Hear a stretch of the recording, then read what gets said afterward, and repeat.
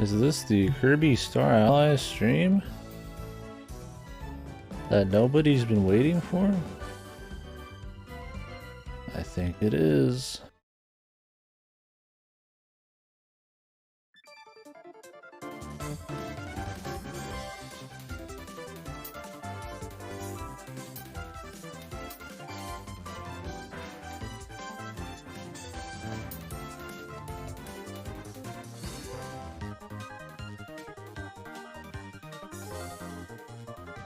Whew.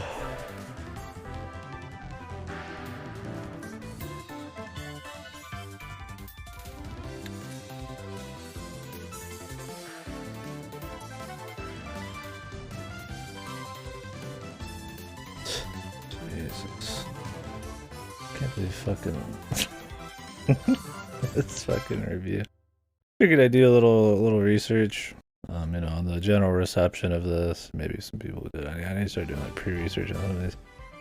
I just thought it was funny. The high review for this one is not at the end of the day the reception really matters, but I mean it matters for, you know, where, you know, they might have decided to go after this because of reception or to stay. It doesn't matter in terms of my personal playthrough and enjoyment, but what people think definitely is gonna, you know, affect what the series will end up being. But anyways, the Kirby Star Allies is an altogether pleasant game, which is especially needed both in the Switch library and in the current climate of 2018. It's just like, that really grounds for high score right there.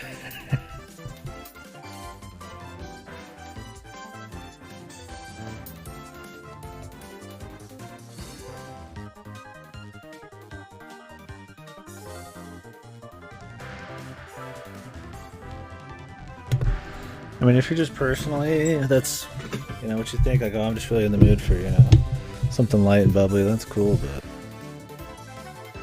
professional video game journalist, and, yeah, I mean, I get that, maybe, you know, just, I like the atmosphere of it, I like that it's happy and chipper, maybe it's infectious or something, but, like, I don't know, I feel like the times, that can matter. I would try to keep that out of your review as much as you can. Who knows? Yeah, it seemed like it got alright reception. Interesting. Came out in 2018. I think it's been patched a lot. So we might be playing a improved experience. We'll see. Hopefully. Alright, let's get going. Third free update. Wow, it's free. No, it was planned from the beginning.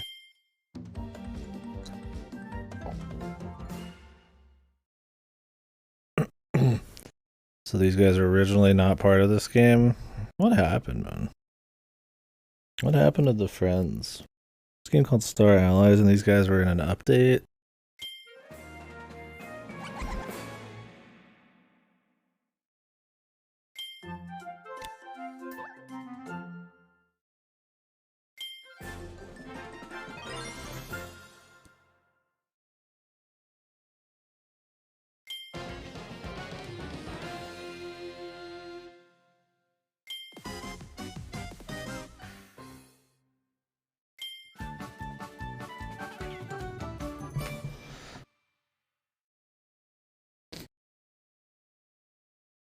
Is he your ally or is he all lies?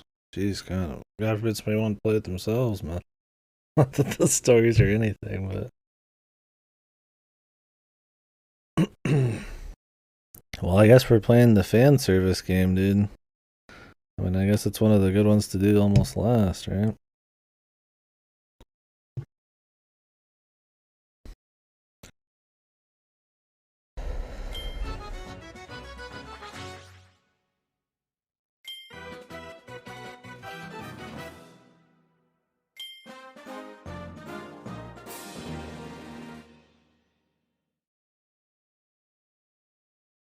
Yep, we got it.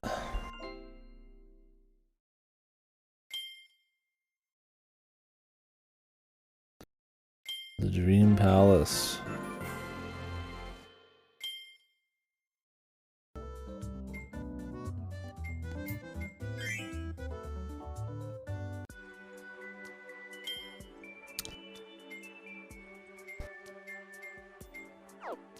No rumble.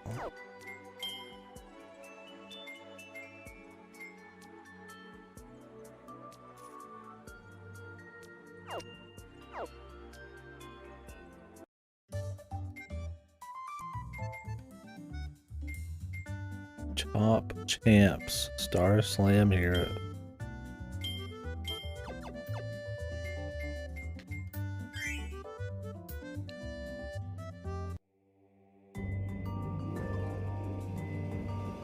So from what I know about this game, there's supposed to be a lot of lore. If that's something that's ever mattered in your Kirby experience. And this is the game for that.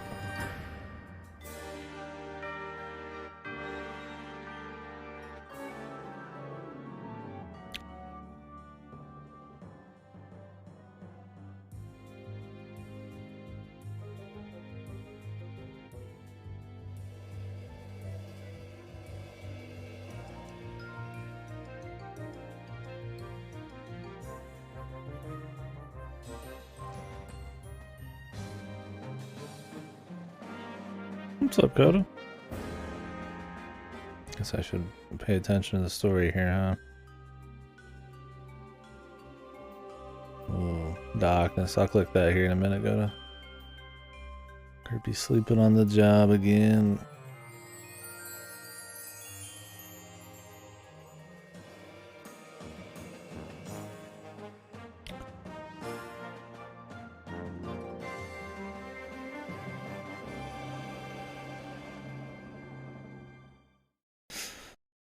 I have no idea what just happened. I missed part of it.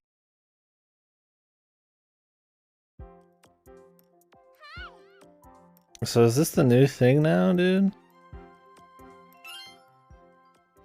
Are they just like releasing games in Japan in English and expect people just to fucking like import them instead of doing an actual like PC release or something?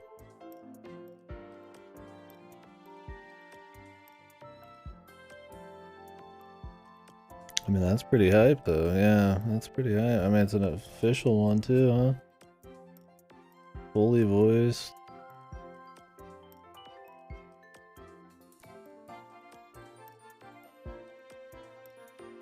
"2023, there's a Witch on the Holy Night." A Witch on the Holy Night movie, huh?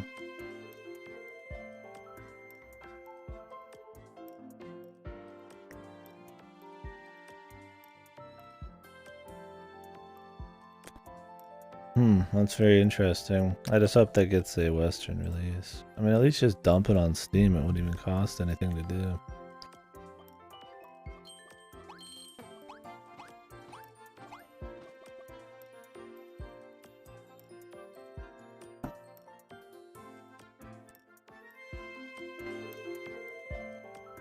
Yeah, or put out like a digital version.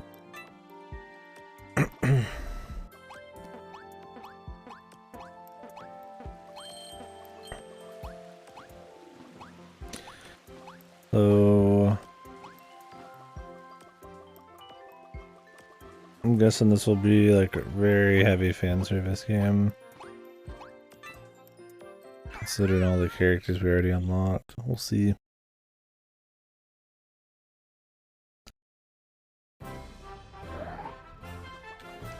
Curious how the core is going to be.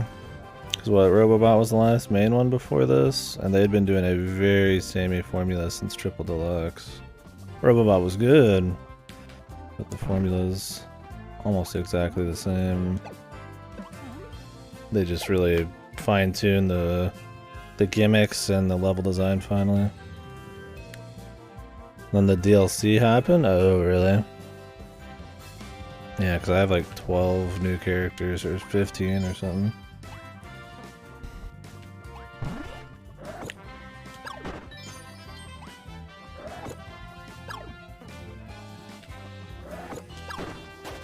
Guess we'll see what happens with it.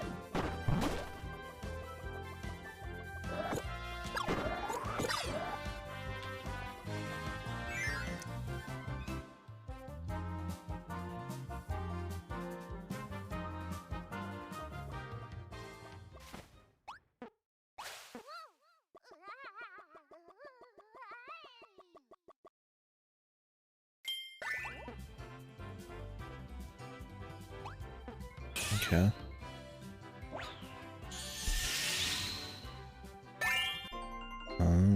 You make him a friend.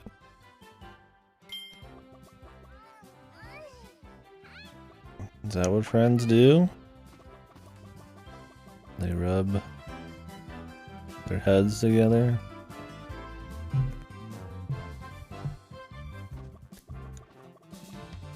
Unfriend, dude.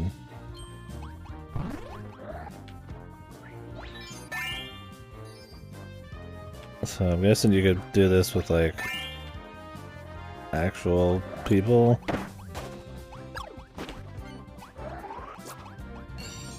Been a bit since we had one with a partner, like Superstar Ultra. Had partners. Forgotten Land technically could have one, but it wasn't in the single player. It was just a optional co-op. Oh, I guess Super Kirby Clash, but that, I guess that counts. Huh?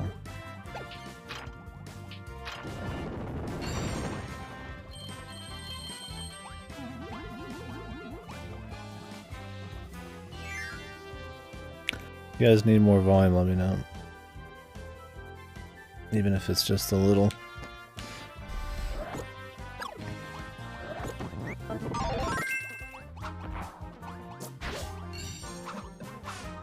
Do we get all the moves?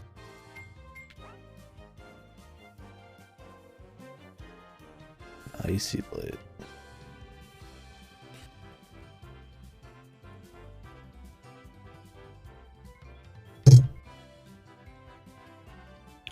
Sorry about that.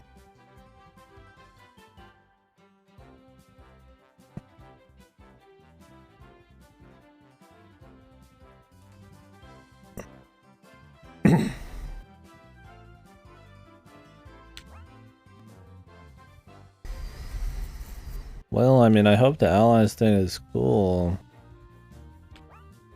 Just having some NPCs who follow you around and beat shit up is kind of boring. Okay, if there's like cool stuff, then that could be interesting. I don't find it very fun just to walk in and then a bunch of these just eat the enemy's asshole open. That was part of why Amazing Mirror's bosses were horrible.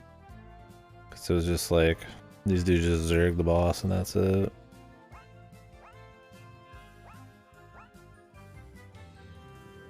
Like we got a lot of powers at least, or moves.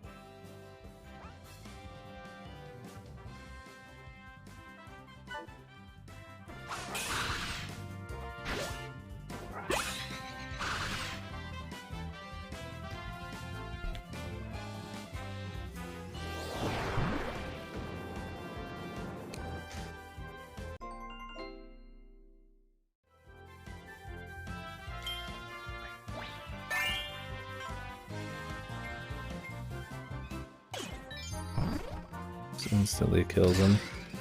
Yeah, we're good friends, man. I just fucking decided he was gonna disappear from existence.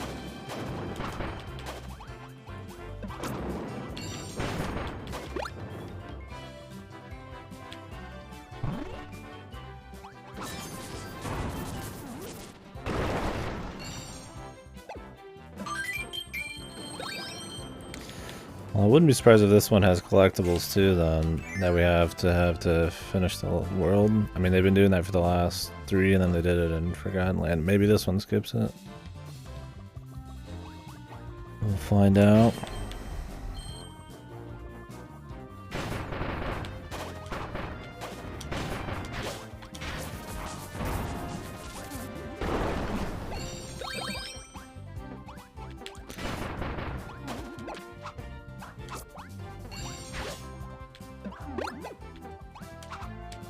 Neutral? Okay, cool.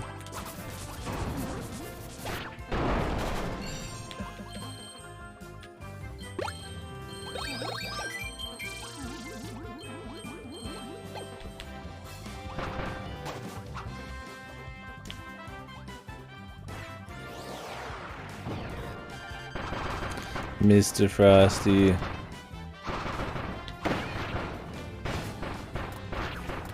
Well, we still get blocking and dodging in this.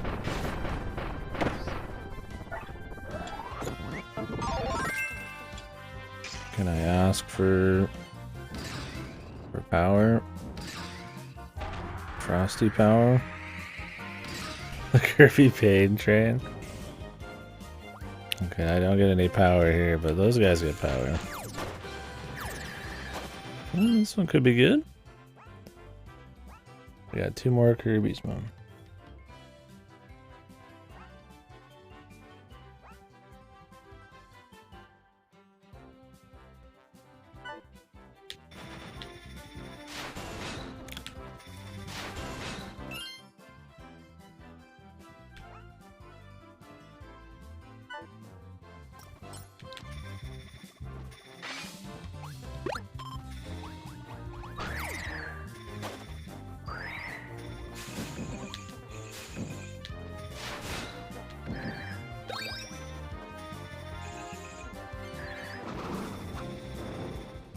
There you go. Oh, did you? Yeah, I saw that. I'll probably be giving that a rumble myself after the Kirby's. Maybe not right after, but get him to send it to me.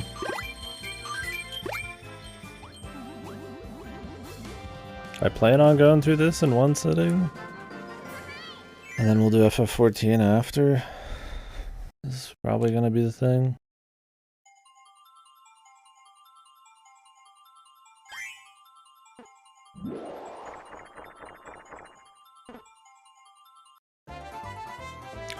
Yeah.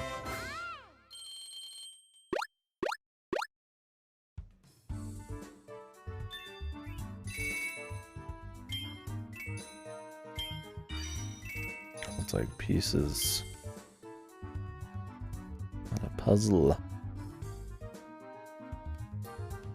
I pre-patched, yeah.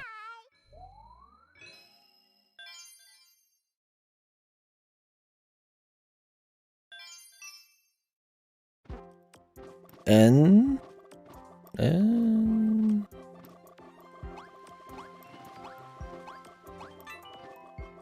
What's that? What it? Or is that a sound they made in the game and I missed it? Yeah, I mean, I'm not gonna finish this game before then anyways.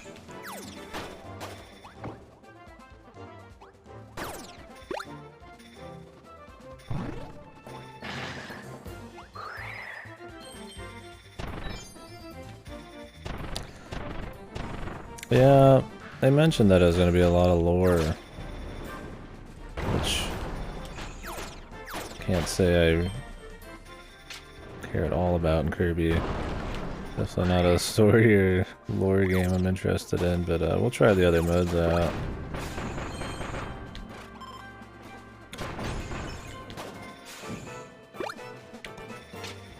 There's very little about the Kirby universe that's very interesting to me.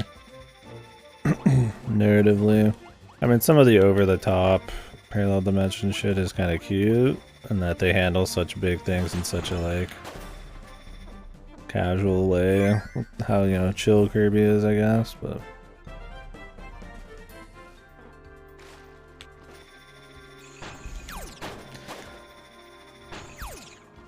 And I care about the charm, I guess, right? How, you know, the fun little skits, you know, personality they give characters. Which they've kind of stopped doing. But yeah, actual lore. I mean, yeah, if they could change my mind on that, but I mean, I'm definitely not going into this wanting lore. I'm curious about it, because that's like one of the only things people even talk about with this game.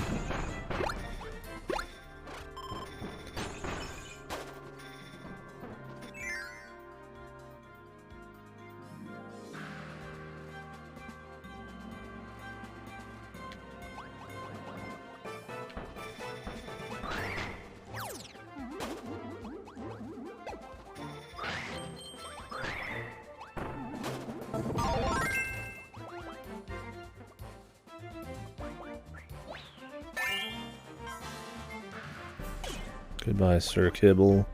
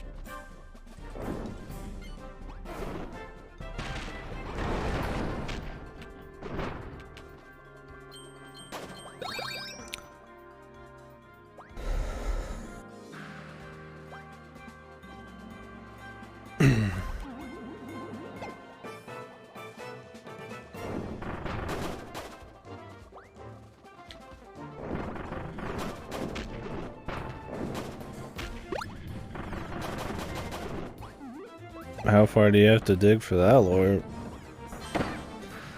Maybe I'm crazy and I missed that whole thing, but I don't think that was anywhere on the 10 in Robobot, right? I mean, I believe it, but I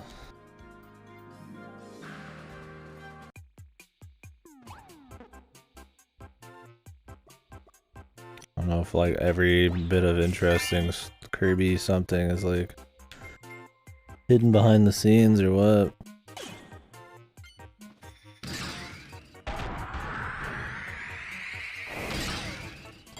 Wish they would put some more of that like in the game, but I guess they wouldn't want to mess with the feel.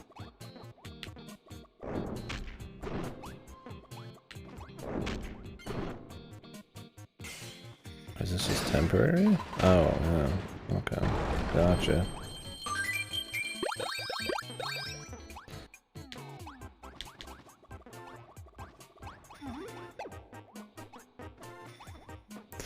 Yeah, I mean, it's interesting. I just don't know if, I mean, I'll have to see some of it firsthand. I don't know if it's interesting because, oh wow, Kirby actually has lore, or if it's actually like good lore. Like, wow, I didn't expect Kirby to be dark. That's more of like a gimmick, a novelty. I mean, there's a million stories with a bunch of shit like that, right? Like, that's why I kind of, it'd be cool if they owned that a bit. Forgotten Land owned it a bit more with the setting, right? Like, it makes you ask some questions, right? Because there's like a forgotten civilization, and they're taking over the technology and shit. The new people are and all that. So that it may, I think they put it at the forefront a bit more there. Yeah, I don't know. Putting it all like in a character info screen or like some deep log. I mean, it's not inherently bad. I mean, Souls does it. Like I said, Souls makes you want to know through the atmosphere and shit. Where I've never felt that way in Kirby except maybe Forgotten Allies. Or like maybe like Galactonite or whatever his name is. Yeah, that one's pretty over the top. I had fun with that. I mean, Robobot's the same way, isn't it? That one was really over the top too. Unless you mean like lore implications.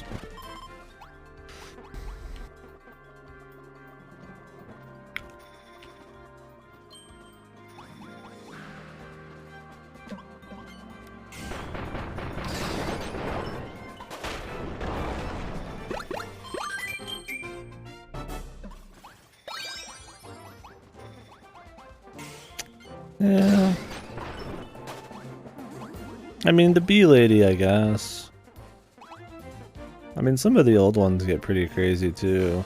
I think the old ones, what's more crazy about them is that you're surprised by what's a pretty dark enemy design.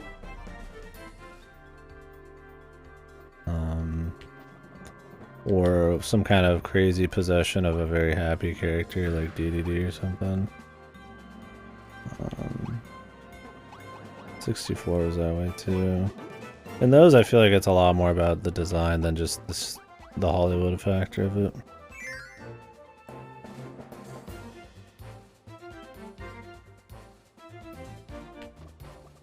Kirby.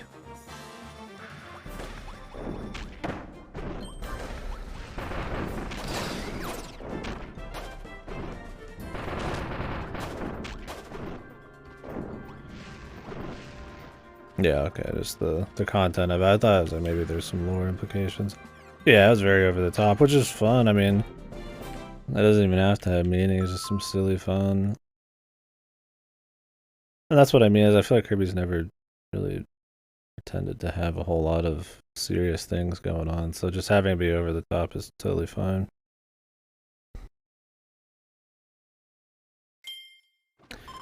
Yeah, I thought it was a fun ending. I had no problems with it. Did they play the music, the opening music after that, or was it during it? I don't remember. I'm partially mixing that up with like Odyssey, which that was a bit cheesy. Odysseys. Mario Odysseys. This was very out of nowhere. We like run around as Bowser or whatever. Or however it happened. Obviously not a big deal in the grand scheme of things.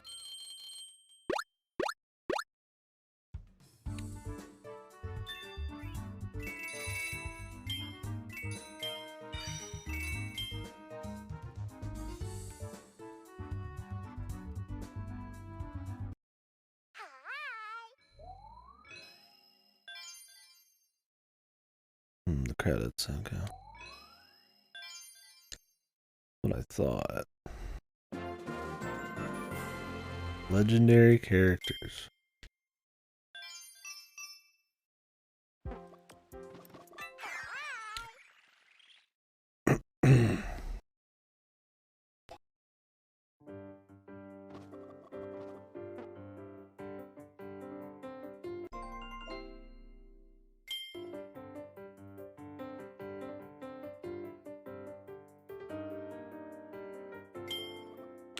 The roulette.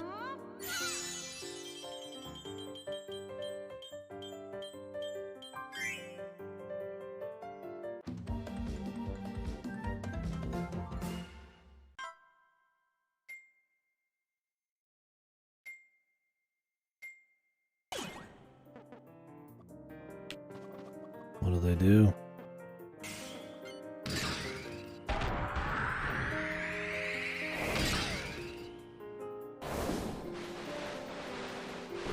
Now they just do a bunch of things all in one.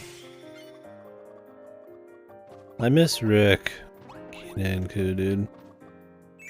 Kinda sucks they're just some like shitty, maybe not shitty, but you know, some fucking DLC update thing instead of like a core mechanic like they used to be. I mean, they created their own problems in those games, but they had a lot of soul.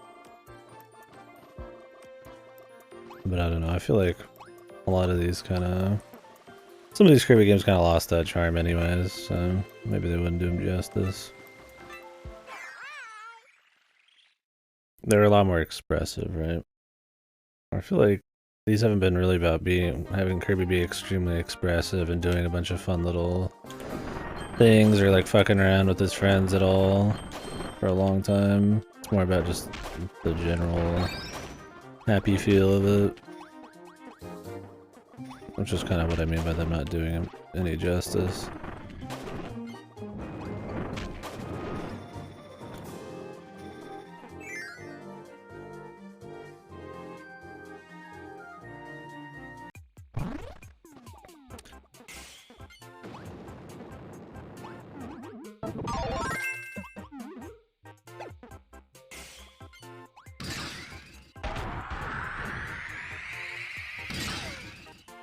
Yo-yo. Oh shit. I got ice yo-yo. Yeah, I haven't seen the yo-yo in a long time. Yo-yo up. Yo orbit.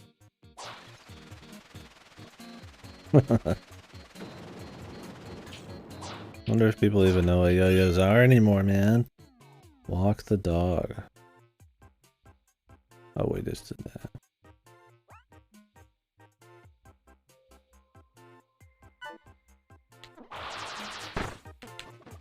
It's pretty fancy.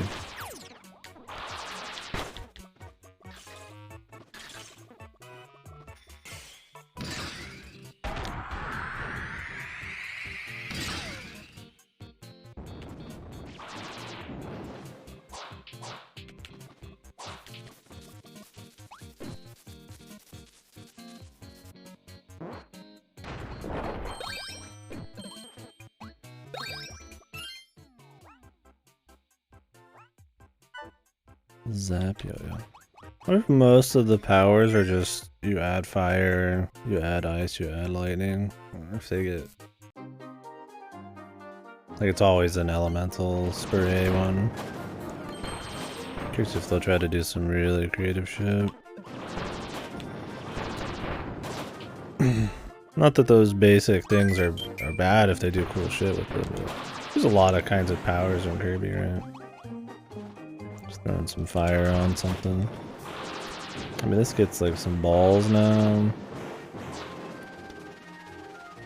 This is the same. I mean, I guess it leaves a little bit of fire afterwards, but... Point is, you could functionally make them almost identical by just slapping some elements on it. Or if you had to combine this with like UFO or something, you'd have to get a little bit more creative. So we'll see.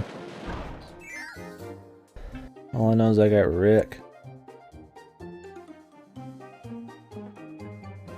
That's all I care about, man. Old Rick.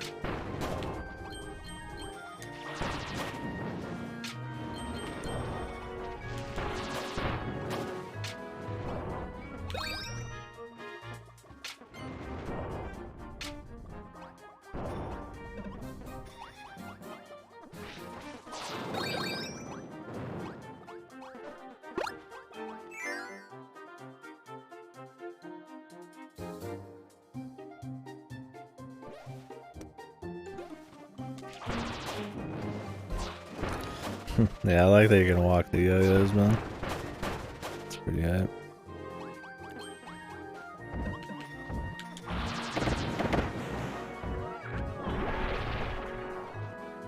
Damn, those guys were too hard for me. Let's see how the whips change, though.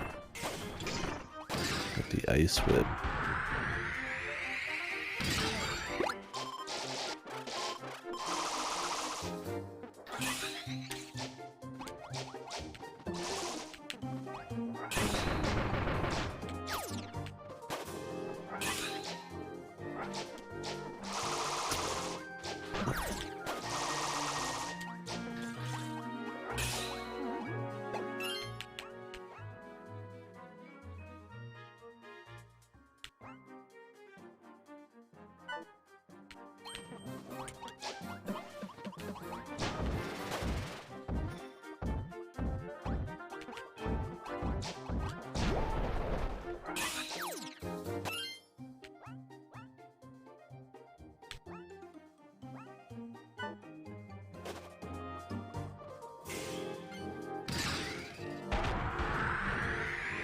Rick's got some fire for me, man.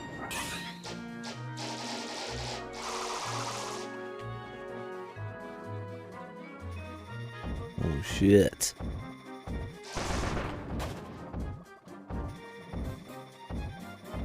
Yeah, I can definitely see myself using the yo-yos very often. I like the walking thing because that keeps me moving but also attacking, and I like stuff that combines momentum with attacking. Stopping and attacking is, I mean, it's fine, but I like it when I can try to mix in speed in a platformer. We'll mess with the whip for a bit though. I always like the idea of the whip. I can't say I've ever hated it in any of these, but I always find it, you know, myself not picking it when I have a bunch of options. I think maybe because of the rapid whip strikes kind of just take a bit. Not like the most satisfying thing.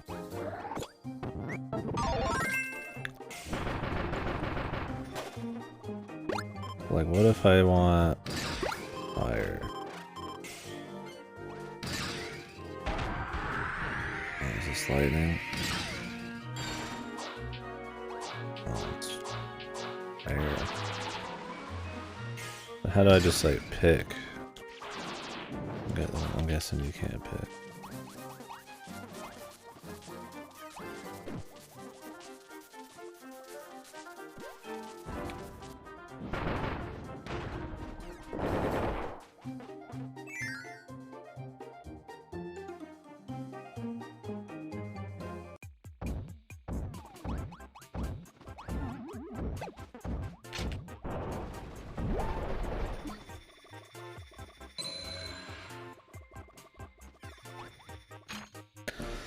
I wonder if I'll just unlock these bonus games by just playing through the game, or...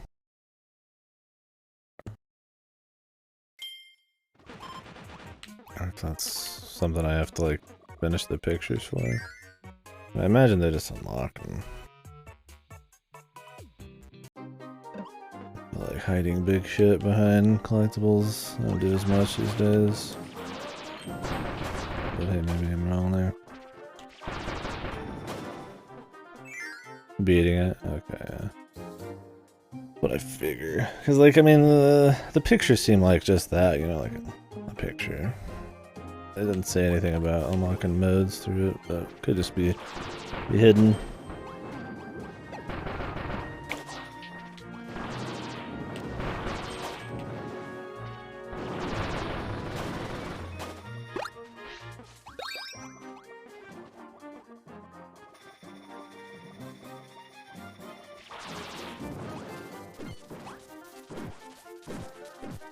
I got the bird needed to jump in the cannon. Like, I think he's alright, dude. Oh, I guess we had to break some rock. A little different.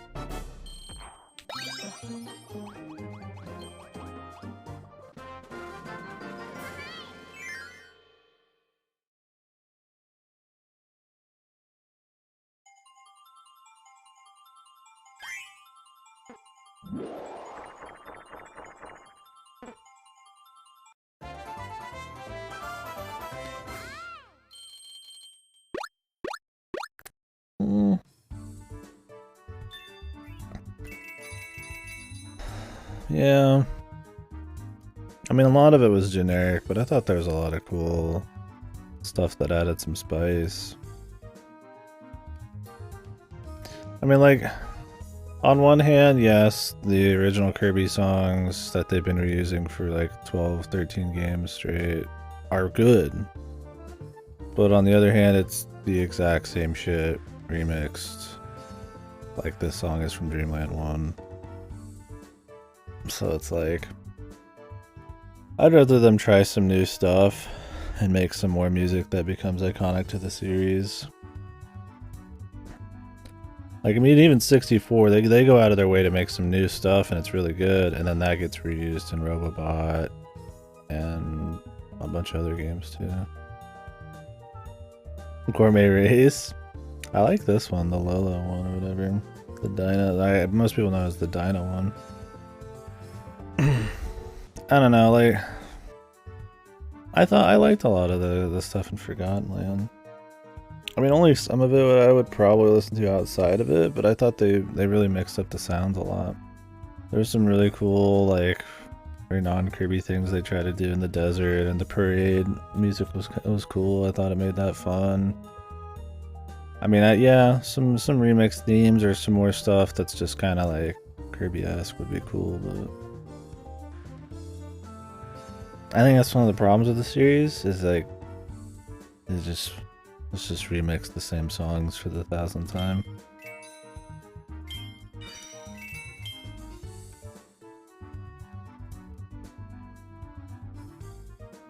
I can feel it both ways.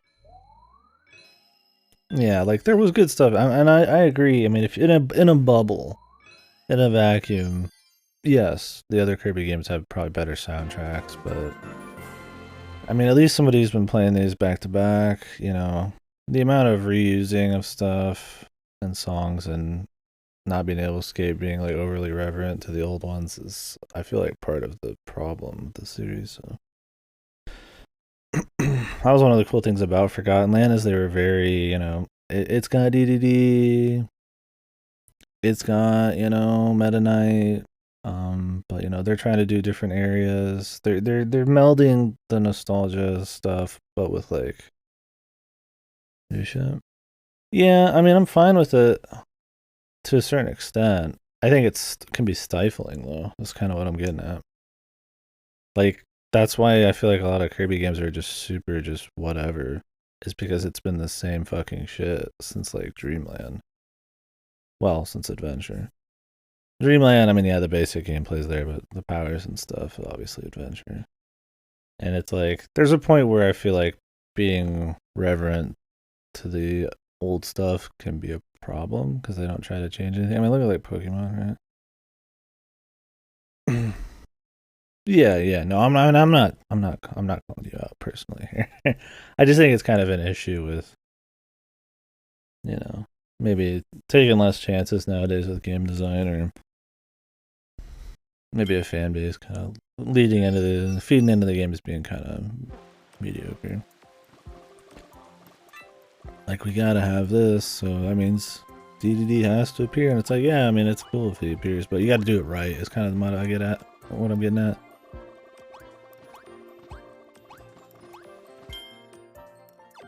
Like, it should be like fun.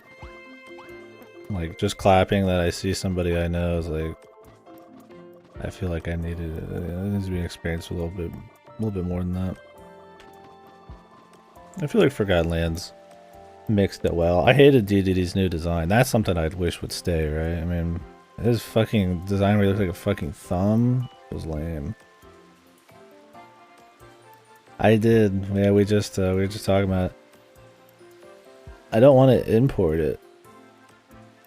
I don't know what's this thing I've seen a few times in the last month now where they're like, hey, English subs in the Japanese version, like, can you just put it on Steam? Put it on like a fucking digital shop. You don't want to put it out in like physical. I hope it comes west, is all I'm saying. That's pretty cool. Yeah, Coda. I think they could have, sure. I don't like it. I also have a bone to pick with the expressiveness of the series over time.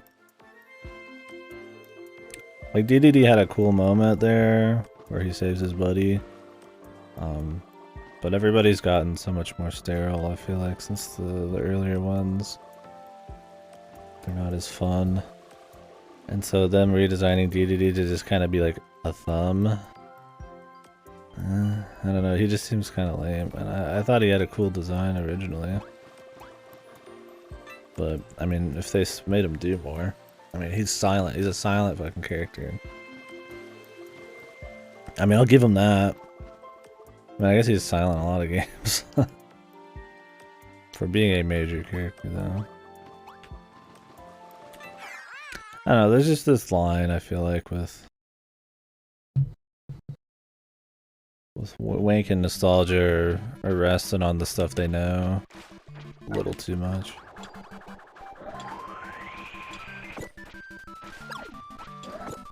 I mean, the Beast Pack were fine. But I feel like with their major characters, they don't take many chances. It reminds me a lot of, like, Paper Mario's not allowed to have any fucking soul because of it has to have a very fine-tuned identity or something. Like, the most they gave Kirby in Forgotten Land was, like, he fished, because he fishes in Dreamland and he fishes in, a little bit in some of the other games. That's like his like little side thing. I don't even think people really think about that as his side thing, but it's been something he's done forever.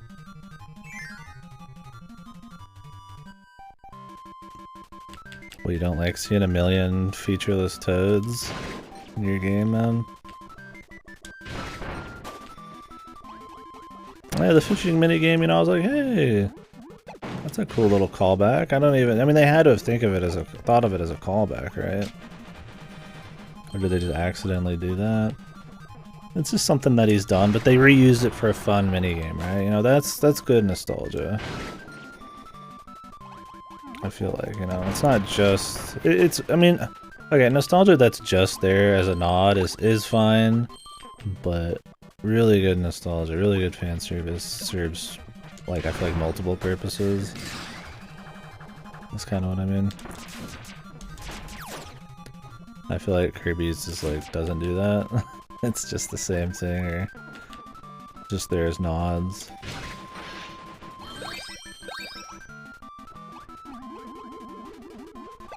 I thought Origami King was the best one since Sticker Star was horrible, but like the best one since Super Paper Mario, but I still just do not like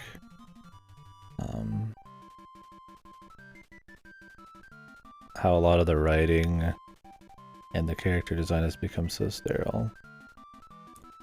I think what they improved in that was the exploration was really fun. I liked finding all the little things, but yeah.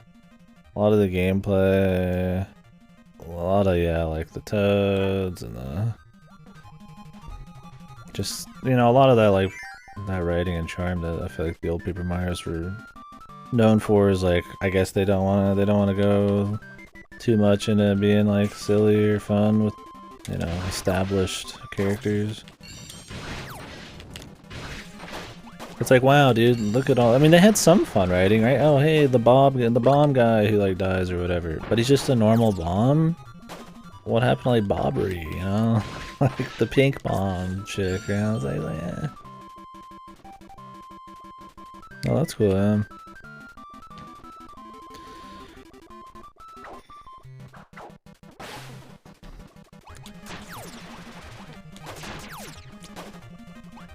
Where's this key?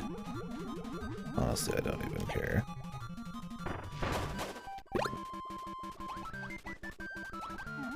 I probably missed it in there. Yeah, man, that Mihoyo thing is cool.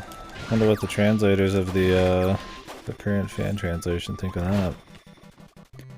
I'm like, well, so much for that. Fucking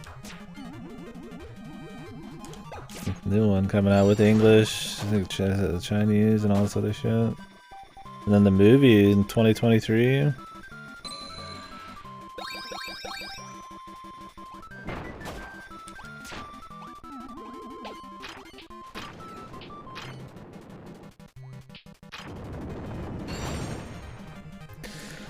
Anyways, in part of it is you could say I don't have any nostalgia for Kirby. First Kirby game was Air Ride.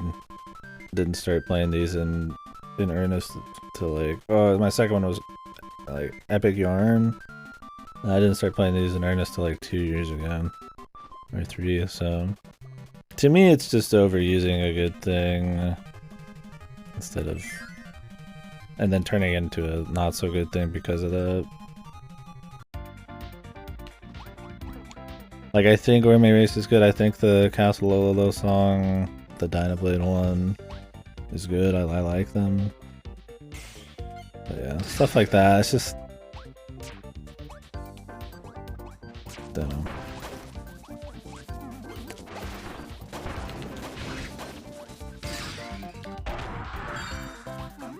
I mean, you see like Mario or something, right? It can still blend nostalgia with...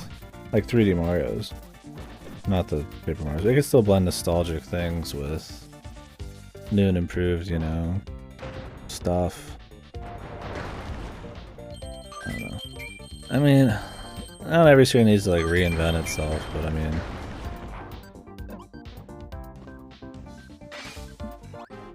you gotta mix it up a little bit, right? A little bit. I mean, Kirby went like backwards for a long time, right? You get like superstar abilities and they don't bring it back until like Return to Dreamland or something. And it's just like weird shit like that. I mean, if they're putting out godly games every fucking time they released one, that'd be one thing. But like Triple Deluxe, like a lot of the little spin-offs, Return to Dreamland even, just like, you know, maybe it is time for some change at that point. They finally tune it into some really good level design with Dreamland, or with Planet Robobob, but it's like, Jesus, dude.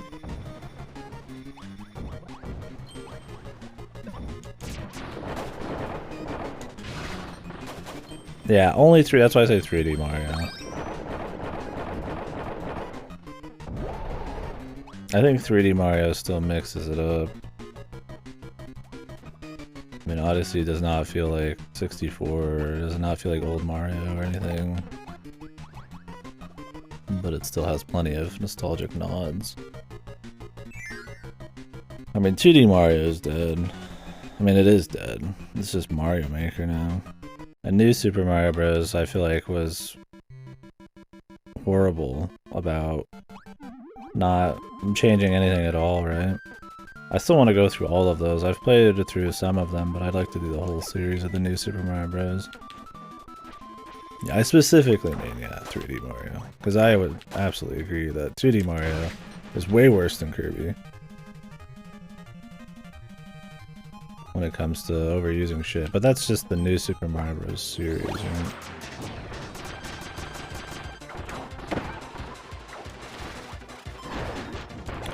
Should check my abilities out.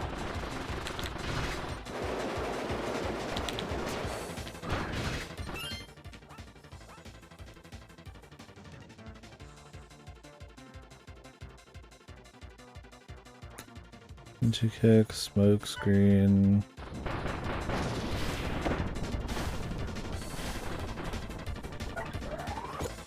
I should grab this.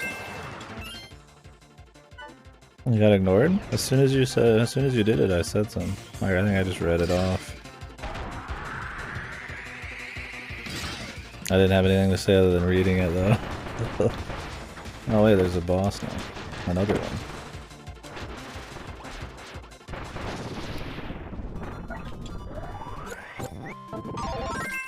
Oh, we get to paint one in this. Huh. The Horizon thing. Oh, Jesus. Yeah, no, I totally missed that. I was like, I don't even see it on my screen, dude. Okay, I need to open my chat up wider so I can fit more on it. One sec. Yeah, sorry about that. I gotta go and talk about Kirby. Blame Coda! Don't blame me! I'm the streamer, you can't blame me. I'm just kidding. Sorry about that. I have to ask, did you ever use the fancy new abilities or the Valor Surges they added in Forbidden West? Because I'm using them and all, and I just didn't know how I did in one. No, you're good. I love a good conversation. Especially one where everybody doesn't just agree with me. I have to ask, did you ever fancy new abilities? Like, which ones do you mean? The Valor Surges? No, usually I'm decent about it, but I fucked up there. Your announcement distracted me. It pushed your old message off the screen too quick. Yeah, well, I don't remember the Valor Surges. I mean, I didn't hack any robots. I thought it was really boring. And I hated that most of the upgrades in the game were for hacking robots, which you could only do in stealth, which it's that super boring one-button stealth bullshit. So, like, I never did it. Or you, like, knock them down, but, I mean, they're dead at that point. It just felt fucking horrible. Valor Surges, though. I mean, I just shot my basic bow and the sniper bow most of the time. I did a slow-mo a lot. Oh, yeah, no, I did those. The Valor Surges. That was the super moves. Yeah, gotcha. Yeah, I just used one of them. The one that AoE exploded all around you. It, like, insta-kills most things. I tried some of the other ones. They were okay. Some of them are just kind of nothing. Like, so if something is coming at me is about to hit me really hard, it's an invincibility button. It always knocks everything down. It insta-kills most creatures. I just upgraded that one. I mean, it was a cute idea to mix it up, but too many of them are just, like, lame. Like, you regen some HP or something. Or you fucking nuke everybody around you. It's like... I didn't use traps either. Well, I used traps on one fight. Because I had no ammo. I wish the game had been more about actually, like, using traps, using your mind a bit more to hunt down these kinds of crazy robot creatures. Just a bit. Like, have that option for me. I mean, even fucking Last of Us fucking 2 had the option to have a bit more, like, thought into its stealth and shit. And in a game about fucking fighting giant robots in the wild as a hunter, is just slow-mo fucking bow shooting is so fucking lame, man. People really... I can't believe they just thought, yeah, we're just gonna do the exact same thing. And it's just as fine. Sculpture. I just throw this at people? What the fuck?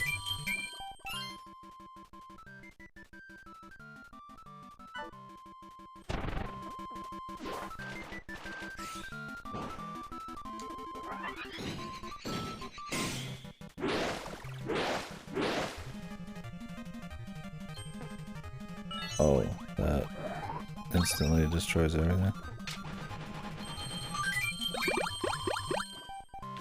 Whoops. Well, guess we're not paying these. Yeah, probably. They really need to go. They really need to edit, like, improve stuff next time. The combat needs like a total overhaul. The story has already jumped the shark so hard. They either need to dial it back. I don't even know. There's so much wrong with Horizon, dude. And so much of it is how it just fucking zero shit's given about how it's just another generic ass open world game. Like, how do you even change that? They'd have to really redesign it, right? Like, how do you make it not just feel like another Assassin's Creed or Ghost of Tsushima type of thing? Like, it's not novel anymore. The world's not that interesting, especially after the story. I don't know. It needs a change almost everywhere.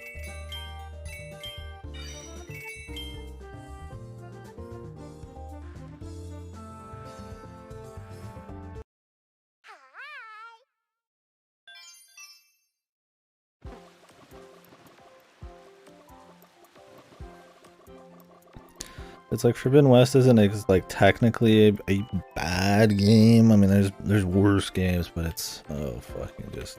I hate it so much more than a bad game, man. Because it is just everything that's fucking wrong with the industry, and just that jump from 1 to 2, and there's nothing, man. Nothing to change, and there's so many other games that will come out just like it. And the devs just zero creativity, zero just inspiration, it's anything just to push gaming a little bit, man, you know? Like, I'm fine with games being the same if it's really good or something, but like, I don't know, man. I think Horizon had enough things that needed changing. I think if you have fun with Horizon, that's fine, but I can't help but be just really salty about it because just the state of the industry is kind of a big thing with it, right?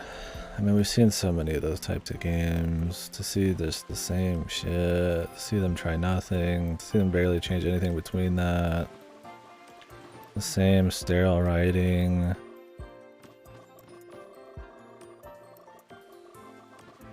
That's what makes me just hate it so much more than the actual objective quality of it. I also think it has issues. I don't actually think it's a good game, but yeah, a lot of it is biased from the current state of the industry. Yeah, I remember when they did. Of course they're gonna be pissy. Everybody's making fun about it, making fun of the game because Elden Ring came out and nobody gave a shit about Horizon right after. I mean, I was playing Horizon when Elden Ring came out, right? You know? Nobody was probably doing that.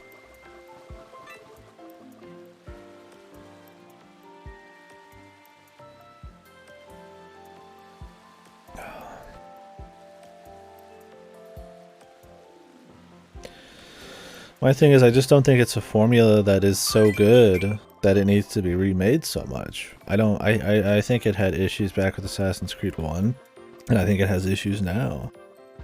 And it's not like it's some kind of godly formula where we could just crank them out a million times and it's fine. It's that I feel like there's so many issues with it, and they still keep just dishing out the same shit. And because of that, because, you know, big companies don't want to take chances, they want to be safe. They want to pander to this, you know, this graphics obsessed, big features, you know, big world, hours spent, kind of like demographic of people who probably don't even give as many fucks about all those things as they'd like to think. I would just like, you know, I mean, I know if you want creativity and you want innovation and you want, you know, vision and passion, you go somewhere else than AAA nowadays. But I wish, you know, it could just not be like that exactly. Like I wish it could kind of, you know, we could go back to blending those together a bit. I think they need it. I think AAA had some problems probably this last year with the 2042s and some of the COD releases, and maybe with Horizon. I'm sure that still sold well enough. Oh, I have issues with Elden Ring. It's not my favorite Souls game, but I still like it a lot. And I think it actually attempts to have something and has a vision and has some passion put into it. And I am absolutely okay with open world, you know, that actually tries to do something. Assassin's Creed 1 number 100, corporate interest mode, Maximo. Let's make $1 billion on this. I mean, it just reminds me of like the big movie industry nowadays too. It's just, I don't know, that kind of shit really grinds my gears. I've never understood. I mean, I get, okay, so I understand the touting of hours, right? You're spending money, you know, get your money's worth, but like, it's such a hollow thing, man.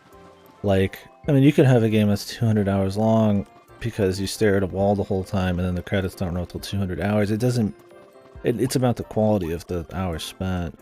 And absolutely a game that's 30 minutes long, I mean, it has to be a very good, you know, price point or a very great experience, but like, hours in itself is just not enough, yeah. That feels like such a like PS1, PS2 era marketing thing, where it's all about hours, right? So they'll pad the game, the JRPGs with like fights and stupid shit. Mass Attack felt like that. Kirby Mass Attack, that was padded. Oh, go back to every level and get a collectible in every single level, right? In Kirby Mass Attack. The game was fine, but then they're like, yeah, we're just gonna pad that. That's just, there's no reason for it. Your game should be good enough that I should just want to play it all anyway. Yeah, meaningful content matters much more to me. I've got a weird, you know, vision, a weird way of seeing it because I tend to rant a lot of my shit. What's worth full price for me is probably something way better than what's full price for the average Joe. I'm not also a rich man, so yeah. But I still play like a shitload of stuff, so for me, I don't know, like, when I'm playing stuff 24/7, it is about more of the meaningful content. Putting, I mean, I can work with the price tag thing and the hours, but yeah, that's definitely not the end all be all for me. It can be a plus, right? Like, hey, you can get a lot of time out of this, you know, it's enjoyable for this amount of time. That's impressive, right? You know, that's more what it is for me. I just don't think, yeah, hours means, I think, okay, hours matters, but it matters not that much, right? It's a very small thing, I would say.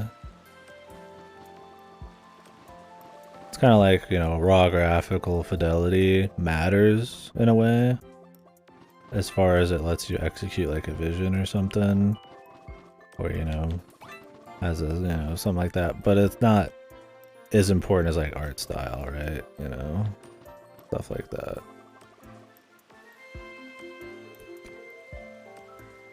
They dropped 80%.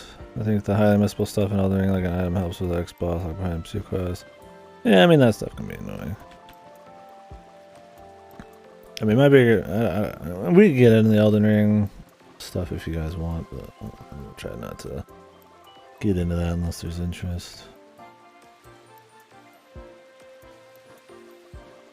I'll play Dying Light 2 when I get a hold of it on Steam. Play it co-op like I did the first one. First one was fun, but it wasn't so crazy that I'm like dying to play the next one right away. And that's kind of my thing, is like, you know, you get stuff like some of these Assassin's Creeds and shit, and they're touting it as, you know, this huge world. There's so much to do, and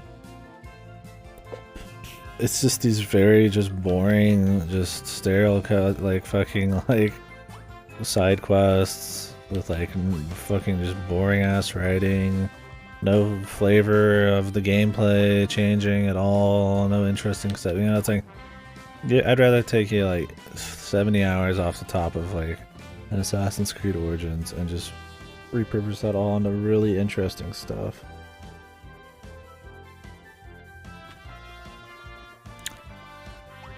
Yeah, I mean, Elden Ring's worth the purchase. If I buy something for full price nowadays,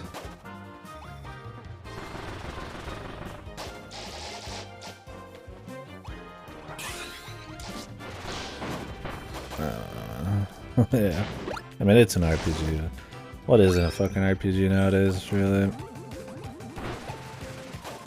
Everything has RPG elements. I'm guessing what Silent meant was more like traditional RPGs, like a JRPG or something.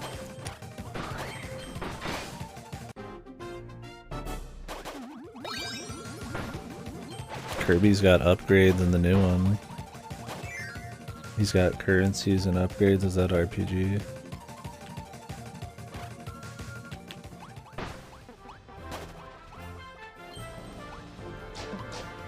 It's Kirby Quest and Mass Attack.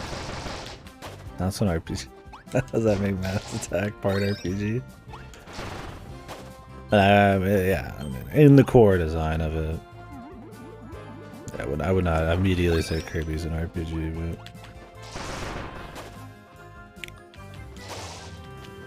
I don't know. If I had to like genre, like Souls, I would say yeah, like an action RPG. I think talking about genres is important, but I think to get obsessed about them is, especially as like a game designer, would be stifling, right? Like I much prefer the idea of just people making whatever, it just blends all sorts of things, right? But yeah, if you had to try to fit Souls, like Elden Ring would be like an open world action RPG. Oh yeah, Kirby had Clash. There you go. That's hard RPG.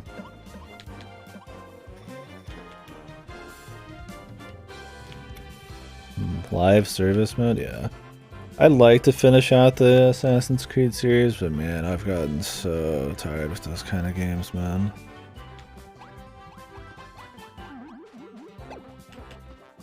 They're all Doom clones. What is it? And what is it now? Right? Boomer shooters? Is that the?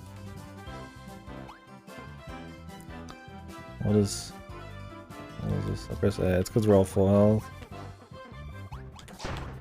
Am I supposed to say boomer shooter now? I've said it unironically once.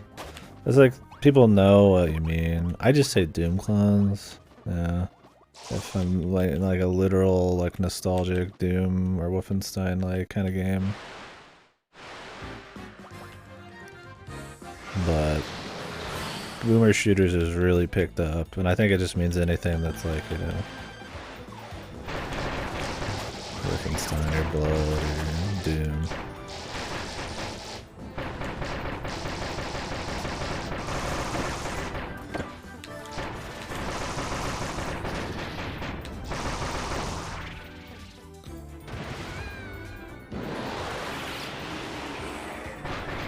And like I said, I don't think there's anything wrong with liking anything. You just fucking like what you like. Who cares at the end of the day? Do I think people liking certain types of things lead to bad practices? Of course. I think liking gacha is like, it leads to horrible things. People saying it's okay that AC is the way it is leads to extremely sterile cut copy stuff. Pokemon's a good example. But on a personal level, who gives a fuck? Like what you like, right? Do I wish people had a bit more standard sometimes with that kind of thing? Sure, but I would never think worse of anybody because they're liking games. And then there's guilty pleasures and shit too. You know, I think Kingdom Hearts is like fuck, but I enjoy them.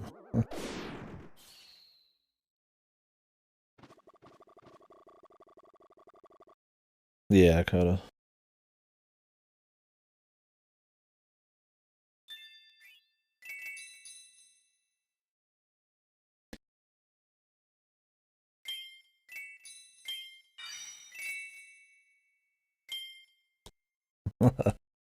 Coda parading his hot takes around. Is that your favorite hot take? What's your guys' personal favorite hot take? I don't know what mine is. I think my hottest take is probably that Pokemon sucks. But see, I don't even think old Pokemon sucks, and I don't think that Pokemon as an IP sucks. I think Pokemon sucks now, and I don't even think that's that hot. But I think that one would kind of get the most heat. People have been starting to say that similar things when it comes to open world games as I have though, so I don't think that's very hot nowadays. No, I try not to just have... I'm sure I have some controversial takes. I don't go out of my way to try to like find something controversial. Not that saying P3 is bad as you trying to fucking find a hot take, but I mean, if that's what you think, that's what you think.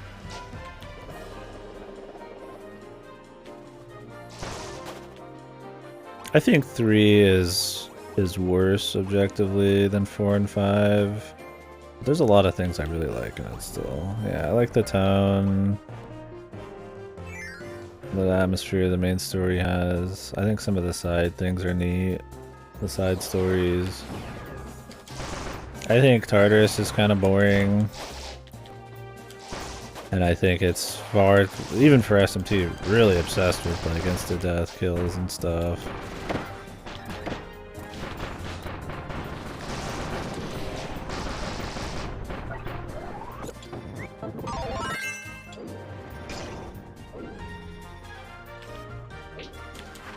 Like when I rewatch P5, I've played it once, watched the whole thing again. The writing in that gets really old. Like there's something about it. Where P5's tone and stuff is still interesting. Or P3's tone is really interesting and shit. I just don't think it's so mechanically like fucked. Well, okay. I think not being able to control your party members is bad. It works out for it, but it creates a much more what the fuck? Friend throw. Creates a system with a lot less depth.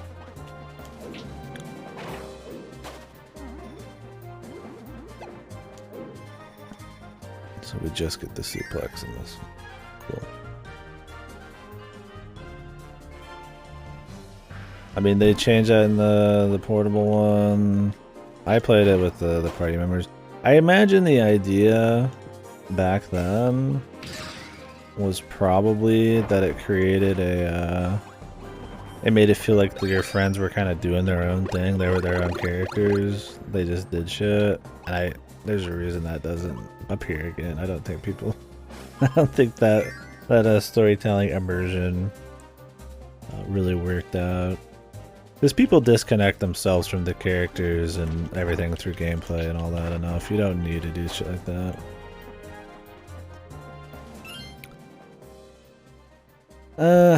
I don't think the fatigue system caused me many issues, but I don't like it. I don't think Tartarus is very good. The AI party's not good. I agree with you there. I don't think it kills the game because the game still works fine. And it's still interesting enough to build your personas and stuff. I wouldn't go as far as to say it's a bad game, but I agree with your takes. I just don't think I feel quite as strongly about them. The characters, I mean, it was definitely a more varied cast of like when it came to tones, right? Some of them weren't like happy-go-lucky with you. Some of them weren't really nice. I think there's a little bit of bloat. There's a very large roster. I mean, like the dog and shit. There's a lot of stuff that probably didn't even need to happen. But yeah, I don't personally think that it's like, I don't think the characters are bad.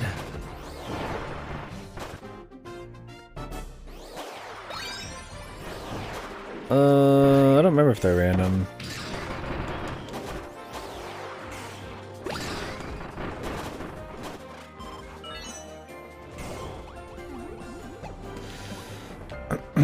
Don't remember.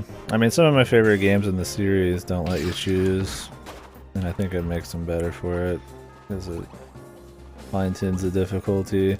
But they also don't make it random, that they get certain things like Strange Journey, right? Redux.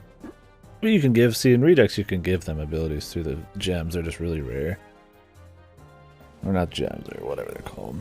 Yeah, I don't remember in P3 if that was the case. I'd have to ask Ripper or something, he played it recently.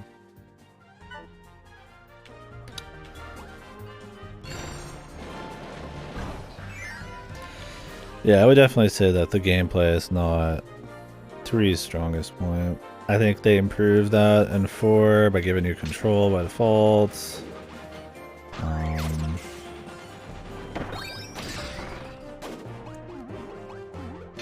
I think the dungeons are much more interesting because they all have their own like tile sets and varying lengths and story things going on. 5 is I think where the dungeon design in Persona finally hits its peak, and I think the gameplay in P5 and Royal is really good. They definitely have improved there. Tonally, yeah, story is harder to make raw improvements on, I think. I like P4's kind of just like happy-go-lucky, kind of just small town anime detective vibe going on. I think it was cool. I think 5's gets a bit like naive and kind of silly and pretentious at times. I think it's at its best when you're doing side stuff or keeping things small. Oh yeah. Yeah, I played it when it came out. I didn't have as many issues with like too many people talking about it. I can imagine. We've talked about that before. Stuff like Undertale probably would. You might go in with a very. You got to separate yourself from like a fan base, which I mean is easy enough to do, but I mean it's not. Can't completely do it. Strikers was alright. I think it's like objectively one of the better Muso games, but and I did like the new some characters in it, especially the guy. But I don't know. A lot of it was it was still kind of forgettable for me. I don't think it was like a shit game, but I don't know. Like a 34-hour game that I feel like I forgot about the moment I fucking I fucking took it out of the fucking PS4.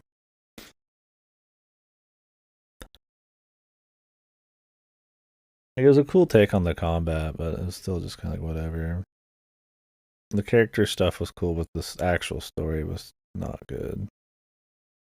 Especially because it's just retreading P5 again by the end of it. I actually didn't finish P5, then I went back and did for P5R, and it's high up on my list for best games, yeah. I don't like the new stuff at the end of P5R story-wise that much. I mean, I like some of the characters, and I like the music, and the dungeon's cool. But I don't know. Some of the boss, and the tone of it, and some of that cheese is just kind of like whatever. Thank you for that. Is there a fucking... I feel like there's more games where DDD is possessed in them than like there isn't.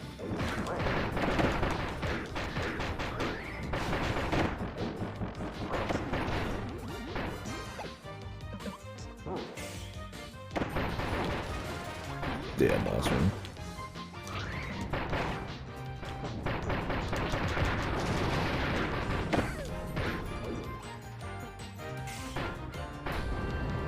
Man, having to wait around for your partners to do shit, it's very unsatisfying. You're just kind of sitting around, hoping for shit to happen. It's much more fun to press a button than have it actually do things. I mean, I get if it was like a charge move, but I think it's just if they're nearby. What's up, Sid? Fucking Muscle Jackson over here, dude.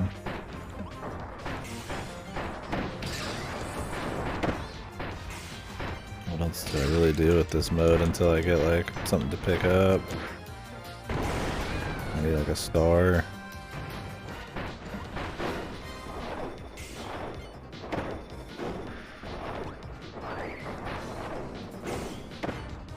The unit, yeah, he's been juicing a bit. He's been on that juice.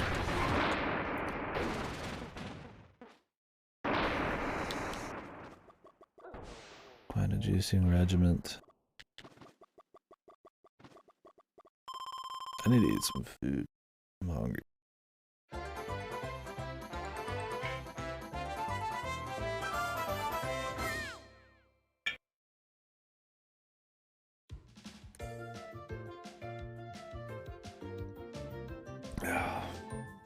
If only this was German.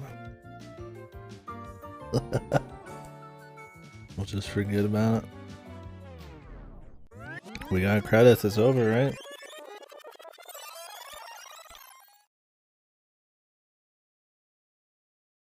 Oh man. The big nap. Yeah, I got a sandwich waiting. Chicken sandwich. Eat that up after this world and grab some water.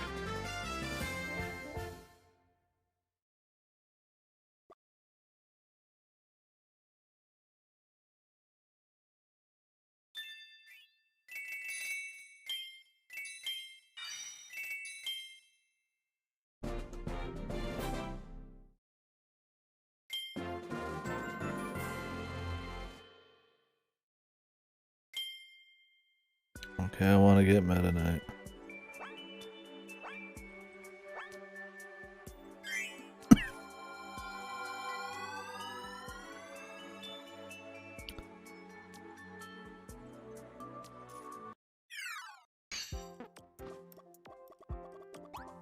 Can I just go in here and get somebody every time I go in? Oh, only after you clear a stage. I see.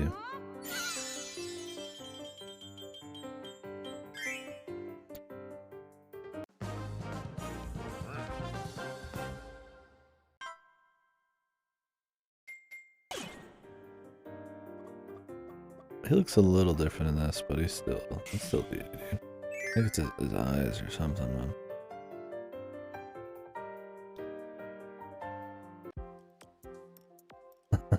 Yeah. And they find a way.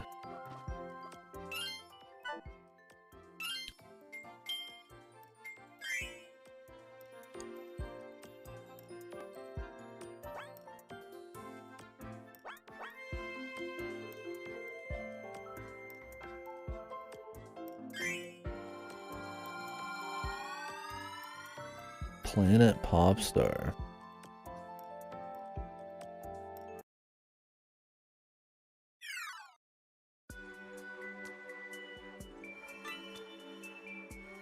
Friendly feel.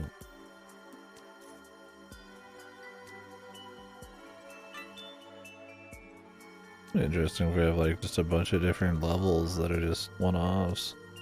All different assets. Anyways, I'm gonna make that food real quick, or heat it up. It'll take just a minute and get some water, so it'll just be a minute.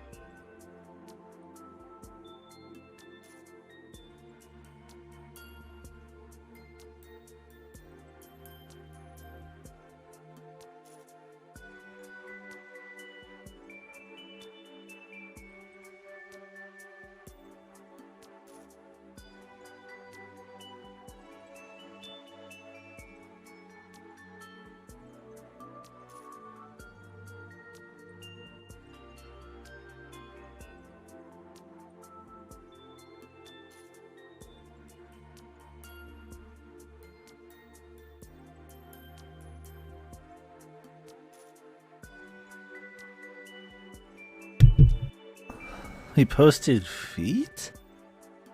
Like in a sexual way? Like, does he not understand? Like, did somebody ask him for feet pics? And he doesn't understand that people are fucking feet fetishists nowadays? That's what they think of with feet more.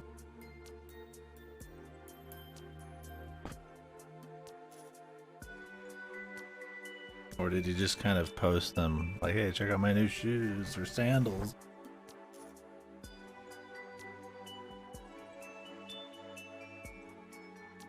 Like, I really hope there's some like damn good like contact there. It's not, because my mind first goes to Charles Martinez, fucking like either a foot fetishist and he's letting everybody know about his fetishes, or he's like feeding into somebody's fetishes. Oh, tattoos. Still a little unfortunate.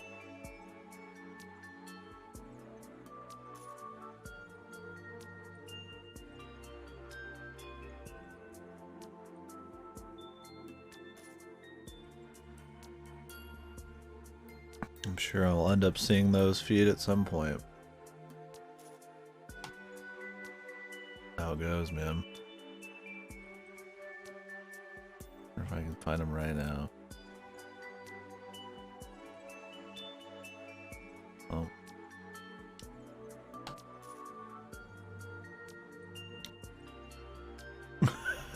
Hope to see your toes at FanX.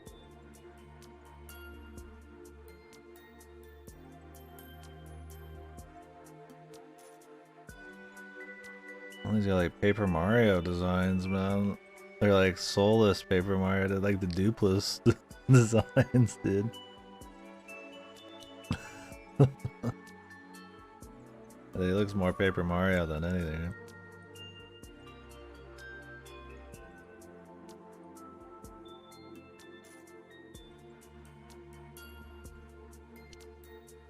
Why is Twitter so shit nowadays? It shows like 3 responses.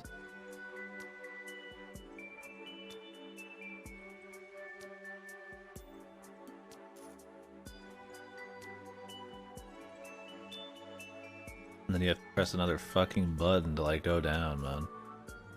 And like, the thing is, it doesn't even show like little threads. Or it doesn't even show like individual posts. It'll be like, hey, here's a reply to Charles Martinez's thing. And it's a fucking tweet with like 50 responses. Then you have to press another button just to see the next fucking tweet. Like, I don't give a fuck, man, about somebody replying to some other guy's fucking mess. Like, why do I gotta press a button every fucking time, man? Hey, here's some more tweets. You want to see some more tweet? Like, no, I clicked this tweet. I want to see some more fucking tweets. I'll go look for some.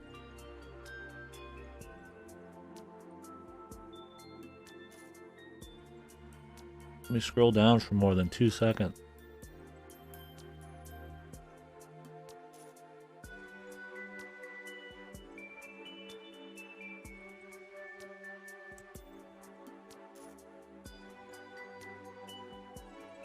Like, I literally just pressed more, and I got 1 tweet for it. I have to press it again to see some more. I don't really care about what people are saying, I guess. Whatever. Fuck. I'm exiting it. Yeah, I don't know. I use Twitter as a tool when people send me stuff, or when I see them posted elsewhere, but I don't browse Twitter. Nothing wrong with it if you do. But yeah, I don't remember the good old days, I guess. What I'm getting at.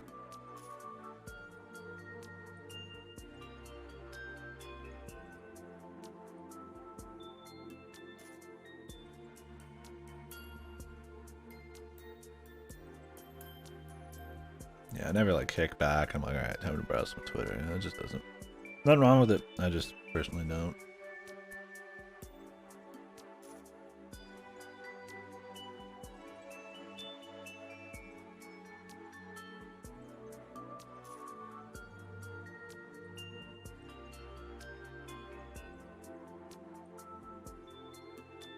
I just remember there was a point where I was pretty sure you didn't have to click see more replies every 2 seconds when you're scrolling, and I thought that was I don't know if they changed that recently or if it's always been that way. Maybe I only started caring recently.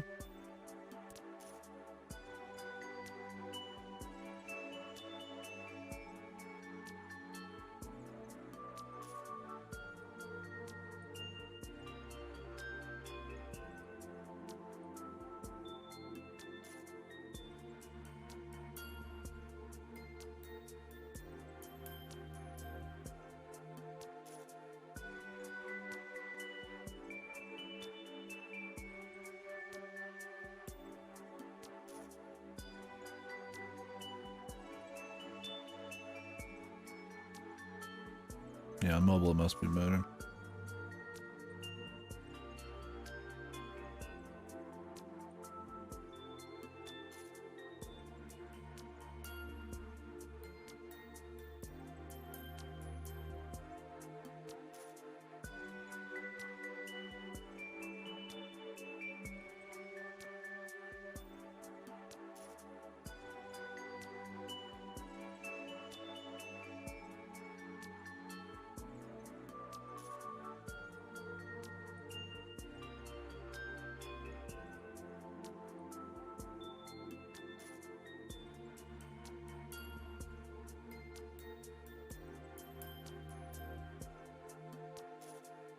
Alright.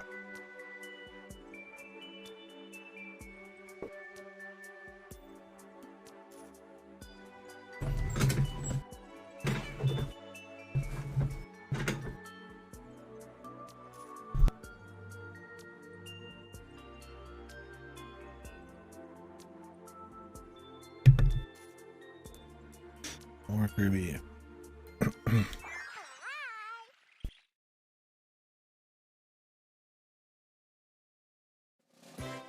I have now seen Charles Martinet's feet. I think like 5 years ago, nobody would give a fuck.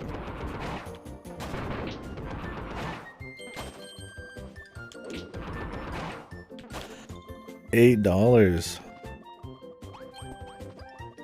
Did you just buy like some hamburger, like a hamburger, or like some hamburger? A pound, man.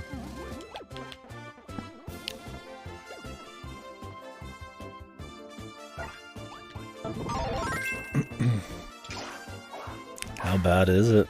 Is it like some fucked pound? It's like rotten or something? We don't have Safeway out here. I don't think I've ever bought any meat or anything that's been just like fuck. I mean, I'm sure what I buy is not the classiest shit.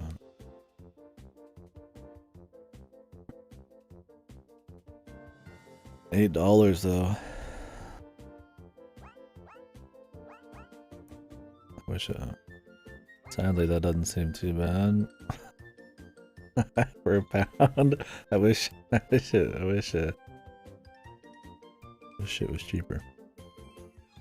I always just buy chicken and pork. I thought about buying some beef soon.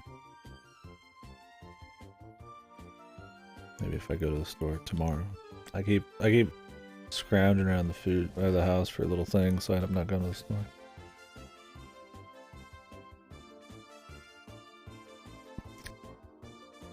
The texture's weird. It's all just fucking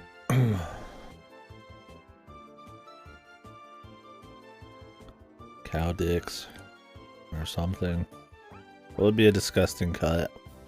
The Eternal Kirby. 2 more Kirby games, including this.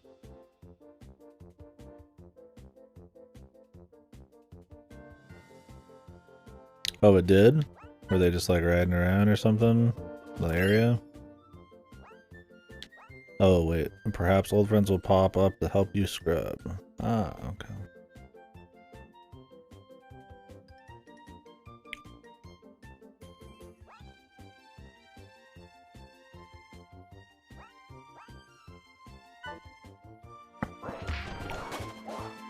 When's the last time the fucking sweep was in one of these? Like Dreamland 2 or something? I don't know. A long time ago.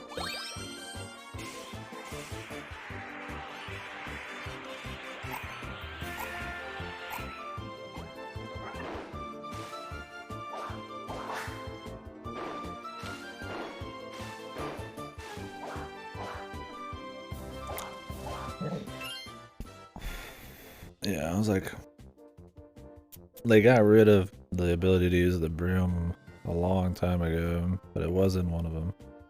Oh, thanks, Akira. Sorry about that one.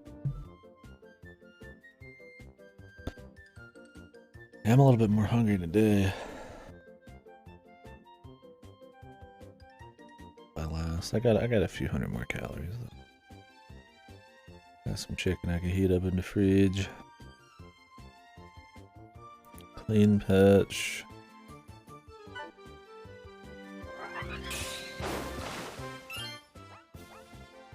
Well, we got some new stuff though.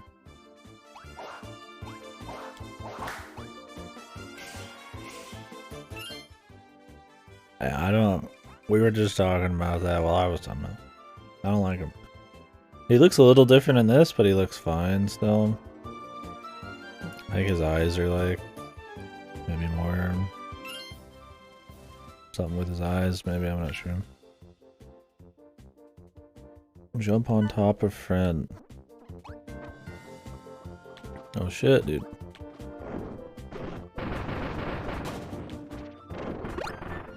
Come on, Rick. Like the good old days, man.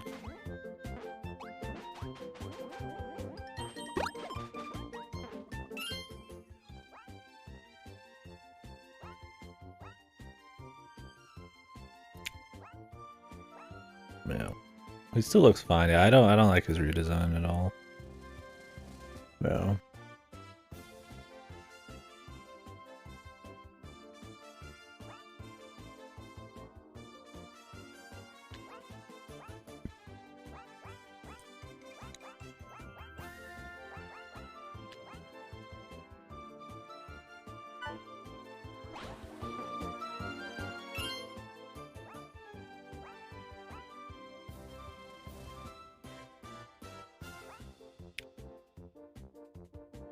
Duck.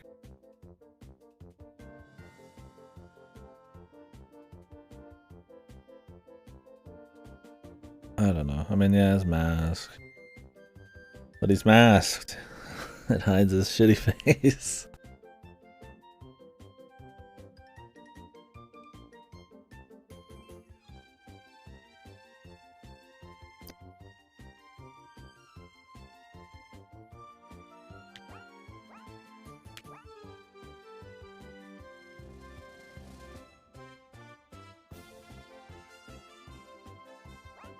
Can you just do this on anybody? Yeah.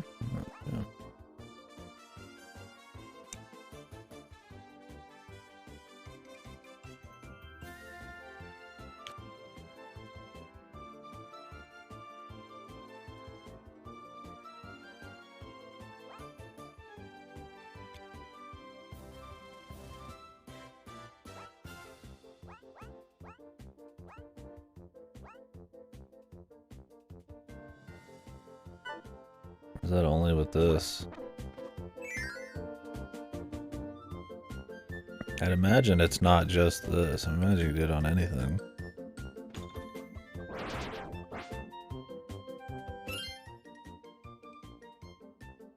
Yeah, maybe. I mean, he never speaks, so it's not like they had big plans for him.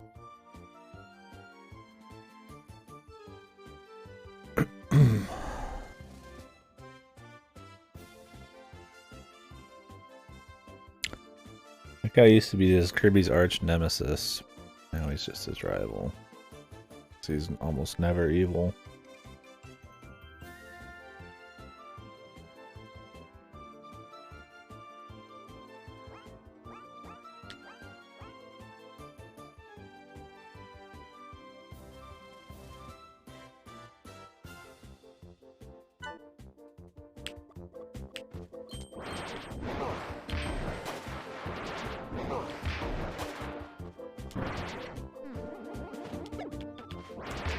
Yeah, DDD has like this like 1,000-yard stare in this game. I think that's what it is for me. And he has this very unwavering 1,000-yard stare.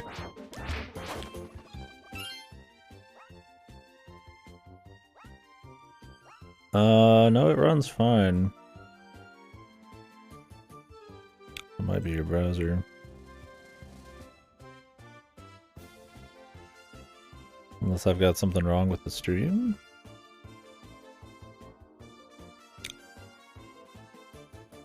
I mean, yeah, it's not like 60, but stream should allow for 60.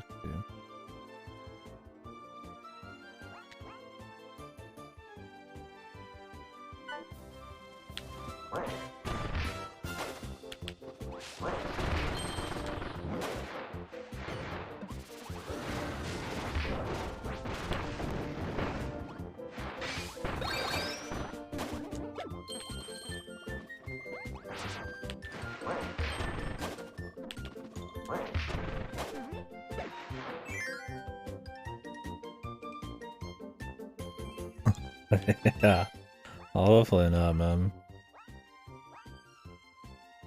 I mean, hopefully it's not my stream either, but yeah. Haven't had any, haven't had anybody mention anything.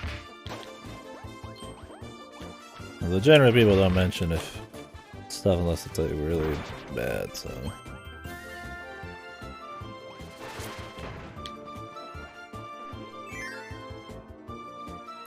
Yeah, I saw the new freebie was coming.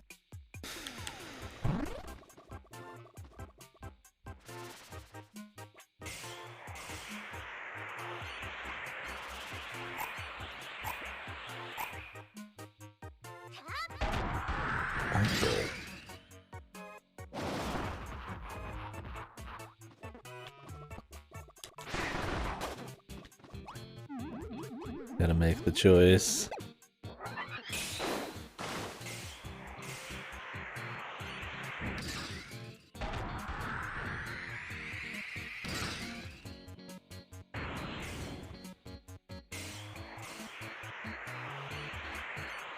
Is it a lot of just like originals?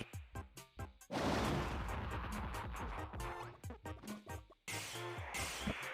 thought it was a lot of just like the older ones. I'm getting crazy though.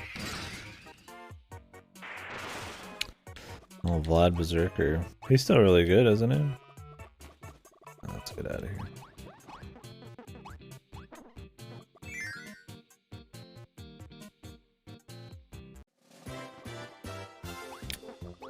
Oh wait, Vlad Berserker? Is that the Kazliki Bay one? Or is he a Lancer? I don't remember. He's got some crazy skill ups.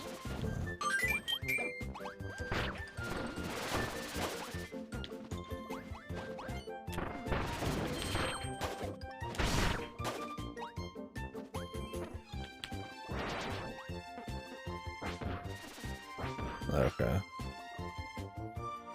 I'm thinking of Vlad, I guess, Lancer or something.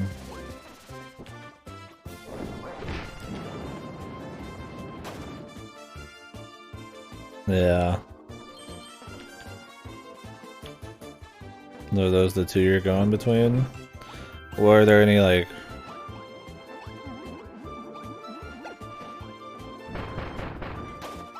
Do you actually get a pick? Or is it like usual where you get a guaranteed SSR out of these few?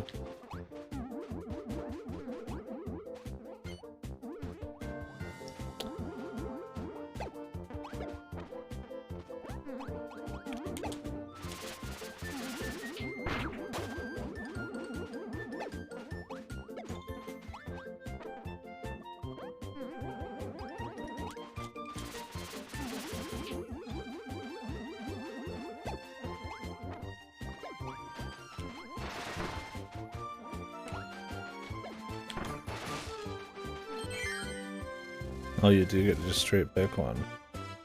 That's pretty good. I was gonna say, yeah, I mean, mitigate to the best one for the job, but There's like multiple options, right? End up with Nightingale like me. I was like, oh, this one has the most of things I care about. I'm gonna pick that, and then I get fucking Nightingale.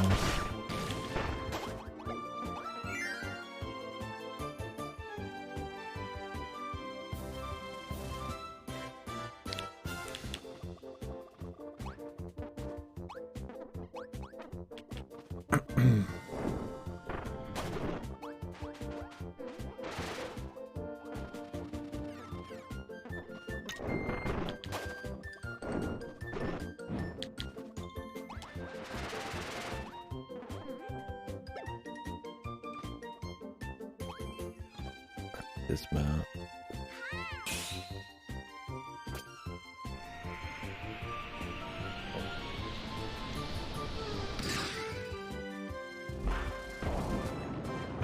Good times. Let the good times roll, as they would say in Kirby Star Allies.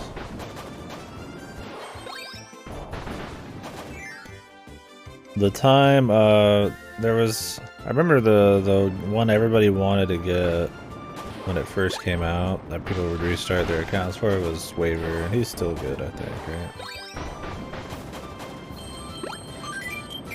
He might not be the best, but if he was really good then, the game was never so wonkily unbalanced that he would just magically not be good. I don't know how the power creep is nowadays in Japan, but...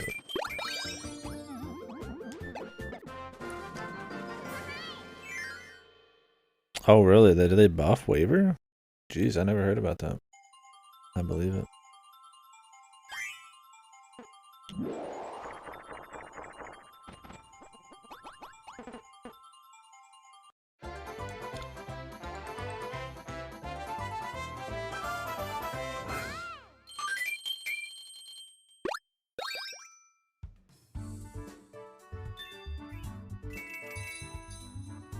Oh yeah, that's like his whole thing, charging empty. Yeah, that's a huge buff. Why did Artoria take so long to get a fucking buff? Well, Waver got his so early. Weird.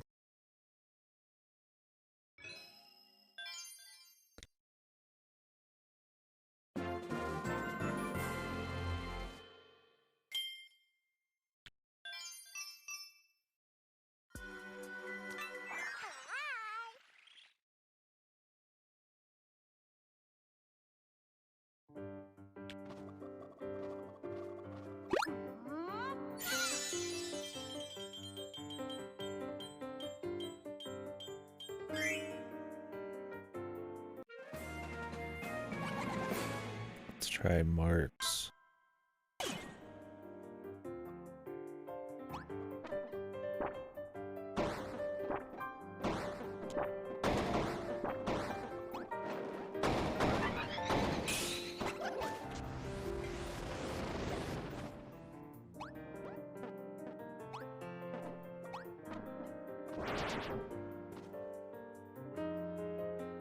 It's really annoying to get the right guy, huh?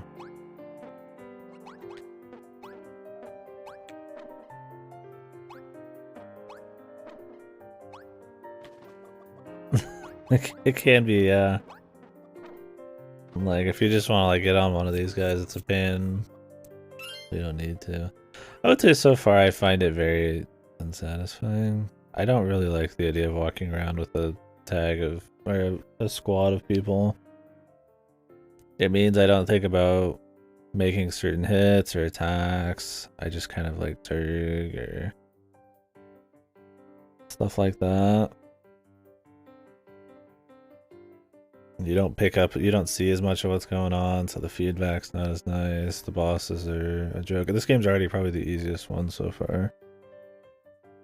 And I mean, hey, you know, Kirby doesn't need to be that hard, but, you know, I also don't think the levels have done anything special. A lot of combining wonky powers, which is a cute idea, but I don't know, hasn't been super interesting. It's been alright. I wouldn't say annoying yet, but I can't say I've found any of the gimmicks terribly interesting. I mean, I did just find out I can mount people, so maybe we'll find a character I really like. And we'll just roll. Yeah, it's a co-op game. I don't know if that's like... I mean, I don't think you're getting like a shittier game playing it alone. It's not like it's purely made for co-op. It's there. The most friendly character. Didn't seem friendly in Ultra. I guess maybe he was. Ethan!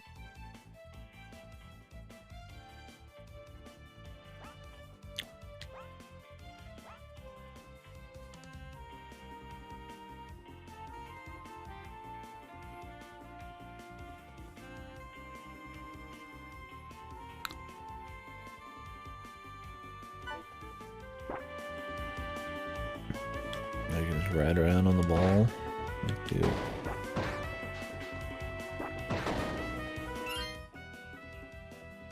Time bomb gesture ball.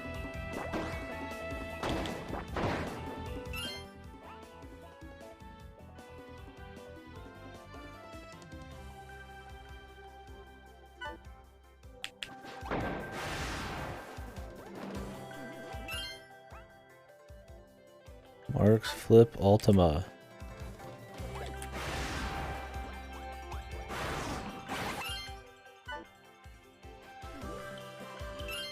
Yeah, I liked when the final bosses were like almost spooky. They've traded that out for extremely over-the-top final bosses, which is cool too. I don't hate either, but I kind of liked when they were like kind of spookier. Time to wait 3 hours. Yeah. I'll probably dig into it later today. It might be tomorrow's stream though, depending on how long this is. I've been taking my sweet time. Flip Ultima combo during rush.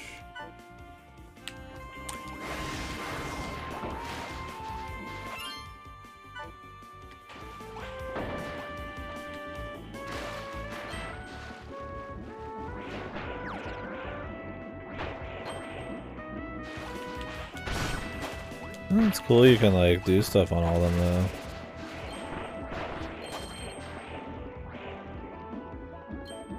Yeah, it's on Zang, like, the boob is all cool and stuff, but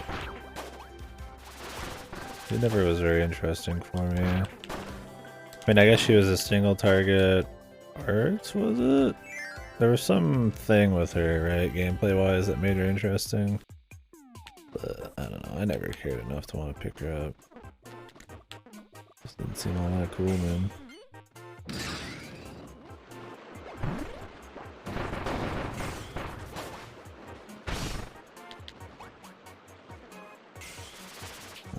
I want you to friend this guy. Don't care, man. I'm sticking to the fellas here, man. Let's see if they're fun, right? I'm guessing you can't. Maybe you can ride normal dudes?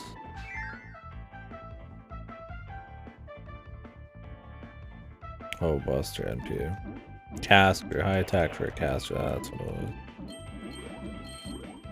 Something about her being a caster.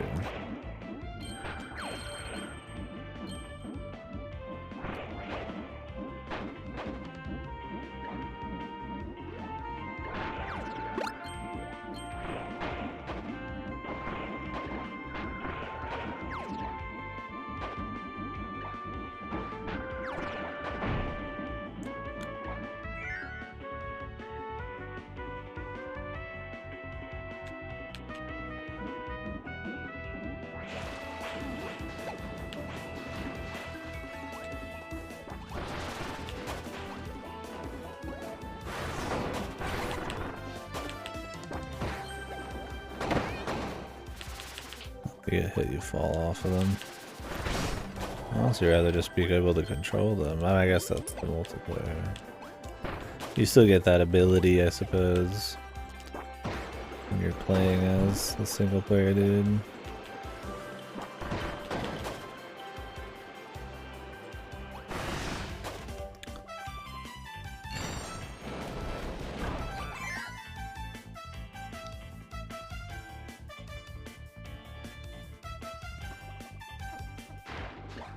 Yeesh.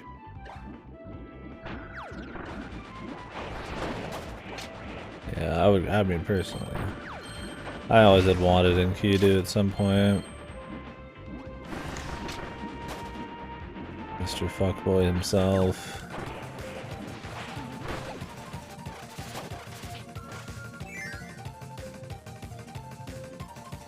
Meta Nightmare with all the friends? Oh, that's interesting.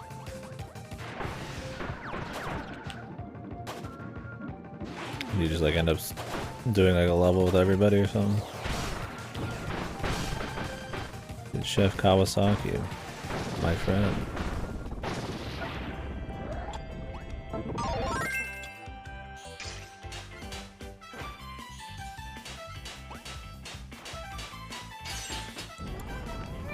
Am I killing these dudes?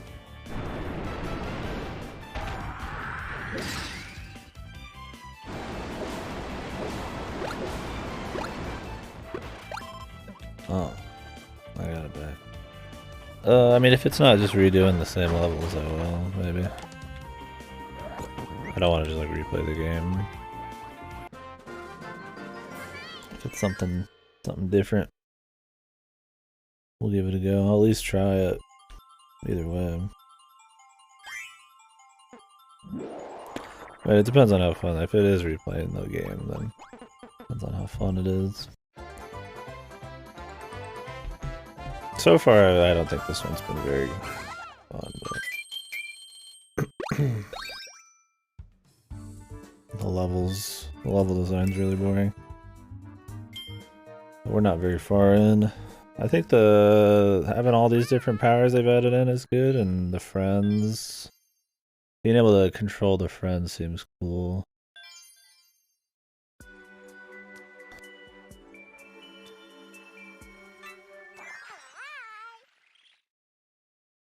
Sounds more interesting than probably the base game.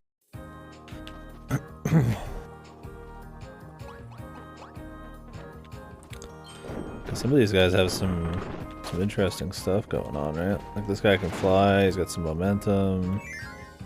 He could swim a little bit with the fish part. But they're not going to be able to incorporate that in the main game. Because you have to be able to do it with anything.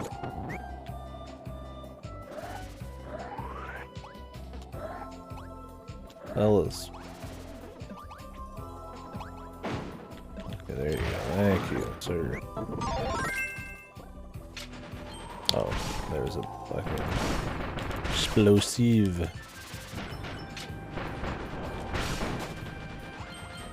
Rick and them are useful.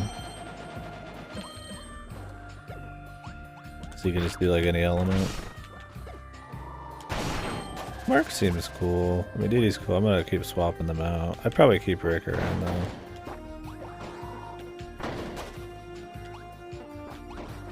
Honestly, just wish I could just like just jump on them at any time. I just press a button. It's more based around pretty much doing Meta Nightmare as the core game. It's kind of a bitch actually getting on this dude sometimes. At least it's possible.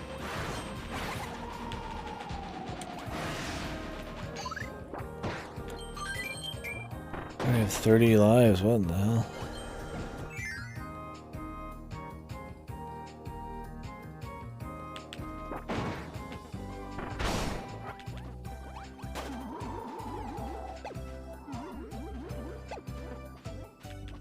Jesus. Good luck, dude. Lord, dude. Time to skip.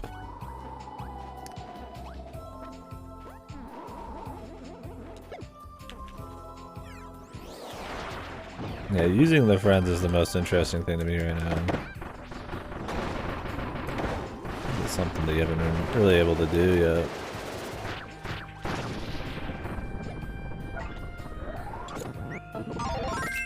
That's why I kind of want to just test all these out.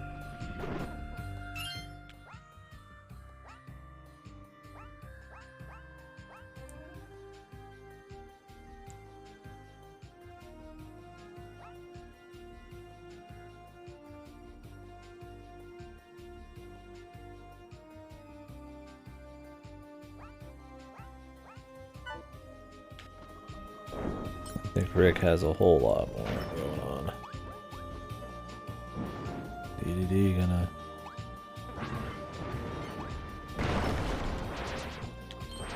Oh, classic Kirby, like Dreamland 1 where he has no powers? Or do you mean like you can play without partners in general?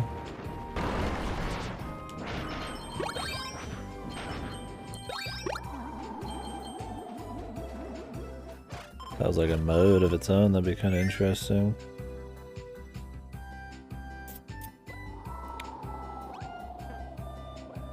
Oh, the design. A little fatter. Bigger eyes, maybe.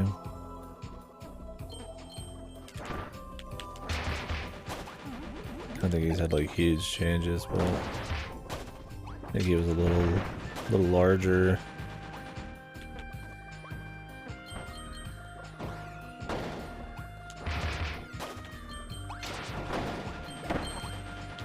Be interesting to see.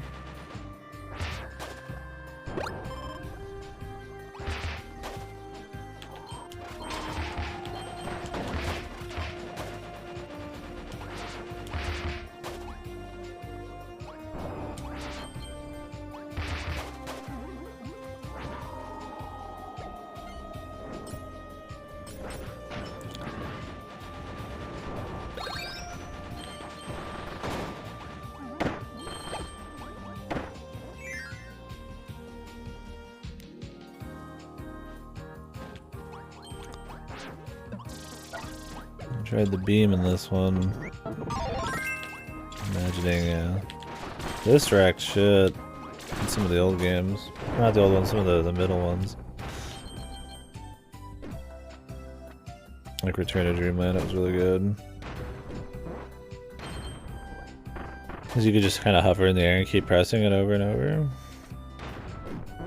I don't even care about this one up. I don't need it. But who am I to see loot and not grab it, right?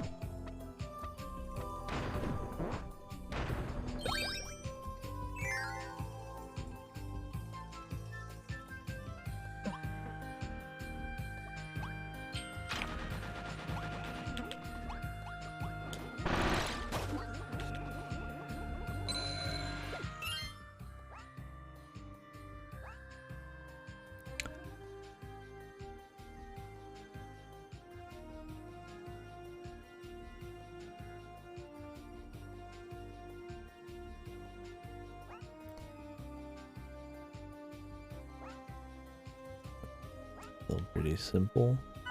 That bomb though, that's interesting.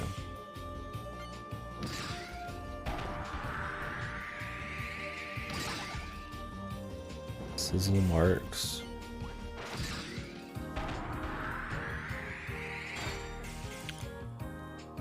Alright, dude. I want him to change Marx's and then do mine. No.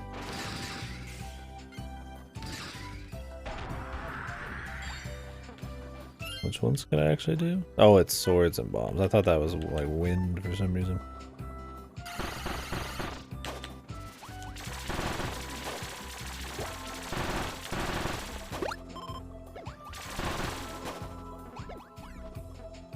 That's cool though.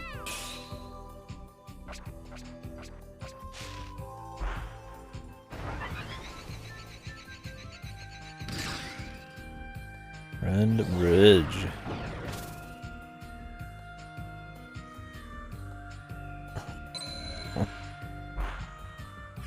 Yeah, they're all just good friends, man.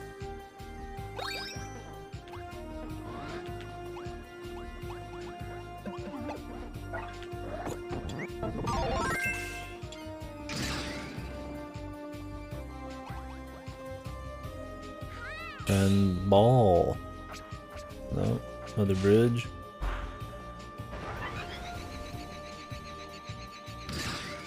No.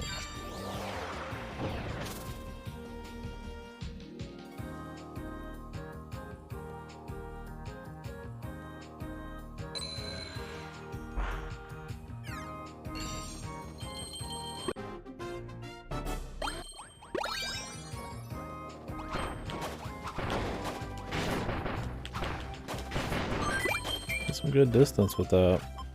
Go back. It's just a dude, man. It's if you fail. That's you. No, don't say that. Come on, man, the Kirby, man. Yeah, I was like, Magolor is a pure asshole and Marks is a fucking giga asshole. I was like, when you said that he's a friend earlier, I was like, is there some crazy lore justification? Because he's a fucking giga fuck.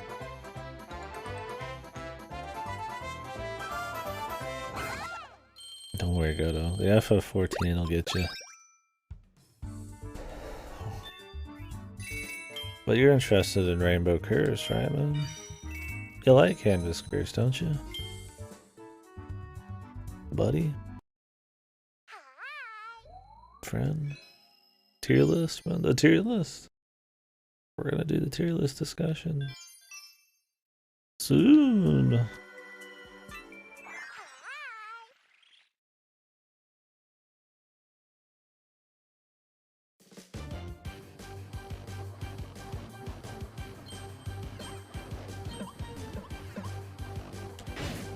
Oh hey, it's this thing.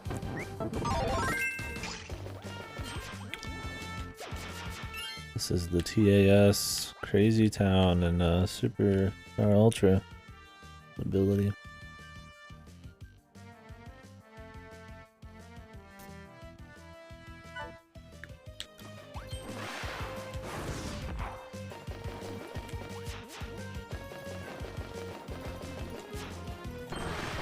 It's fast.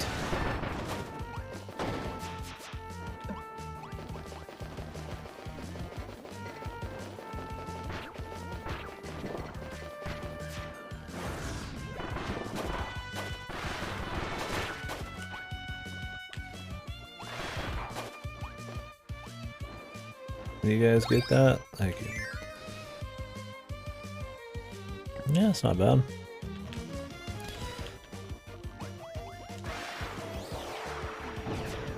Only song I've even really paid any attention to.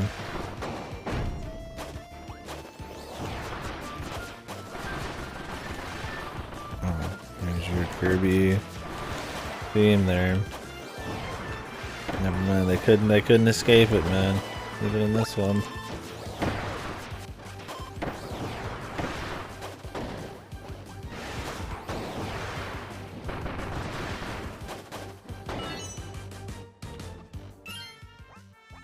What else we got on this toss?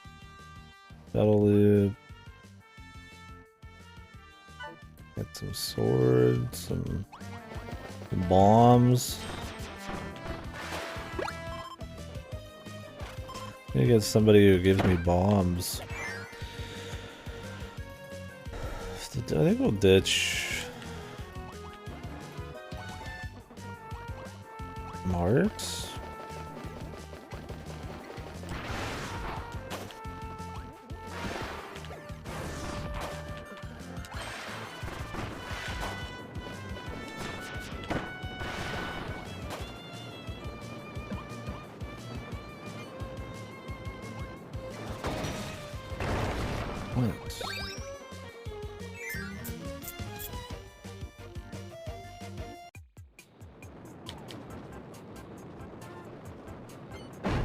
Oof.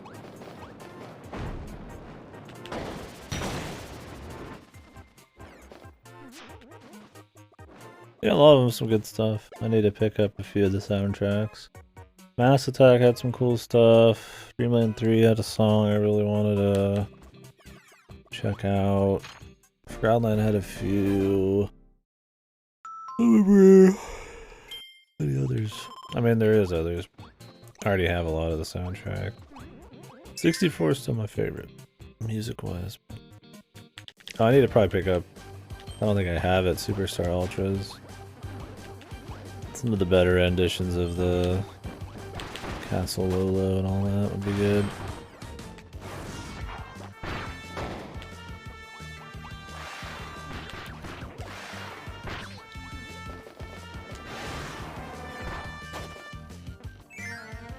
The ability's pretty fun. It's fast in this one. I like fast.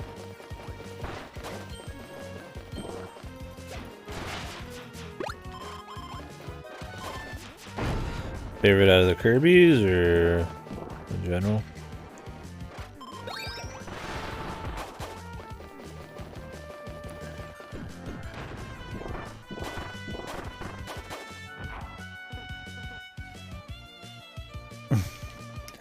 Yeah.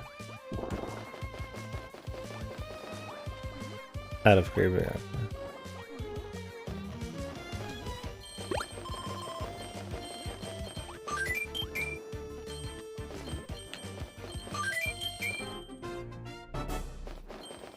It's a good one, yeah. I need to pick that up as well. I need to write that down. I have a few of these marked from this event, but...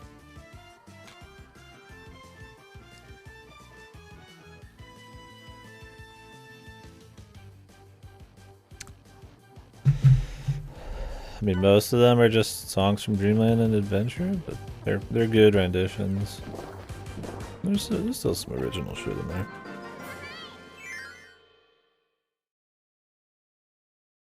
Yeah, they're some of my more favorite versions of them. To the point where I feel like Castle Lola is, I just call it the Dynamo theme now. Or whatever his name was.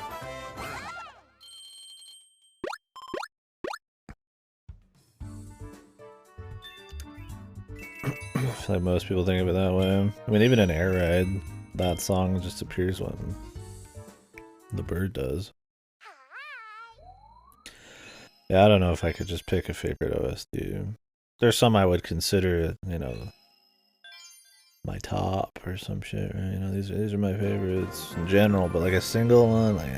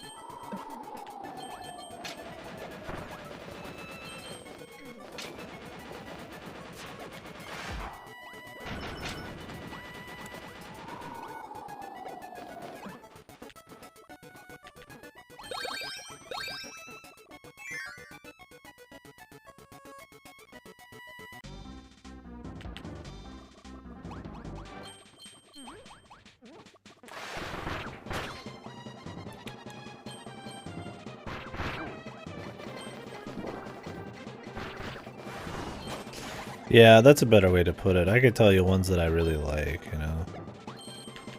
Some. I couldn't tell you all of them. Like, these are the ones I really like, and anything I didn't mention I don't like. I just don't think about it like that.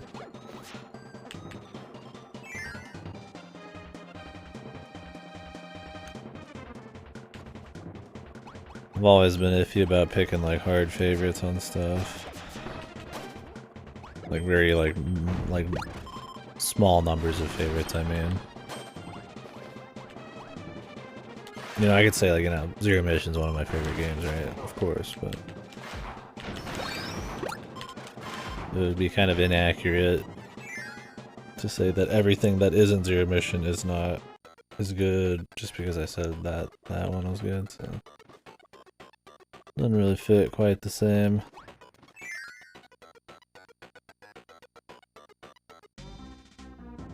And for like an actual just game, yeah, favorite game, like, I don't know, man, I've played so many. If I could just pick like one favorite game out of all of my games, then you guys should not listen to my opinion. That means I'm a fucking idiot. Play like thousands of games and like, yeah, this is the best one. That's such fucking bullshit. I mean, you have like fucking zero thought go through your brain to make that call. I mean, if you meant it with any kind of objectivity, I guess.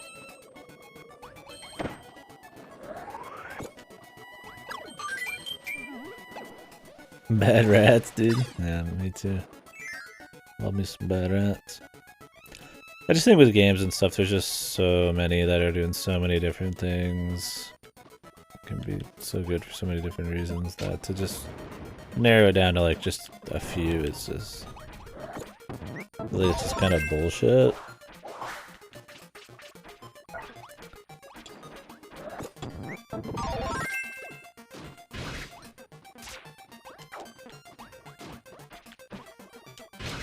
That's why I just like to do like recommendations. Like I think this is good. Chit chat about it. Yeah, I mean I'm more of a talker than anything.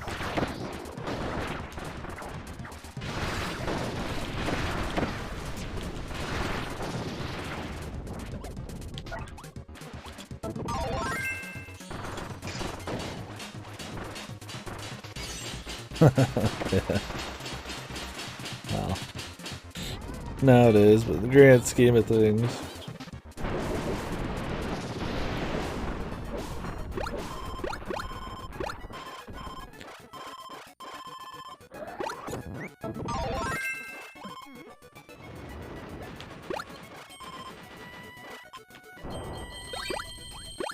The smooch.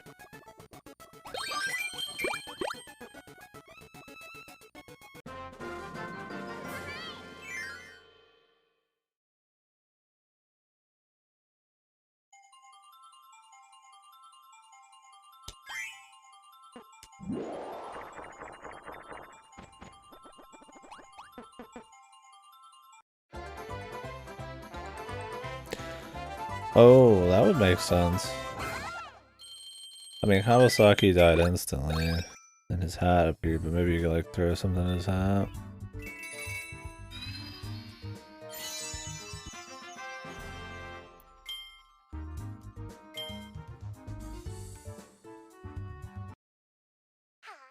But the other lady is on the ground for a bit, so maybe yeah, maybe you could friend her. Speaking of, let's switch marks out.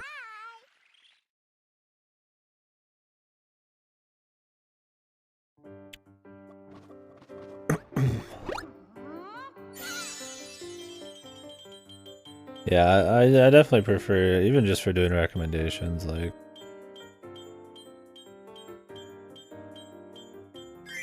to kind of like get like a subgenre going or just genre or something.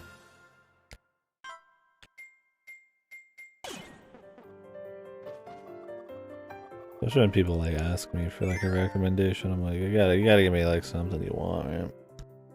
There's just stuff that's good when you're just feeling certain things, right? Yeah, she's in Dreamland 3 as well. I think it was Dreamland 3.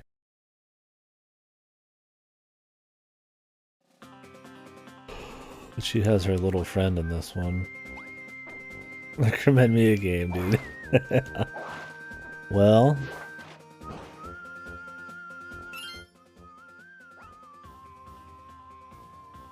my fairy companion. What are you in the mood for?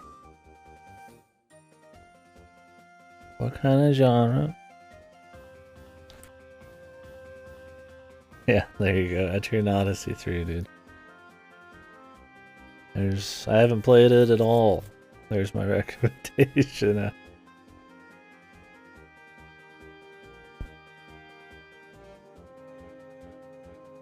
A game.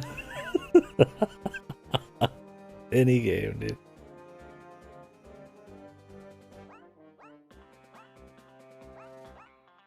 That's the thing, is like that's easy to do. But I feel like when people have done that in the past, it's like, you know, it's like when you recommend something to somebody, you want them to actually like enjoy it, right? Like, so you try to get a little bit more out of them to be like, okay, maybe are you feeling this or that? Because I could just say some crazy shit that I like, right? I have people do that. A game. Etrian Odyssey. The game. Will you take the game? Brute slash dash.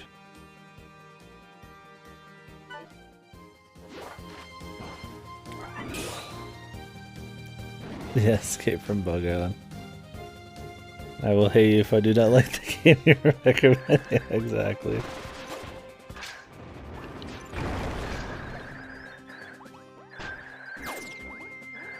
This is pretty cool. Game should have just been about getting like actual like partners like this, man.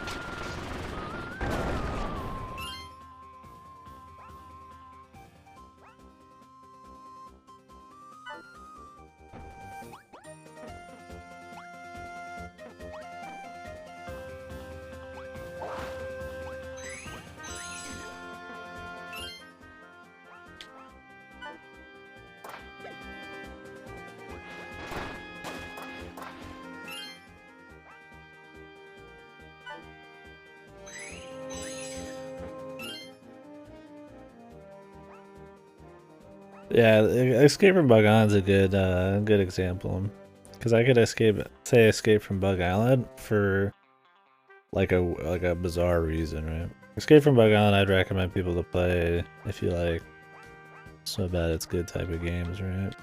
Just like technically, I could recommend that, but then it's not. But see, that's the thing. That's why people, yeah.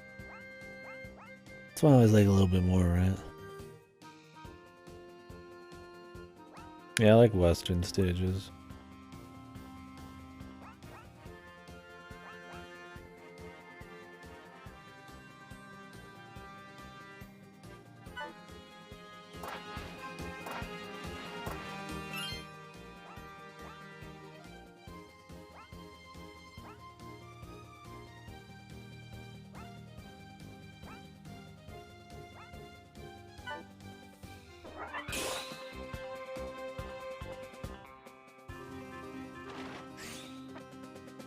I can ride Krakow. Oh, a ninja.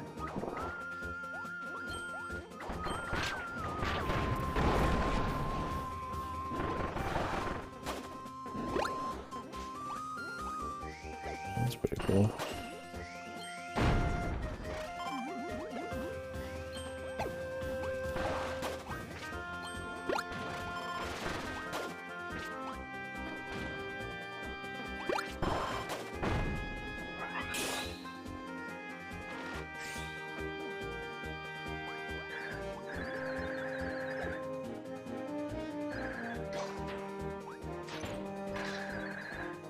How do I get off this thing, dude?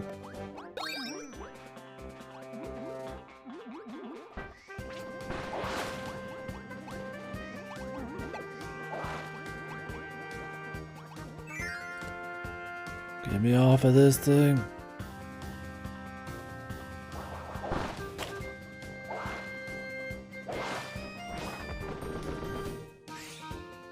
Oh. Maxi.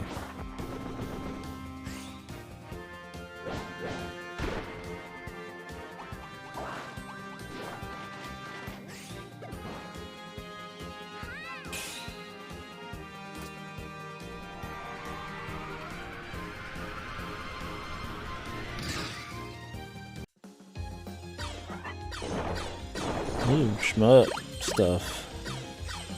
Sad when a Kirby game doesn't have anything like this.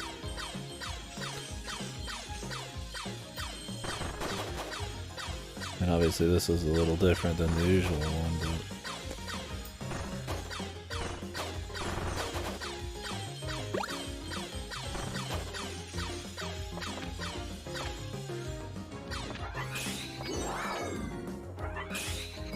How much for that, dude? I'm not getting off my ride, man.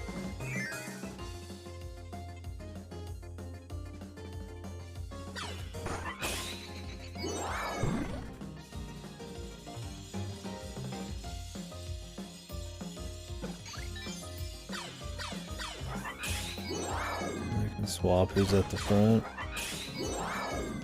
That change a single thing?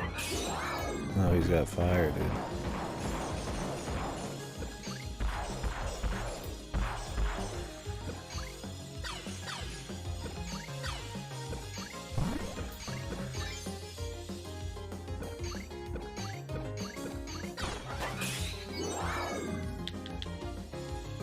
Give me that.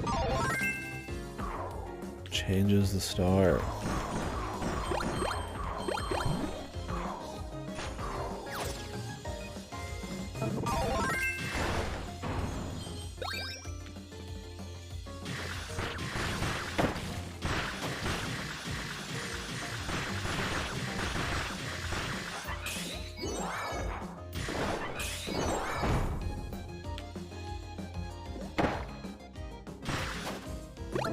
It's like I don't have a partner for all these things, but that's the problem with the special friends, is like, while they technically might cover some of these, it is not like a guarantee.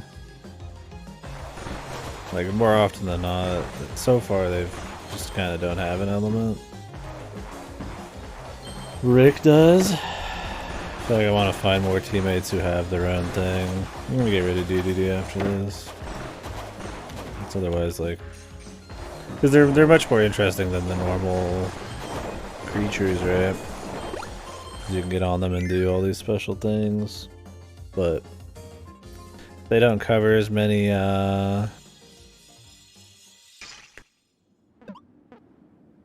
bases. That kind of blows. So I have to find one that's fun that covers bases, like Rick,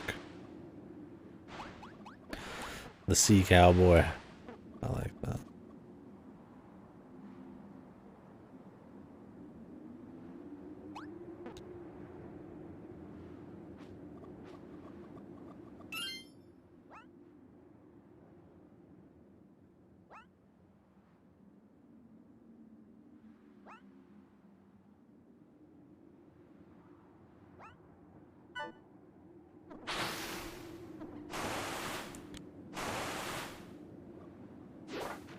Somebody juice me, dude.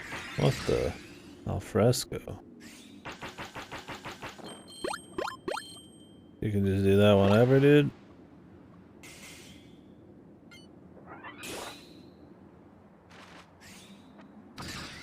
Young Cracker. Can I get something? Zap Splasher.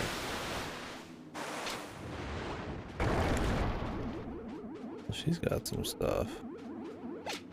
She gets the right partner out. I like the drawn Cracker, it looks cool.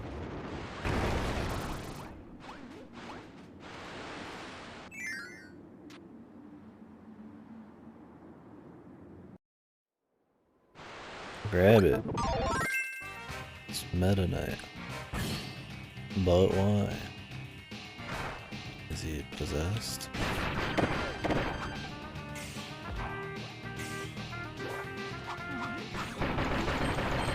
The fucking Alfresco, dude. Maybe she's really squishy or something?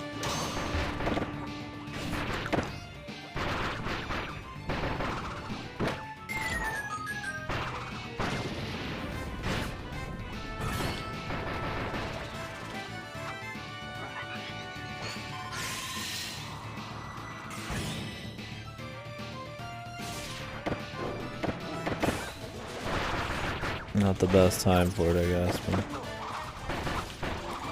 can't even tell what's going on, but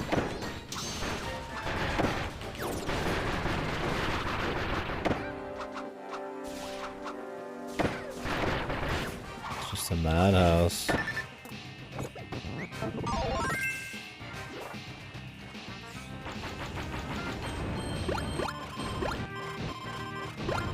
Everybody kiss. Kissoo.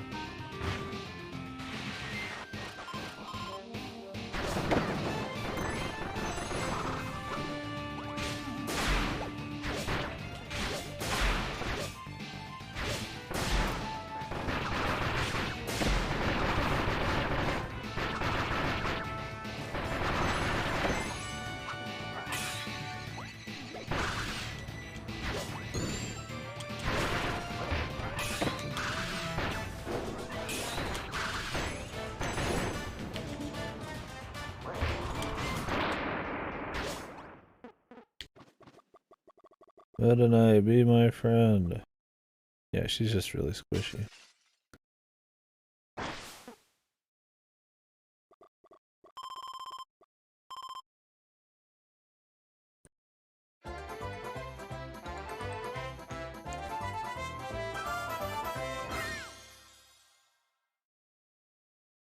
Meta Knight's just like a Kirby.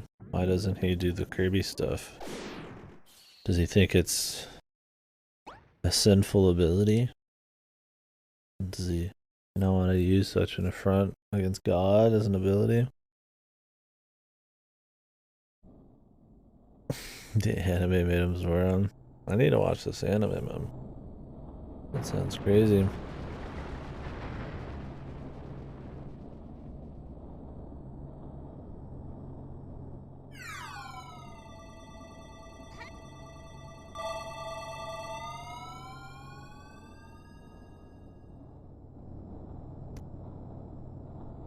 Oh, evil.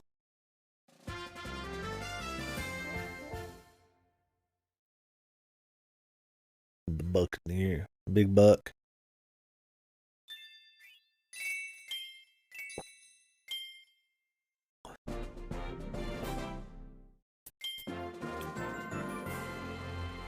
Wow. All these characters I really like.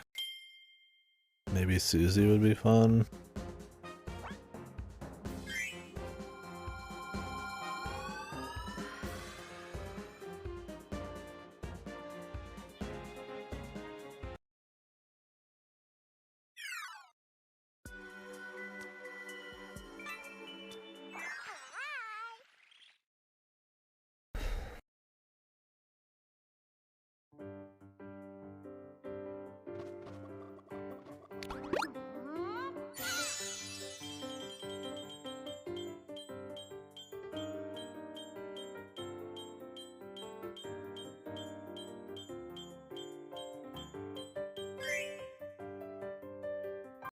Yeah. We'll see.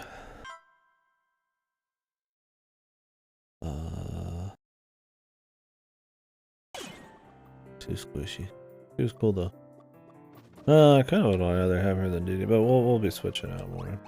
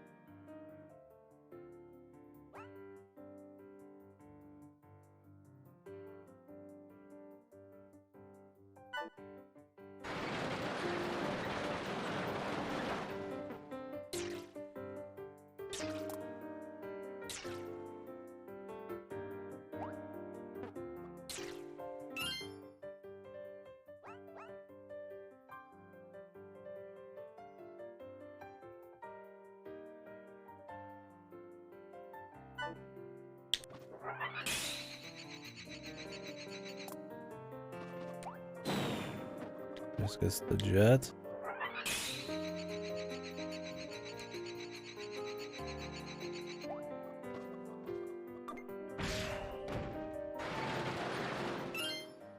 It was alright.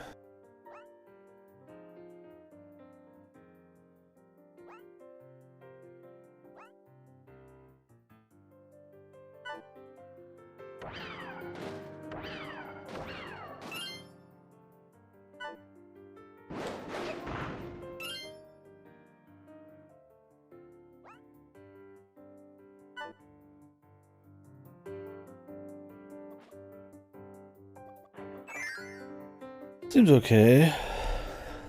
Nothing super nuts, but I mean, seems clean. Jam Bastion. The Fortress of Shadows.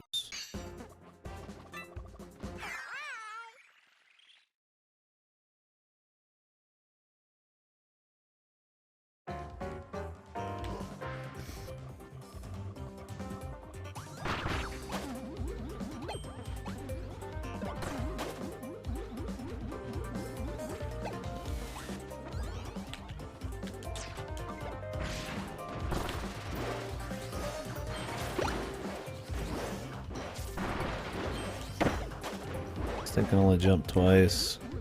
That's gonna get me killed.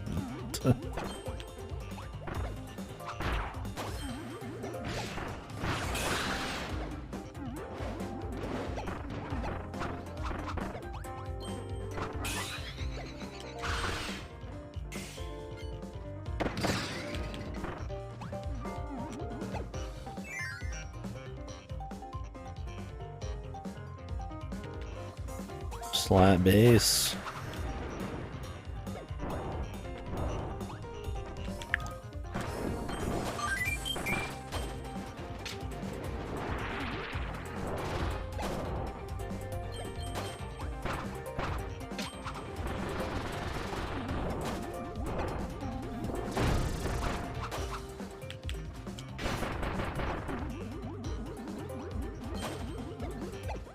KDD got some lighting for us, brother. Hit that shit, my guy.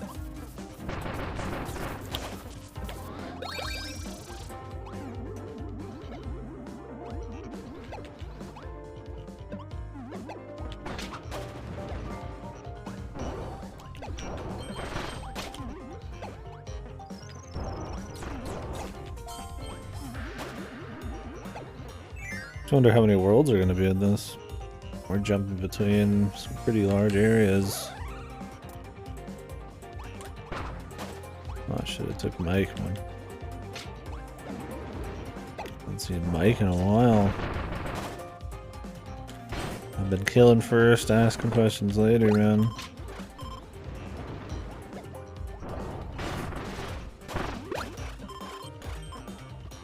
Everybody has to stop for a chain kiss, man. Chain smooch.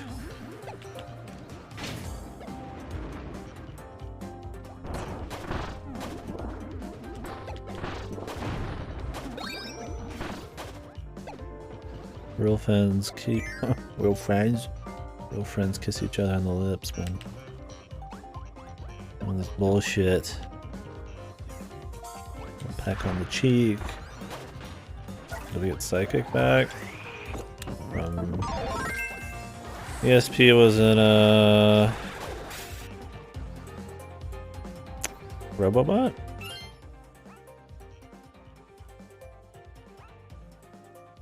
That was pretty cool.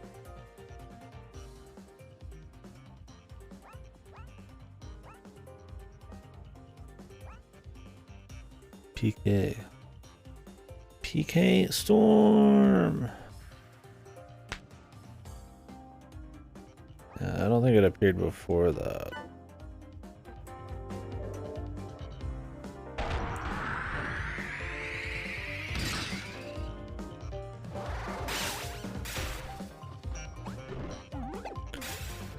Geokinesis.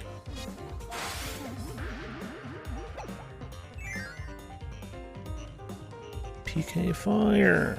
PK Storm!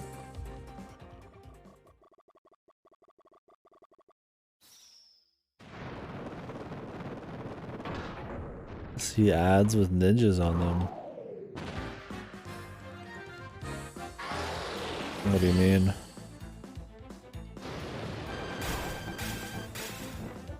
Oh, the guy. He had some drama, huh? Everybody has what did he do? I don't remember. I haven't kept up, Oh, left Twitch, yeah. You get banned if you actually, have somebody banned from Twitch appear on your stream, I think. So I think it's funny that there'd be ads from somebody who's... Well, I guess he left. Yeah.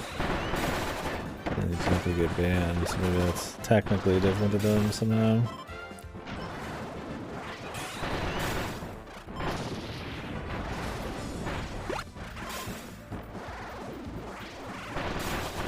Yeah, I do think that's funny. Yeah, because I've seen him in ads too.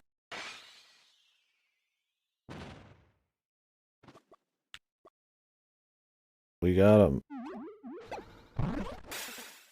Oh, I have to friend him.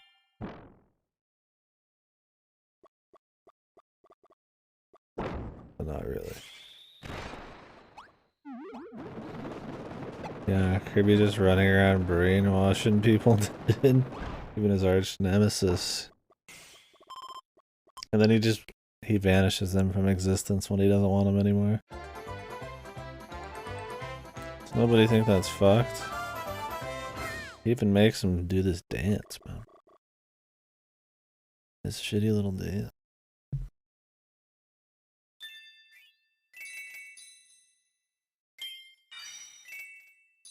It's disgusting.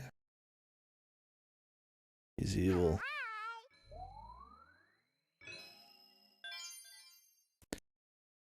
Well, first they're getting brainwashed by whoever this is. And then they're getting brainwashed by Kirby. I don't know if they've ever had a mind of their own.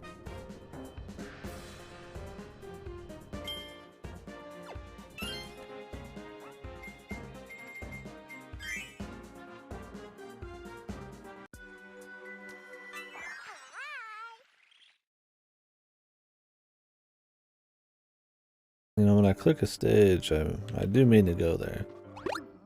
Leave me a loading screen if they just pop me straight in, but whatever.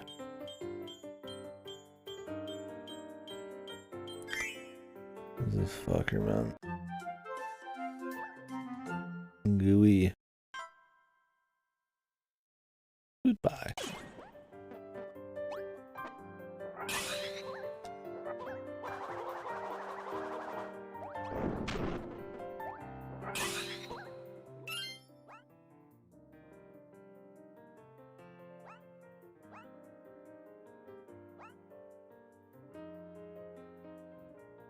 The D-pad, man. Perfection. Perfection, they would even say. Dreamland 3. I played Superstar near there. I was like, was it Superstar? No, I think you could get anybody in Superstar.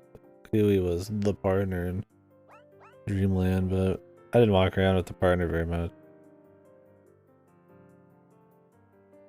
Parasol Gooey.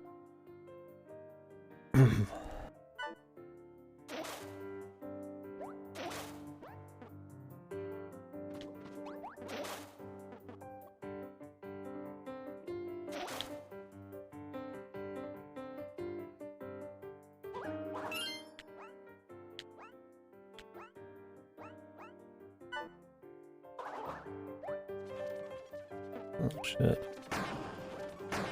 Gooey, what the hell you got going on here, man?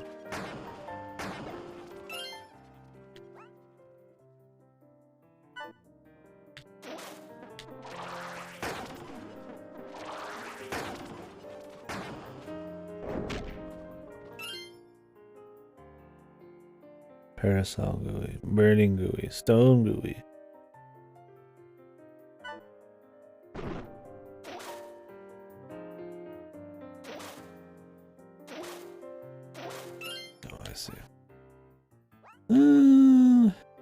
He exists. I'll go give him that. I don't know if Gooey's going to be one of my go-tos here. Really hate how DDD's like the one you always get on because he's massive.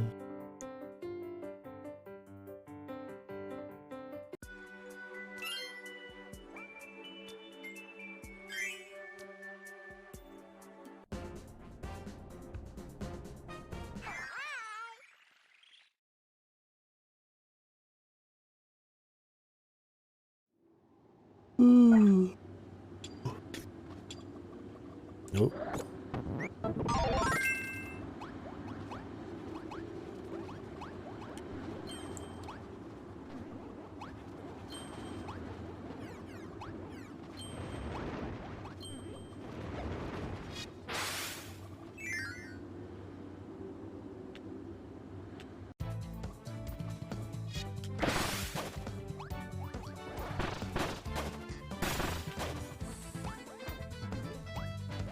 That's reason using him.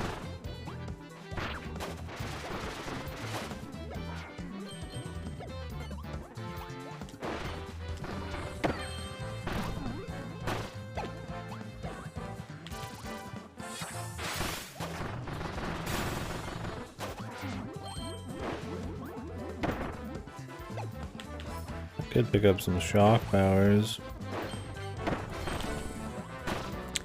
Kirby takes a lot of damage too, man.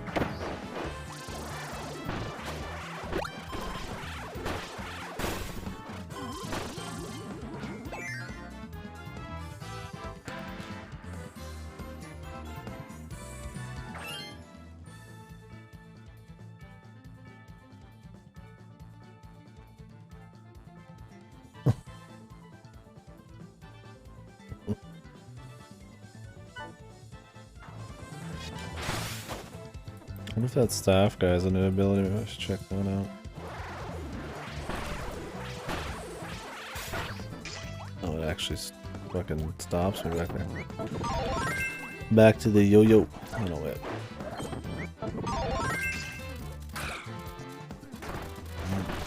The charge.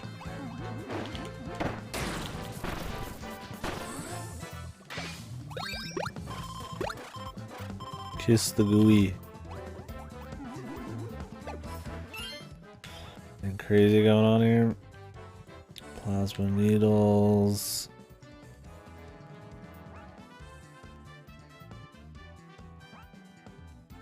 Okay. I really never cared for the big change to plasma where it becomes this like thing where you gotta like spin around a million times to charge it.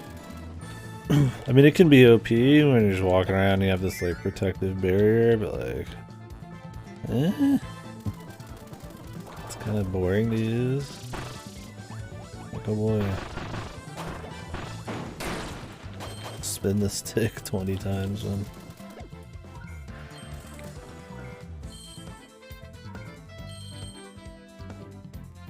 Maybe if it doesn't run out anymore, that'll help a bit. It does run out. I mean, it's strong, but like,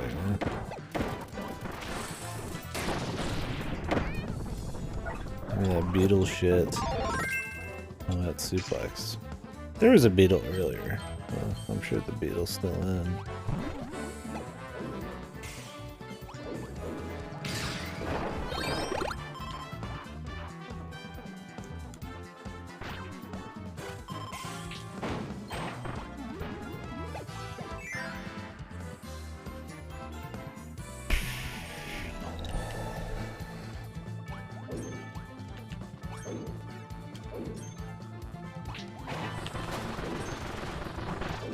Mario Bros. 2 faces, man. Alright, it's right there. I guess we'll do this once here. I'm not just going to...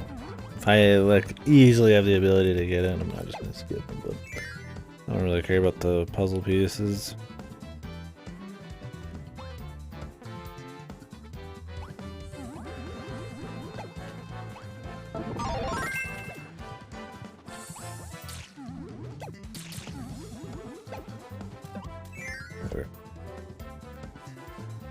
A lot going on there. I'm good. My elbow's like hurting for some reason. My wrist was hurting earlier. Not hurting, but I'm pretty raw. Maybe it is still my wrist. It's like going up in my elbow, I don't know. I think it's more my elbow. I think I must have just slept on my own fucking arm weird or something.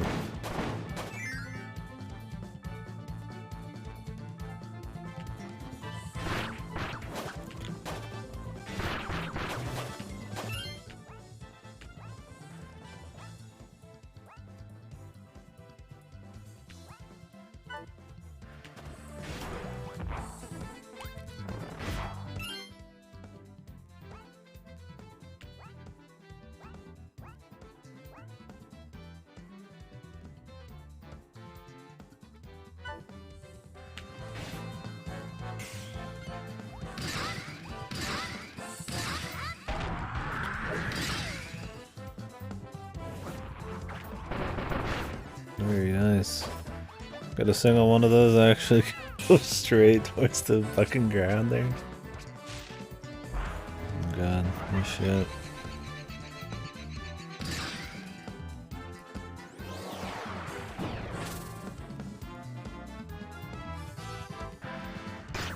Oh, Thought he'd bounce off of that. I guess not. Thought they were like maybe one-time pieces of wood that would break when he walked into them.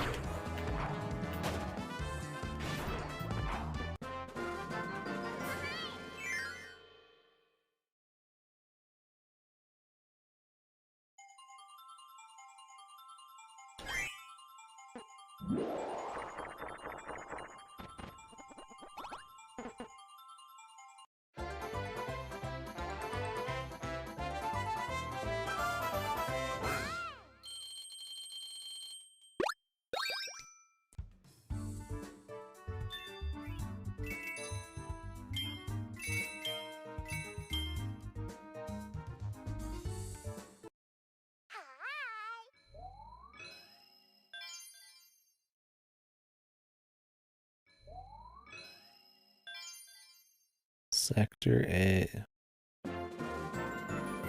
Which one's the extra? Just high, yeah. Hey, did you play Avalanche? He has a lot to say in Avalanche. Mostly shit talk. I think this one on the right's the extra one. We'll cut back.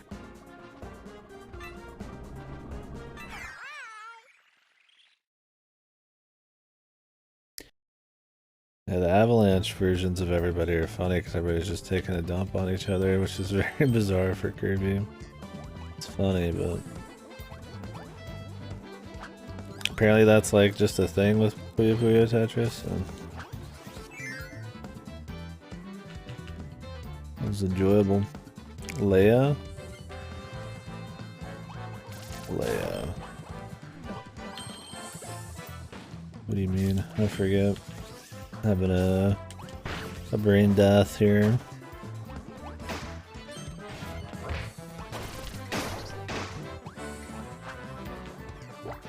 Leia Lee. Oh yeah.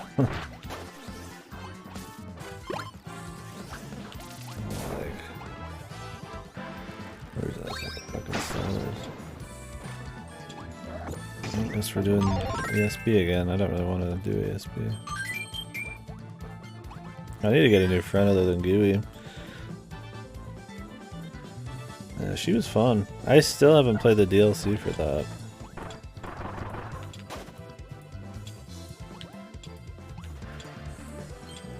I bought it. Same with the La Milana 2 one. Yeah, it's a good game. I like it. Too much of a bitch to actually stay on the partners sometimes, man. I end up not wanting to do it. I wish you could just attach yourself to partners just permanently. That's just a big mechanic. It's more focused on the multiplayer of it, which is cool, but I think you could have both. Because you end up coming off of your guys super easy.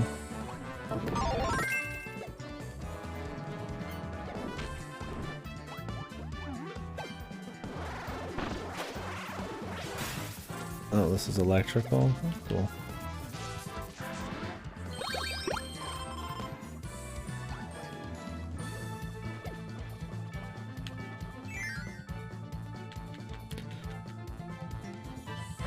Because if these aren't fun, all you get from it is a fucking picture. I don't really care too much.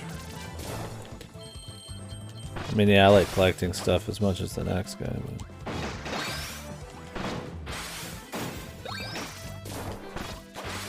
This is also our millionth Kirby game.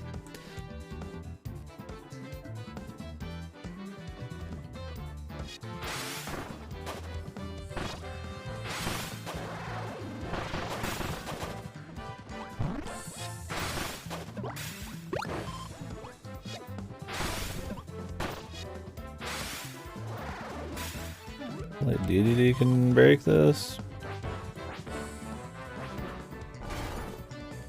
Or was it a... Can I stone this? No. Okay.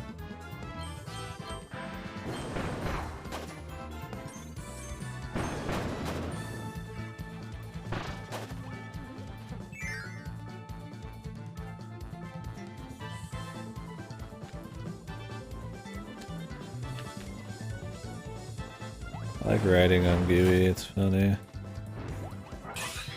But I don't think he's very good. But he's alright. He does have the pyro dash on command. But I'm gonna keep testing new dudes out. I should be swapping every stage, but I'll do it every couple stages.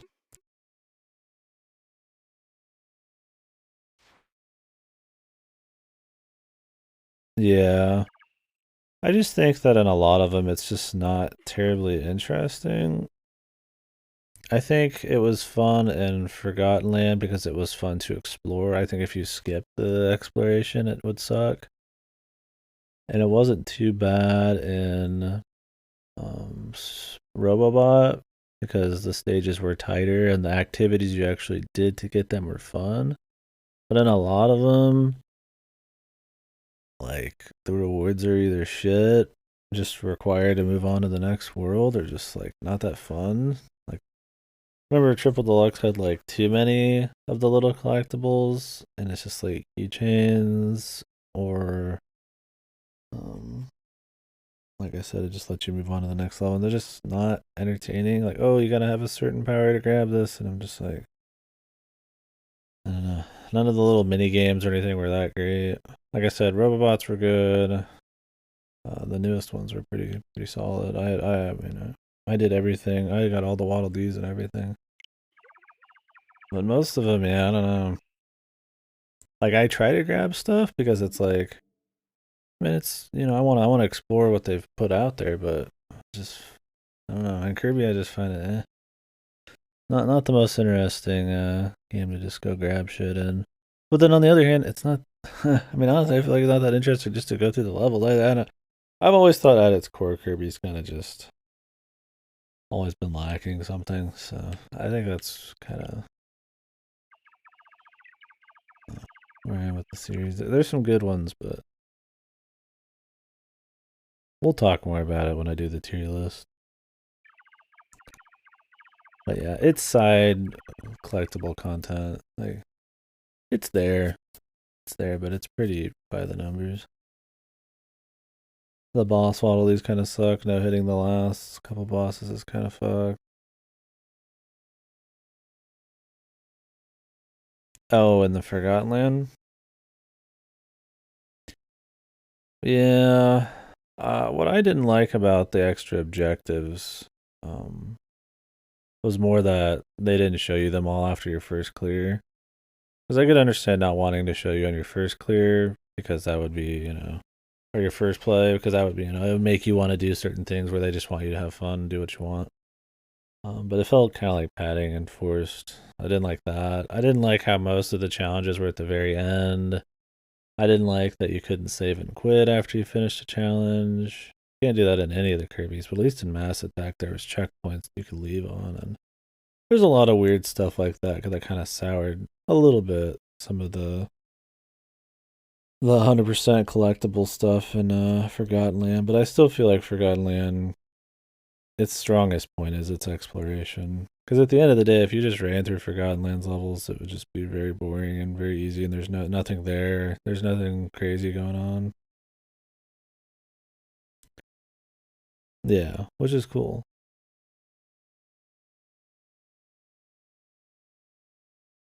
Oh god, there's fishing in the Maiden Abyss game. Looking forward to it.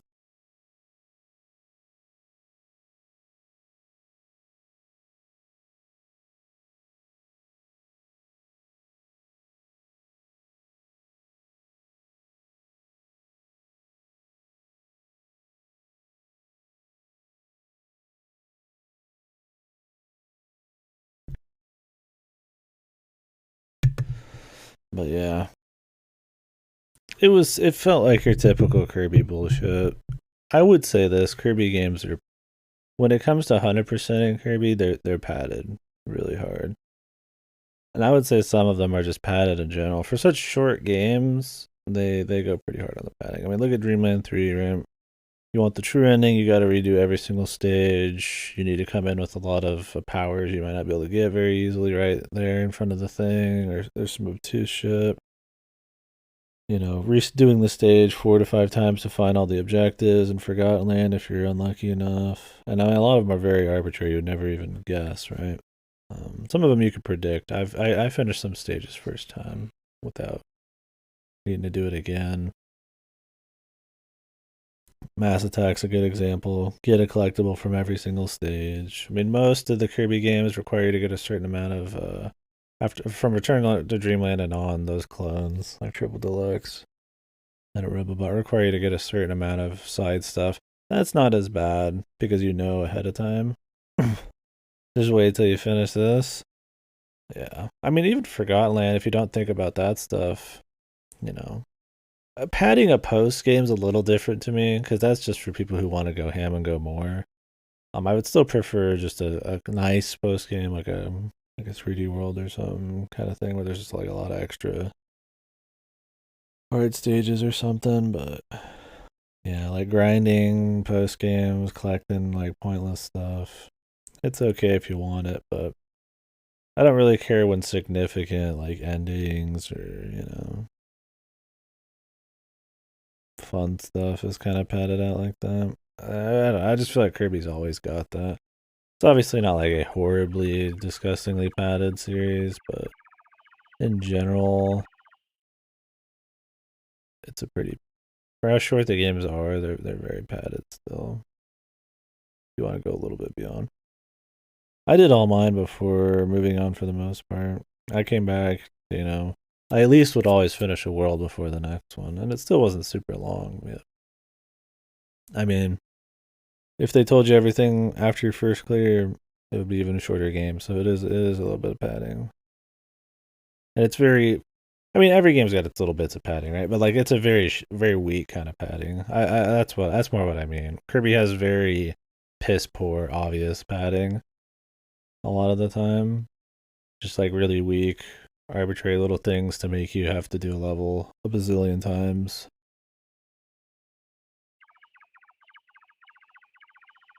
Like not showing you all your objectives, not being able to leave a thing after finishing the objective. I mean, what's even the point? I could only imagine just to pad the game time out a bit.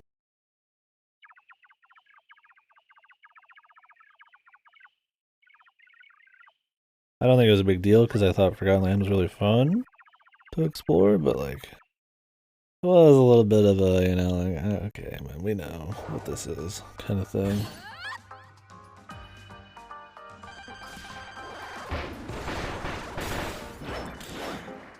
Yeah, the only one I didn't get before beating the game was the DDD. No, I went and got that afterwards.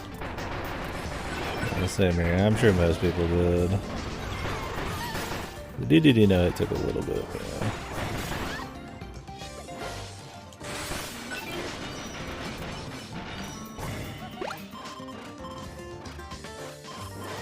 Yeah, just keep kissing me now.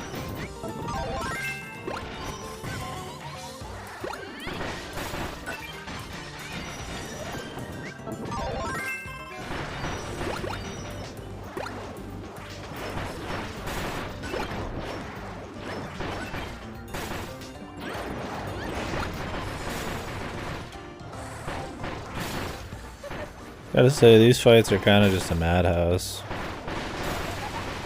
They're not amazing mirror shit, but they're pretty bad. It's just not interesting having 4 people running around slapping everybody. Like, it just fucking looks bad. You can't read the attacks. You don't have to do as much because AI handles a lot of it. It's just not as interesting. I've always said that in the Kirby games, the most fun I have on bosses is no powers because you actually have to learn the attacks a bit, know when you can grab shit and throw it back at them. Too many times I feel like these can just trivialize it, but I mean, I'm not complaining that powers are a thing in bosses, but the party members thing is not satisfying. You could not, but then I'm not. Why am I even playing Star Allies, man? That's like, it's all designed around that. It's like the old argument, you could skip all the cutscenes if you don't like the story, but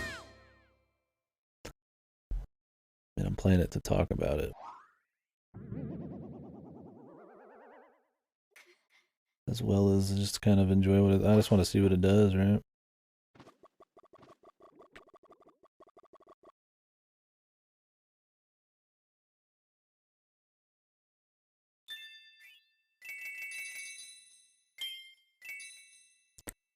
Silly Dillo, it took me like an hour and a hit. Oh yeah. Silly Dillo took me a few tries for sure. But yeah, I just spammed the dodge. It was really generous iframes.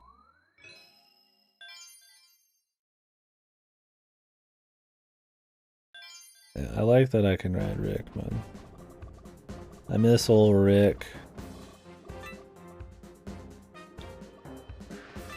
Man, I can ride Rick. It's kind of a pain to get on him. If I get hit, I go off. but I can ride him, which is nice. Let's switch out some party members. Like, it's one of the most interesting parts of this game, and then at the same time, least interesting parts, if that makes sense. Like I said, it makes combat and moving through the levels kind of just a Zerg mess. But on the other hand, it's fun seeing what they will do, how they can power you up and controlling them. Well, that's the problem is your Zerg. It's really, I can't even see what's going on half the time. Yeah. Well, if I press up on the controller, if I can drop them too. I gotta make sure not to press up for very long. I don't care about Roach, dude. I never cared about him. You could try extra edgy Meta Knight, how about that?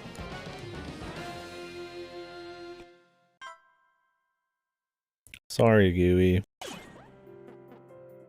Can I ride Meta Knight? I think you can ride everybody.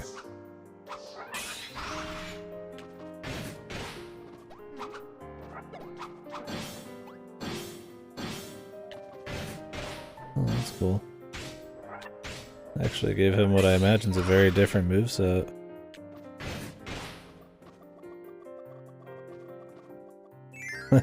Yeah.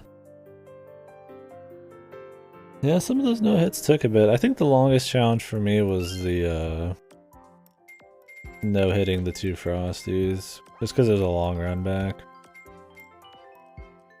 Otherwise, I think DDD took a good few attempts.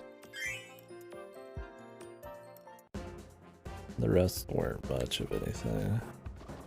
I didn't do the post game because I was good at that point. I had a lot of fun with it, and I was like, okay, that's good enough for me right there. I wasn't looking to redo the levels with a twist.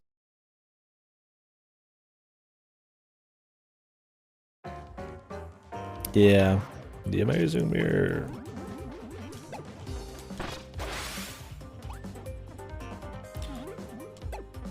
See, like, I just want to get on him right now, but I can't. Okay, there we go. Jesus, like that takes so fucking long. Super edgy. There's so many versions of that now. I got hit by something because I had barely any screen space to see what was coming. And now I don't want to wait to get on Meta Knight. Oh, I want to suck up the crash.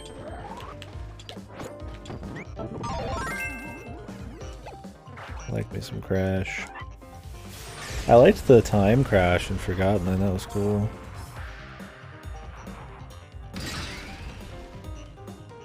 Oh, I did part of the post game. I mean, I'm familiar with what it is, and then I watched a complete run of it later. Yeah, I know exactly what it is. I did the first section, the first world. It was cute. I thought it was fine. I would have preferred probably something a bit more wholly unique, right? Instead of just borrowing from levels and remixing them, maybe something that was like you took some of the aesthetics and then made like a real like a hard, you know, level that was its own thing, kind of like a Galaxy 3D World or something. But I thought it was fine. I had like a million Kirby games still to play, and I was like, you know, I like where we ended it, so I stopped there. I bought some extra upgrades. I did all the challenges, all the Waddle Dees. Yeah, that was good for me. Yeah, I didn't want to go through the other like 5 or 6. Like I said, it was still cool stuff for sure. I wouldn't say it was a bad post game. I didn't do I guess the arena either. I guess there's like maybe a hidden boss on that arena too. They didn't show anything, but I guess there is.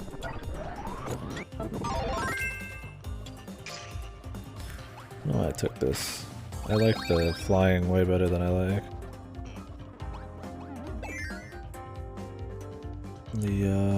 the paint. I know there's a paint thing outside, so I just want to see what it is. Ah, that's a key.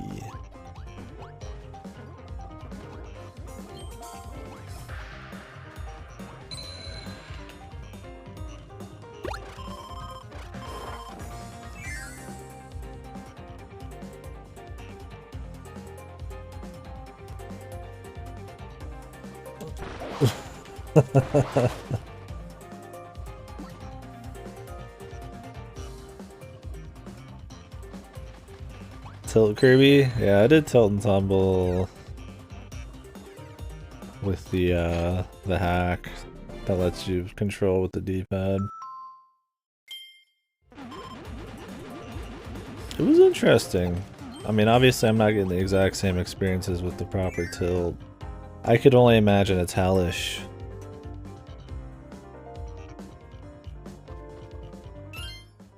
Unless you don't mean tilt and tumble. Do you mean the tilt, like, the mini game in Forgotten Land? Sorry, there's so many spin-offs for Kirby. All of his mini games have like a full game dedicated to him. I'm guessing you mean the Forgotten Land one. Okay, yeah. Yeah, I did the par time for that too, or the time challenge. It was pretty hardcore. We were on that for a bit. That was probably one of the harder things in the game.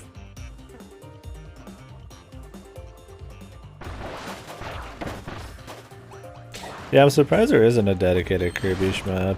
I think they just like to keep it as like a casual thing, where shmups are known for being technically a little bit heavier, right?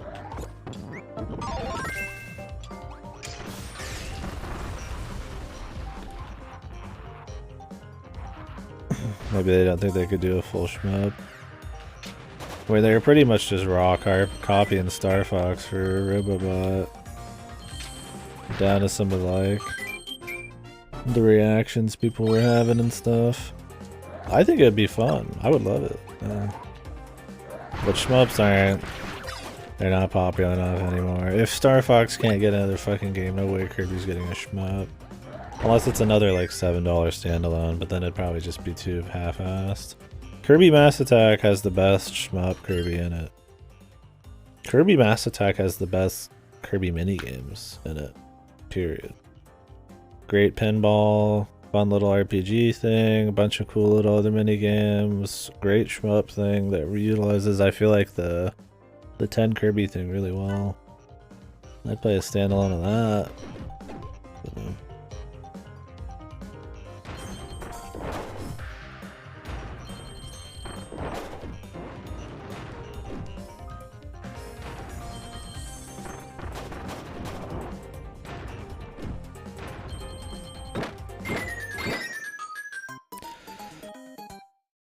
I try to go quick, man. I get punished. It's just me and Dark Meta Knight now. That's fine. We need some fresh blood on the team, dude.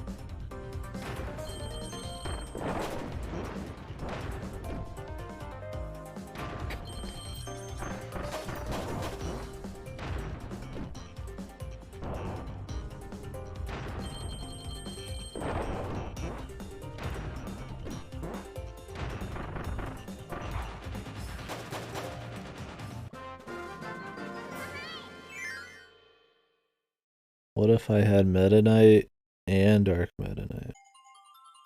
I wonder if Galacta Knight or whatever the fuck in this shit. Probably not.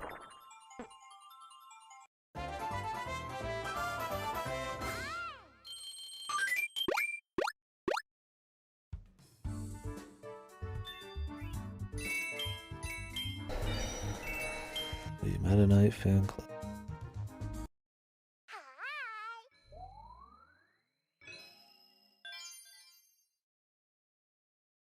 The Inner Sanctum. Sector B.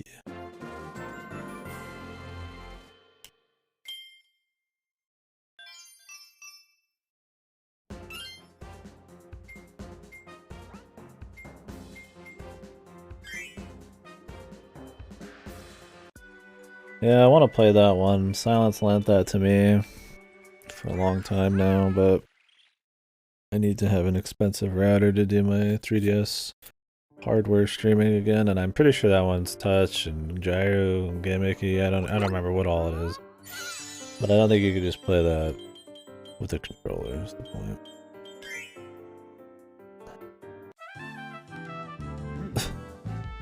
That's what that fucking smooth music there, dude.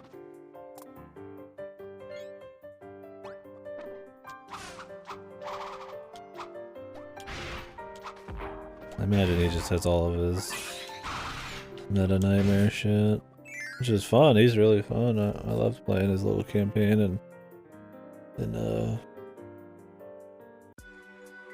Superstar Ultra.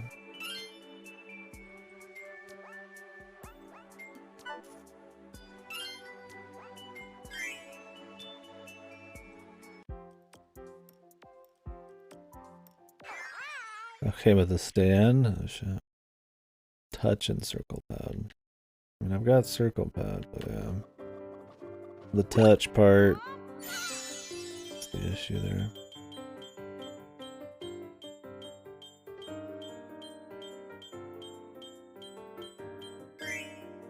We can try him, man. Fuck it. Squeak Squad, dude. And Mass Attack.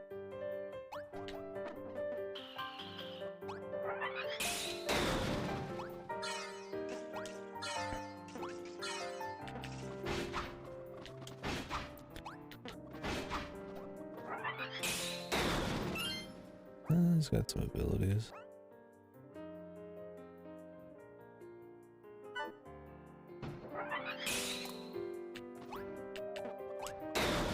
Store it for later.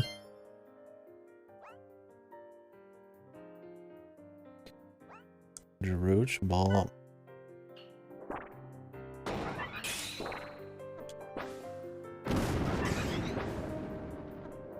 Let's so we can summon all the buds.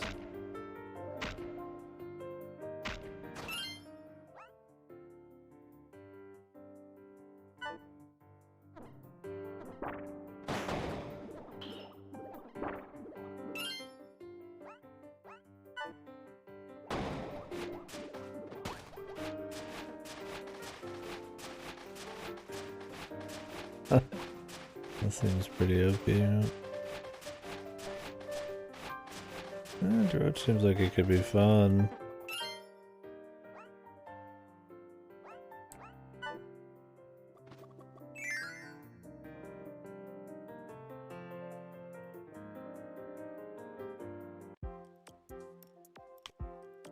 Fucking Kirby and his two fucking protectors here.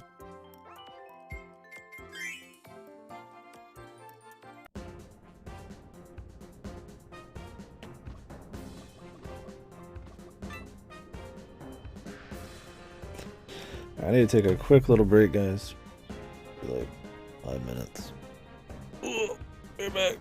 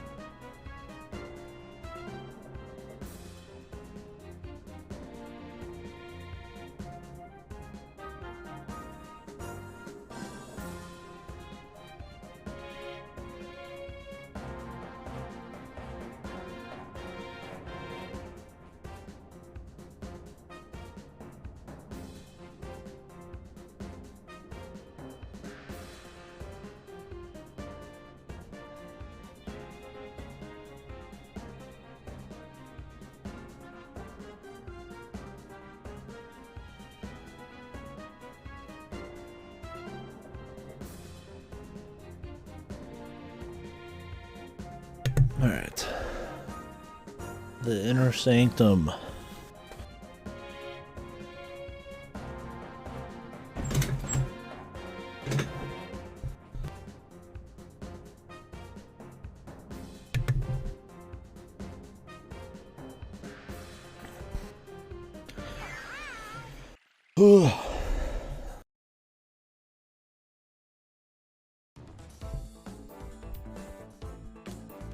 Need some power.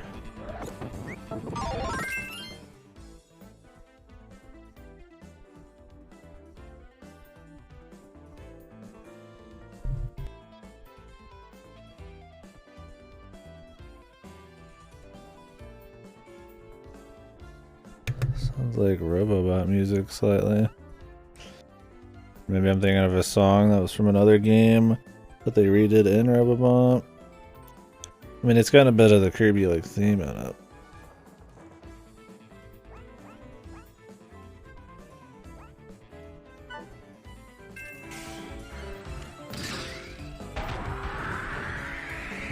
Nice.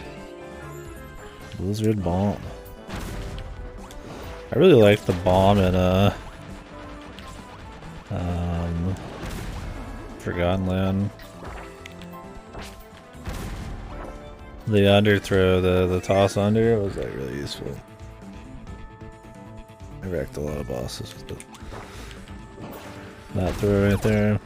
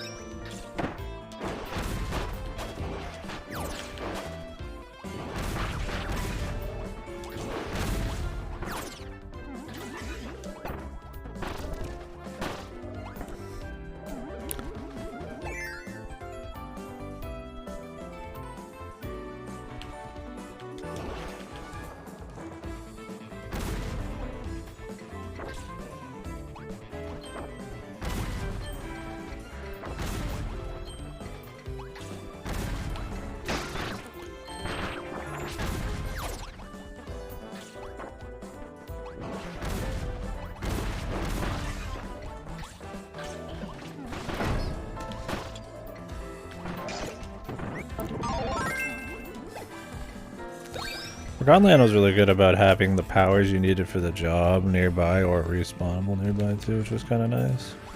It being more of a semi-open 3D platformer, it made it so that walking backwards to grab shit was not really a hassle.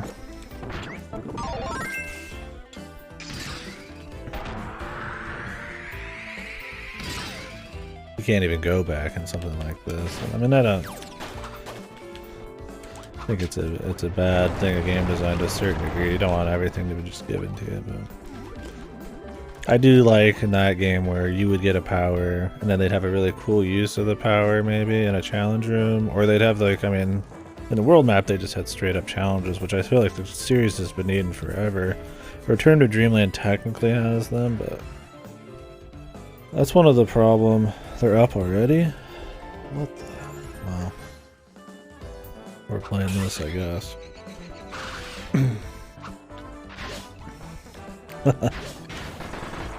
It's tempting. I am very interested in that, but it'll be hard to stay interested in this if I start up FF14, so we'll just keep rolling this. But, what was I saying? Check CNN. But yeah, I think that was one of the things that the other games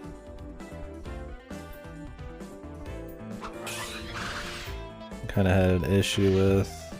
Is a lot of the level design isn't hard made around any of the powers. It's just kind of you freestyling with the powers, which is cool, but it could make for uninteresting levels.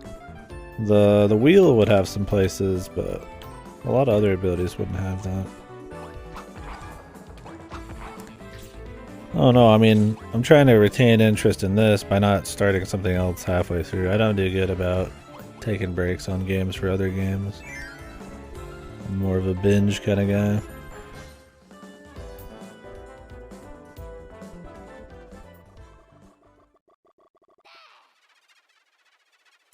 that's what you're referring to.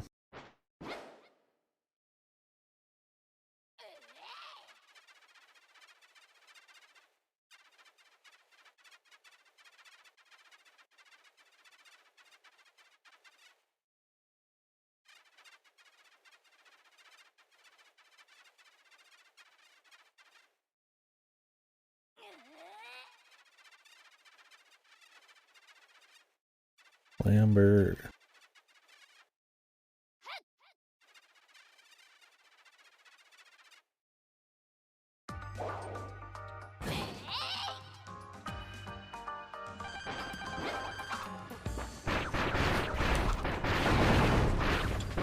I didn't expect the servers to come up a little early though, that's interesting. Oh, I'm dead, man.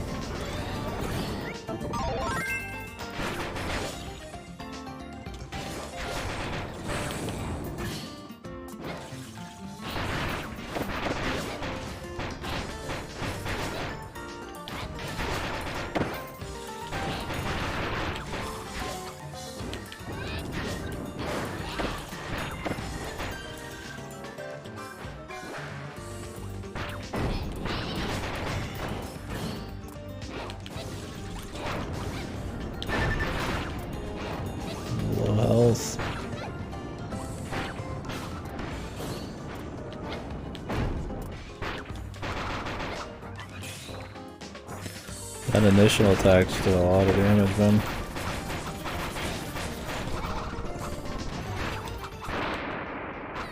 Barely made it.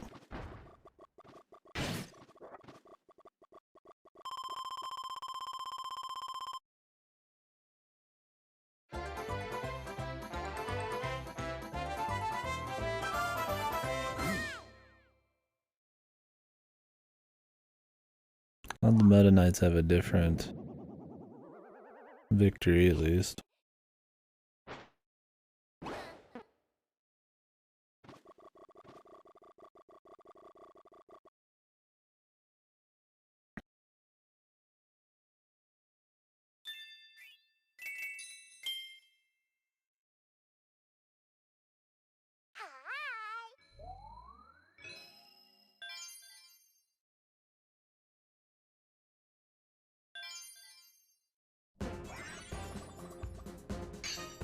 Right.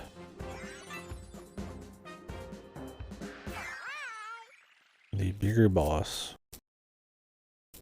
How to say goodbye to a friend. Jesus Christ, dude. Dealing with loss with Kirby, man. Alright, man, later, Silent.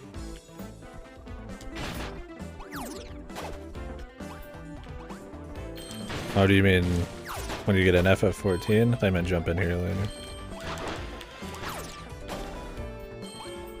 Okay. Like, are you heading out now? Okay, 14.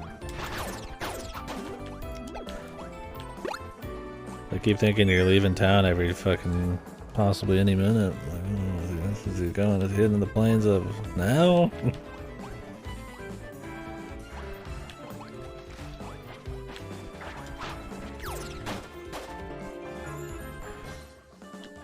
I actually want to get this again Saturday, yeah. That's what you said earlier. But I thought I had it wrong. Oh yeah, I forgot to switch these guys out. I mean, it's kind of cool having 2 Meta Knights, but I mean, I want to see what else there is.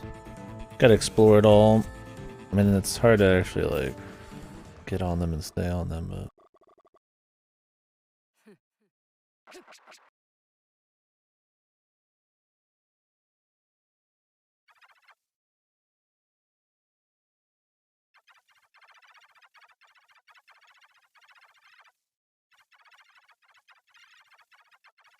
So this is a boss fight with this ability. I don't know if this will be very good. We'll see.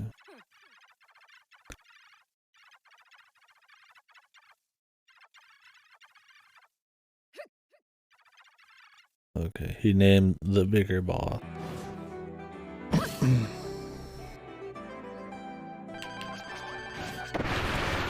The lightning boss here.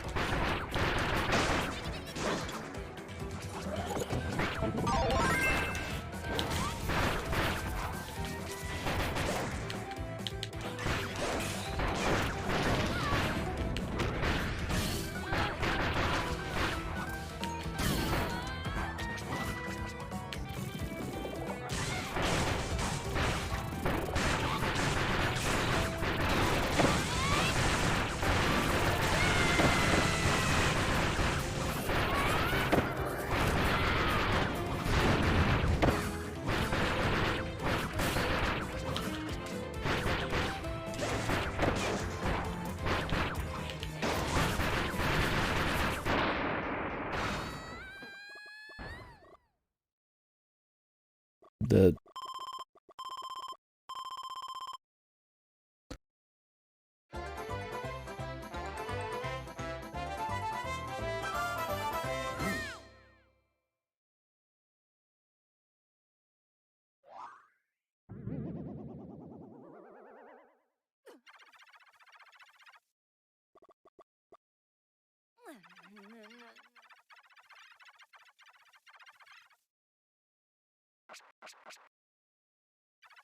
It's like, this reminds me of Dragon Ball Z.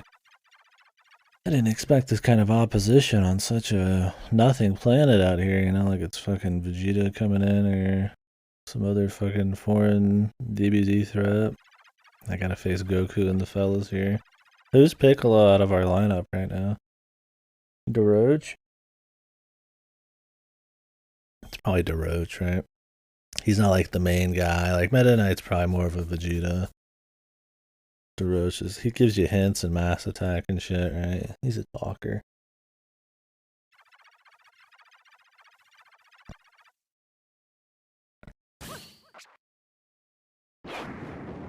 Dark Meta Knight's the Piccolo. I could see that. Then who's DeRoach, man? Meta Knight's gotta be Vegeta, man. He's the rival friend. Maybe DeRoach is like... Oh, true, there you go. Is it Sam Riegel?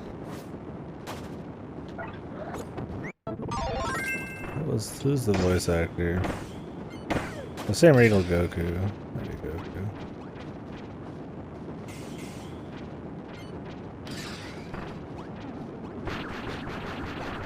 Oh, they're dropping your friends, I got you. Yeah, that's Sean Schemmel. Was it Sean Schemmel? I don't remember the name. Oh, it's Boo. And he's another enemy turned friend as well. I guess that fits. But most of the goddamn DBZ's characters are enemy turned friend. Yeah, Boo works. That works well.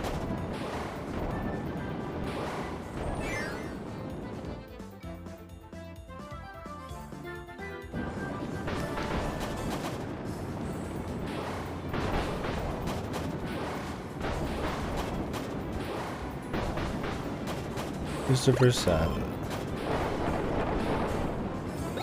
Who am I thinking of? Sean Schemmel.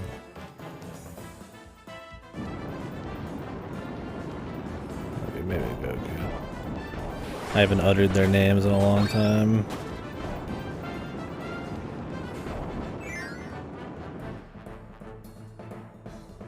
Marks is also Boo. He's barely turned a friend in this. He hasn't had a proper arc. I mean, I guess he's closer to Boo than not. He's more like Cell.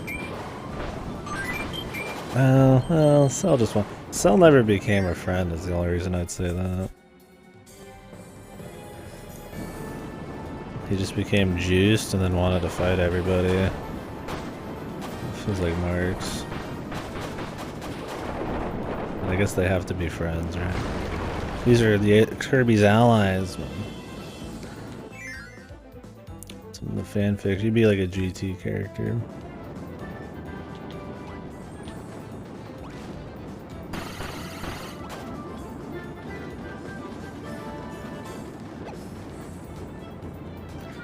Marks could be like a Frieza. Frieza would work. Yeah, that works. Yeah, I like the Frieza there with Marks.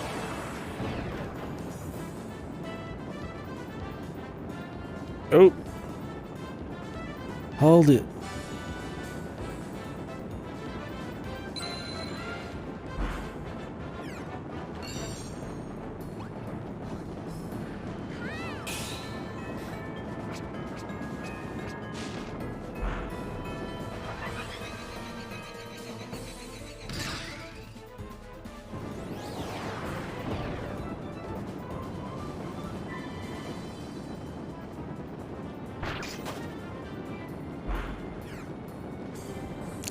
Am I just gonna have to wait for them to come back and forth every time once?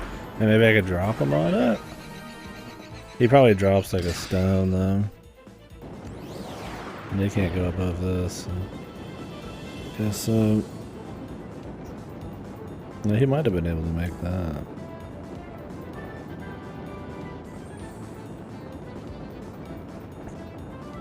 I think he might just barely not make it. I don't think these are synced at all. I think you literally just have to... I think they're desynced now, so you have to kind of just wait it out. You think it would restart the right side every time, but I don't think it does.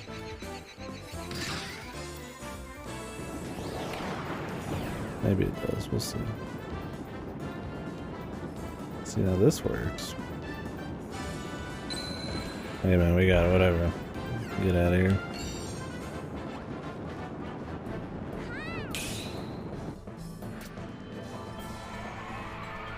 I assume we got at least one more big world. I would be shocked if this was like the end of the fucking story mode, dude. I mean, clearly there's other modes, but that first try every time, dude. If anybody says anything else, the excommunicado, man. You done? I'm sending Vinny and the boys. Take care of your kneecaps. Everything's first try on this stream every time.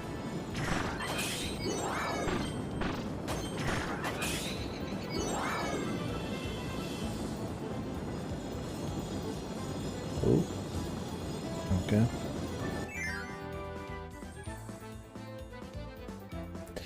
I mean, this just feels like we're doing every gimmick, you know, kind of like a finale, but like there's no way. I feel like we're like halfway through the game.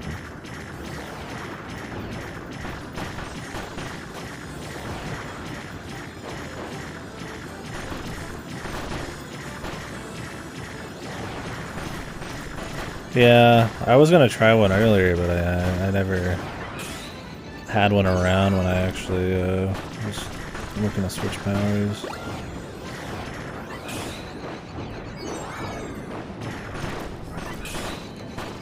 Maybe they'd be like brooms or something.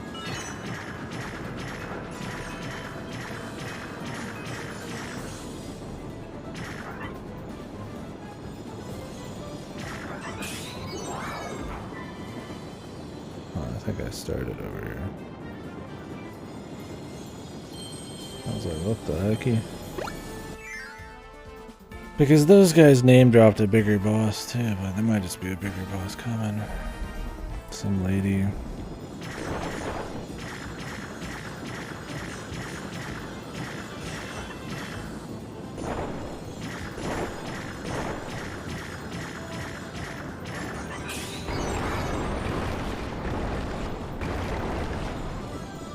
Barely squeezed through that. I shouldn't have done that charge. I didn't think there'd be more coming.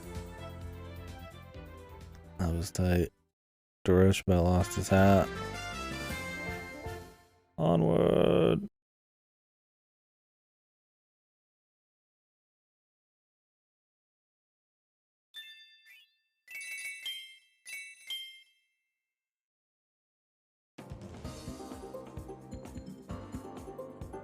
Far-flung starlight heroes.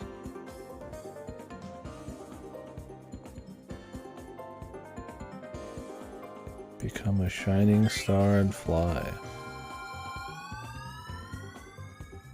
Nani?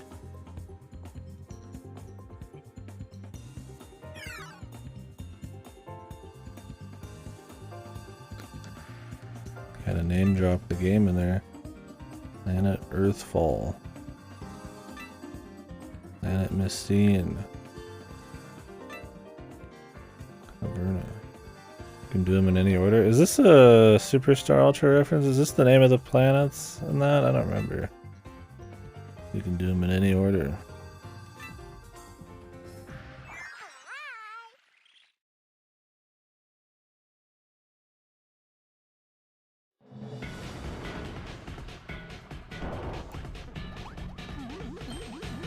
What was the name of that mode in Superstar where it was the final one? Before the Ultra content. With the world map. Where you gotta pick your powers whenever you want and shit.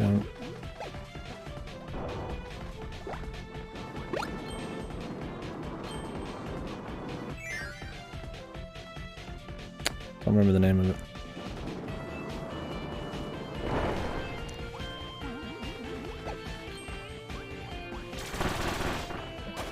I can remember, you know, Great Cave Offensive and Meta Knight's Revenge and shit like that, but I don't remember the name of that one.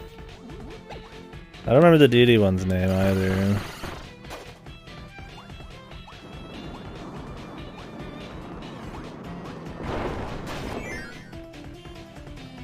I want to get the flying power again, that one was really fun. And this one, they really upped the momentum and speed of it all.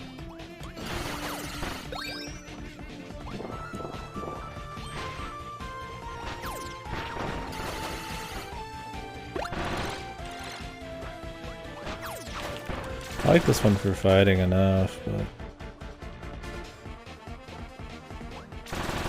music's pretty jamming here.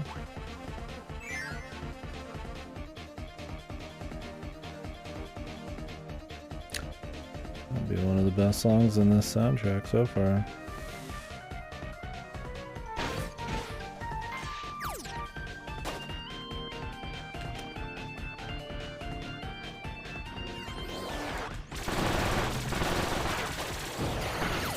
Maybe I turned it up too much. The sound effects are pretty loud. Not sure if this had a sound effects slider. Most Nintendo or Nintendo Associate games have very little sound options.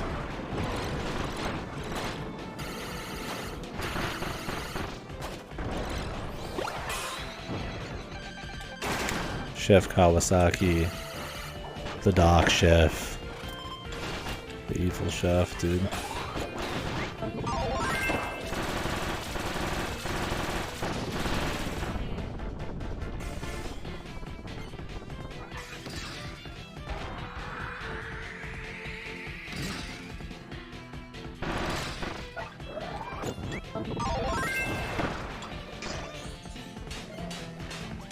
How you can put your friends in the fucking cooker, man.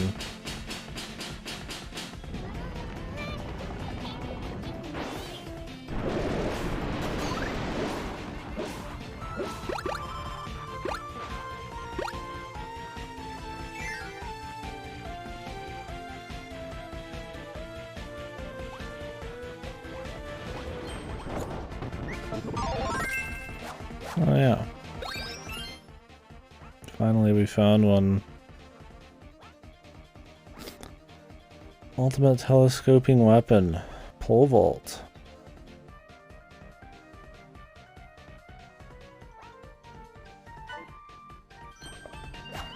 Up jab. Down jab.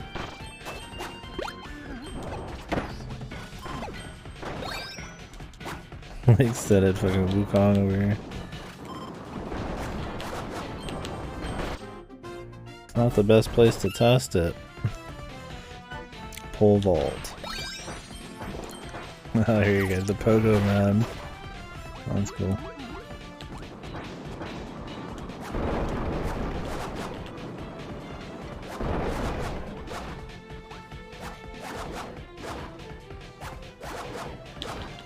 And it's got some range on it. This is an original of this game. I don't know if there's been any others, but this one for sure.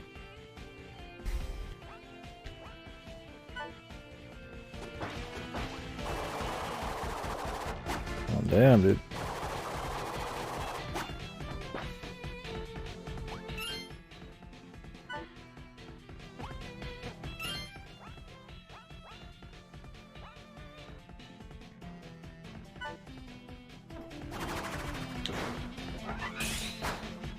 Oh, that's cool. Charging dash.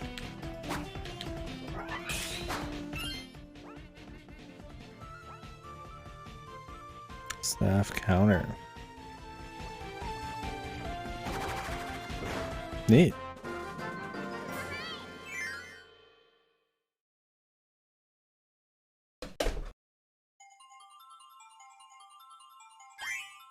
Kind of follows their general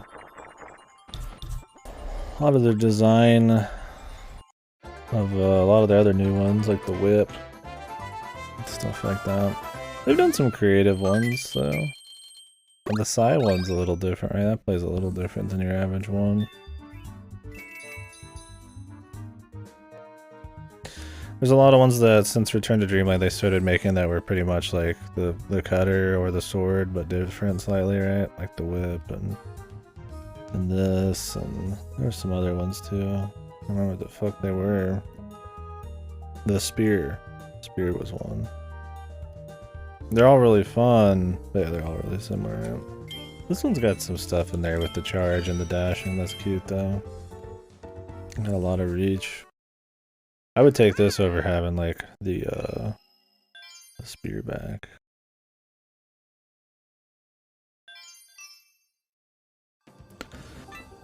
It's gonna be a boss rush. That's everyone. I like their boss rushes. Use the capture button. Okay. I want to use this on a boss. The power pull, baby. Follow me, team.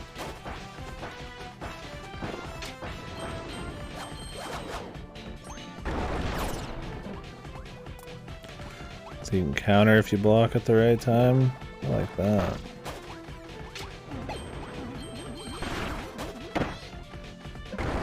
So we can see what's in here.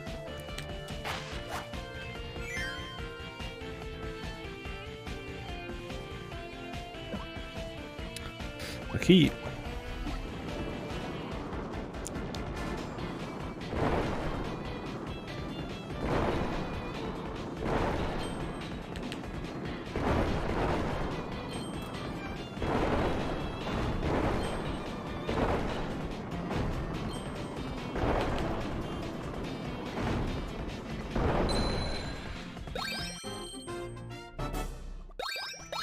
Painter. Oops. I was like, wait a second. I haven't tested out the other one. Whatever. We'll do some painting. If I find another pole guy, we'll mess with him.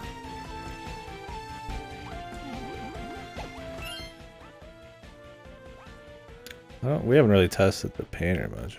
Sculpture.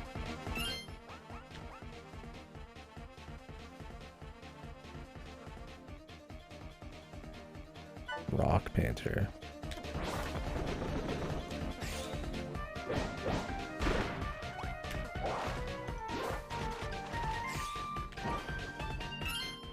Not old. It doesn't have much.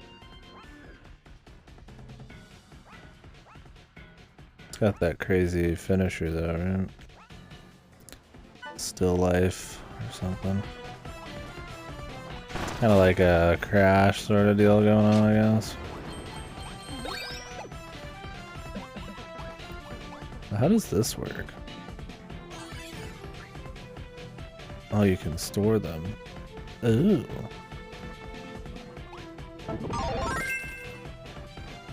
Is that always gonna be that on this stage or on any of these? I thought that was just like a heal.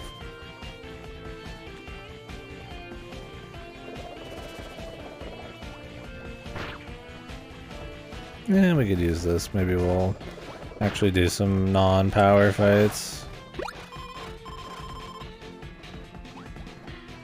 Coming up here. That'd be kind of cute, right? After using this once, we'll do a little star sucking. Stars sucking.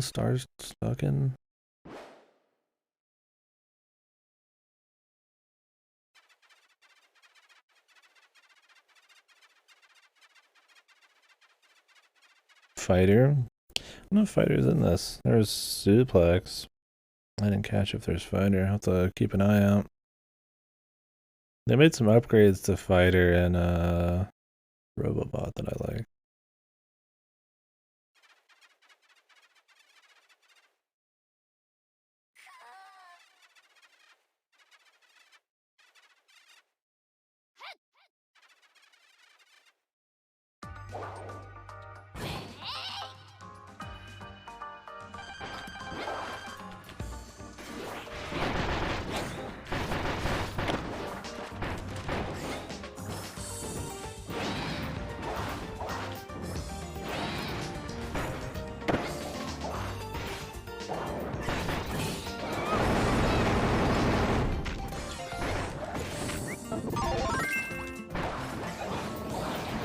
Smash?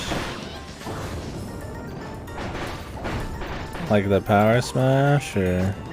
I don't remember a smash. What do you mean? The game Smash? What's some Smash Brothers? Right?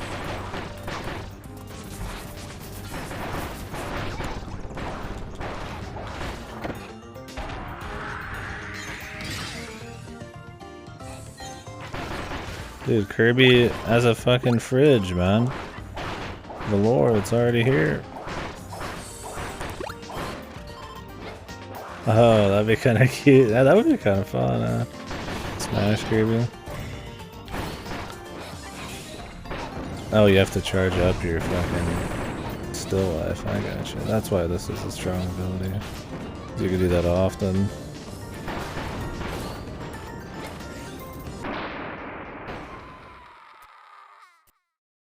Was Kirby as a fucking fridge in another game and I forgot about it?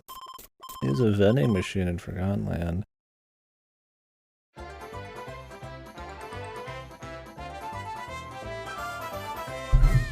Oh, really? Yeah, I think that's cool. Do a little bit of all of his powers. Because this Smash boost set's pretty fun.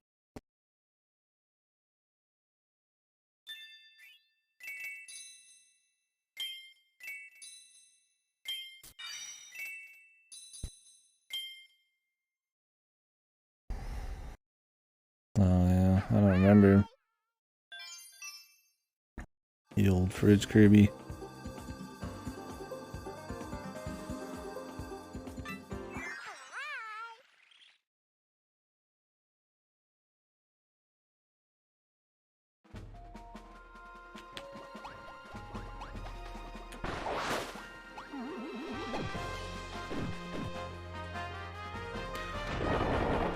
I'm so unique, I'm playing through the stages backwards.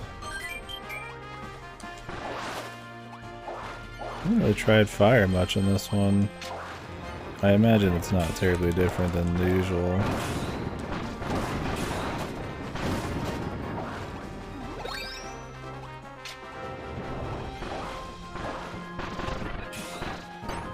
I'm gonna switch the painter out soon then. Still life's cute and it's strong, but it's not the most fun ability here.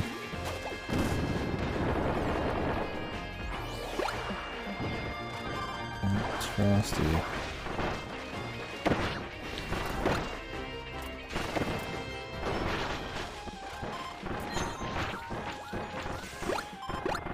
Oh, he just gives out heals. Jesus, they're just taking care of Frosty for me, man.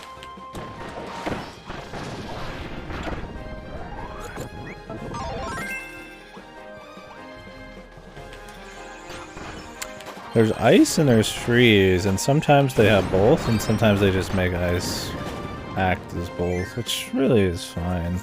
I think it's weird when ice and freeze are separate, because I feel like they cover a lot of the same ground.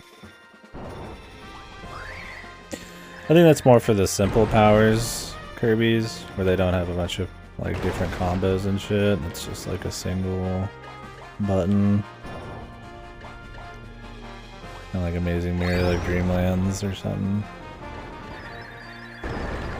Because there's ice which blows like this, but then freeze was like this, where you do this fucking maneuver. Oh, great. Well, see ya, gents. We'll pick up some fresh blood after this. Kinda like having them though, they're pretty good. It's kind of funny having two Meta Knights.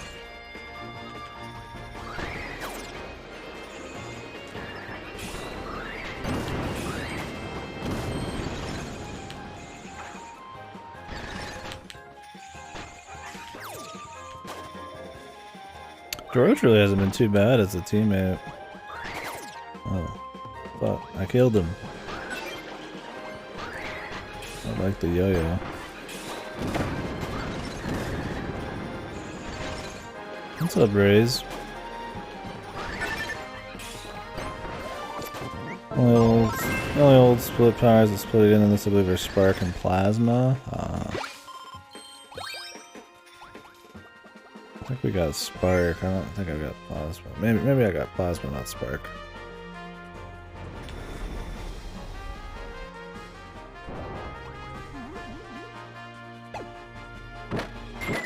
Oop. I looked away thinking I was safe for a sec. I look back. It's too late. It's okay. This will be refreshing, actually. Just Kirby.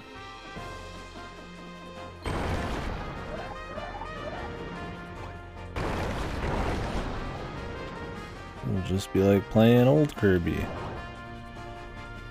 Wow. He's dead. It's okay, luckily he has 48 clones of himself.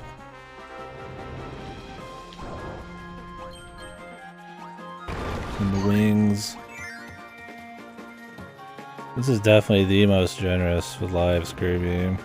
We died like twice. And they gave us this many lives still. Maybe they assume on multiplayer you're gonna be like trolling your fucking friends more or something. I gotta give you like an influx.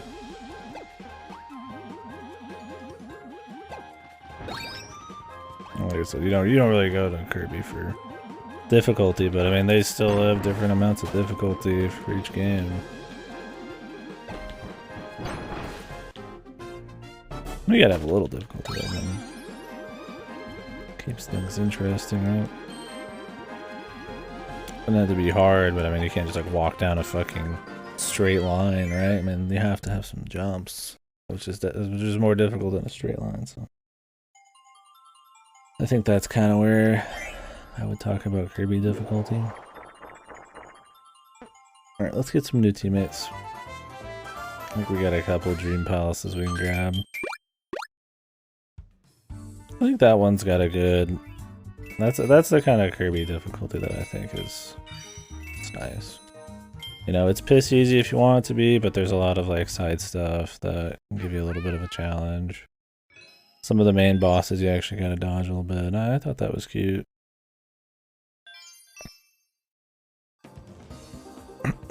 Wouldn't call it a hard game, but I don't think it loses anything for not being a super hard game. I think this one might be a little too easy. To the point where everything starts kind of just being a wild mode or whatever. I played on wild mode, but what all do they even change between wild and the other one?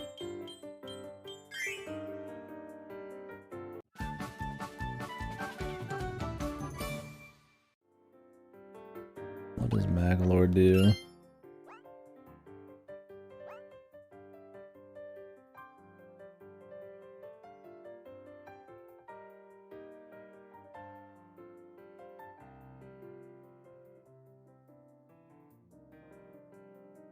Oh, more damage, okay.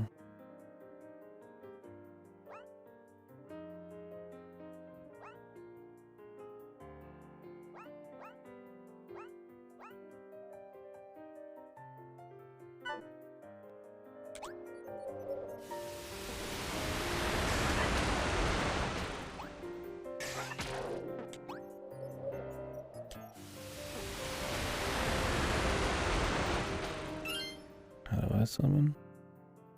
Oh, it summons them later. You probably can't summon anything here.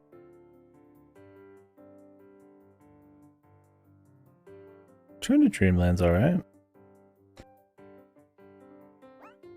I didn't hate that one. I like that it brought back superstar powers, or it had more depth to each power. Ultra Sword. Oh.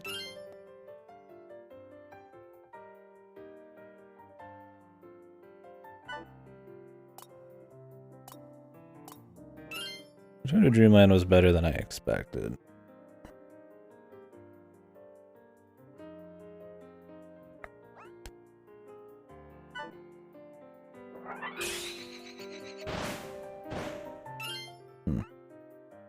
Oh, cool. Figured we'd test these out. I'm probably not gonna get a chance to actually use them a whole lot. He seems fun in this. The gem apples.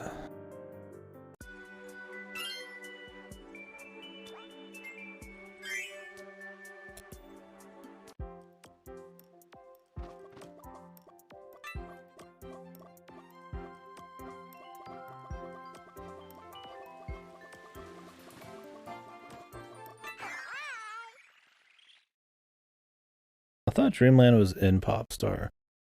Is it not? Is Dreamland its own thing, like in actual dreams or something? Let's look Kirby lore on that, man. Let's get all the whatever fucking bosses here. Yeah, I thought it was like just a place in Popstar, but no lore master, so.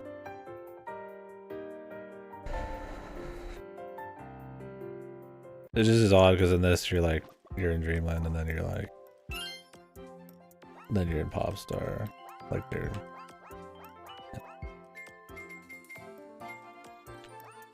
Makes it feel like they're different. There's a boss.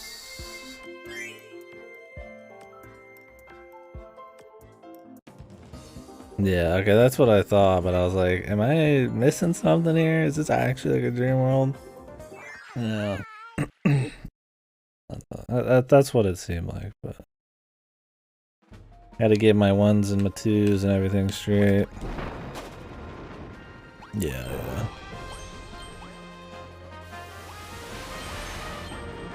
I should probably get a friend. I don't think we could friend these guys, dude. Sure, we got some coming here.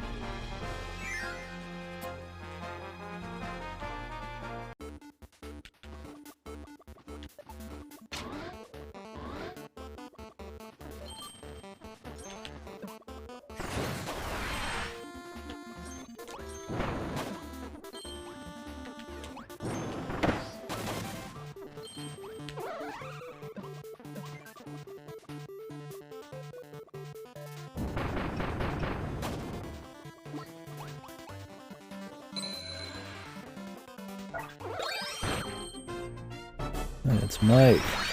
Whoa, easy there, don't kill Mike.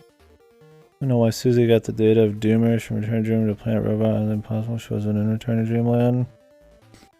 Of Doomers? Was that the bird or whatever?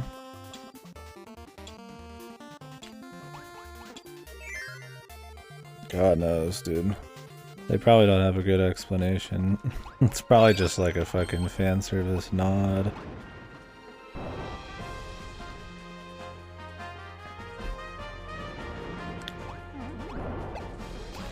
Or maybe she's that good at her job, right? She was like a corporate espionage spy or something. Wester. Whoops, I just used a fucking bit of mic. Whoopsies. Depression not making sense.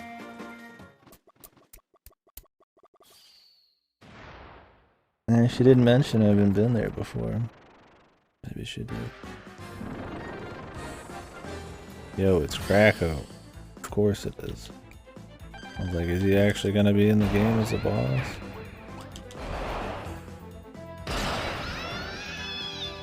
Nice. He's dead.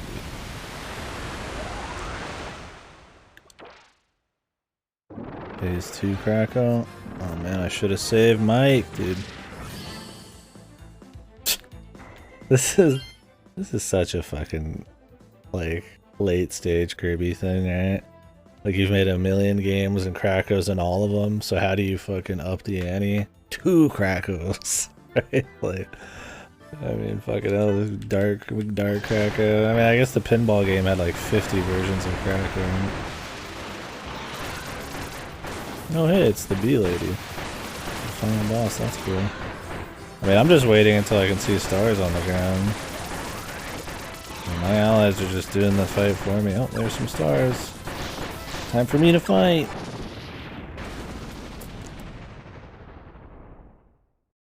Maybe they got the data after having siphoned a bunch of Popstar.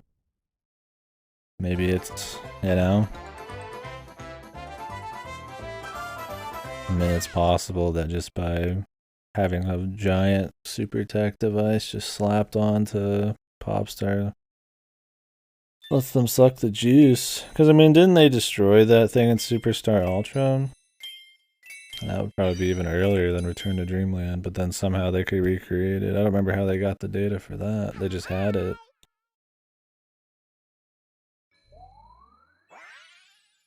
Yeah, this is just like Return to, or Superstar Ultra. Or Superstar in general, where it has these after you finish the stages. That's a different one. It looks the same, but it's a different one. My brain.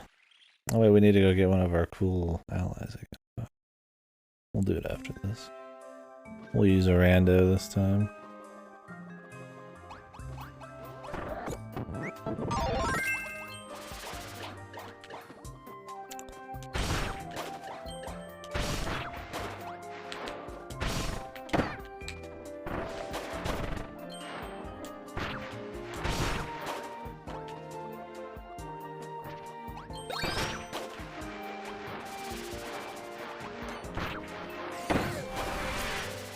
That big fucking swing, dude.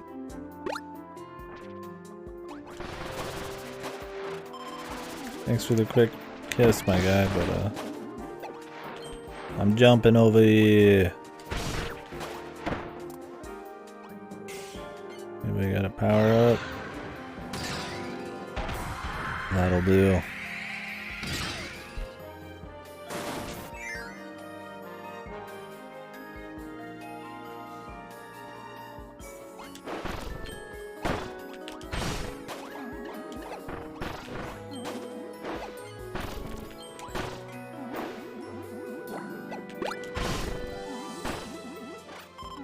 Dude, the kisses. Thanks.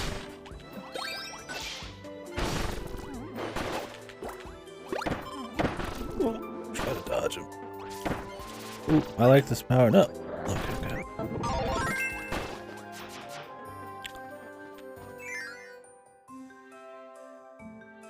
What games are not canon? You seem like you guys know you got some lore chads in here.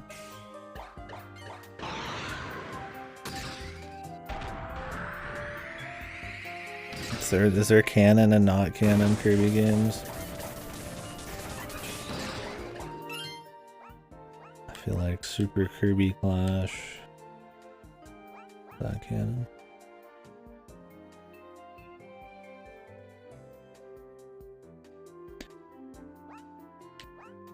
The pinball.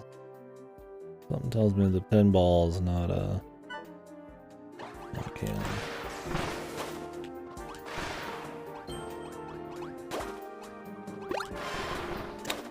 Because there's no canvas curse in this. Damn, this shit's so fast. Look at how fast this is. God, this one's very entertaining. Oh, the true arena.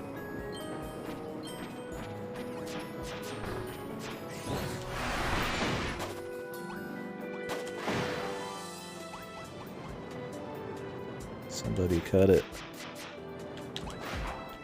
Shit.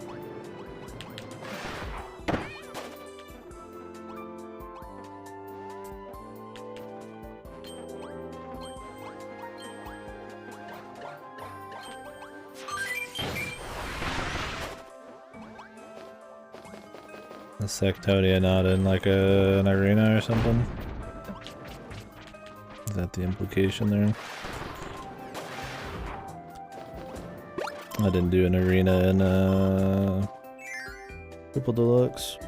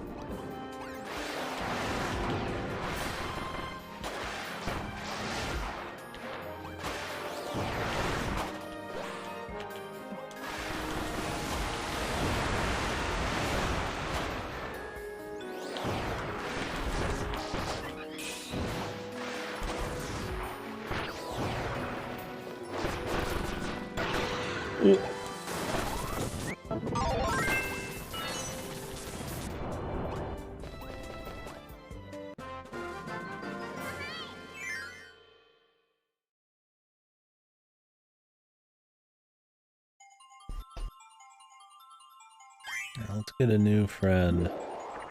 Whip guy's cool, man. Get somebody with some pizzazz, though. Shebango.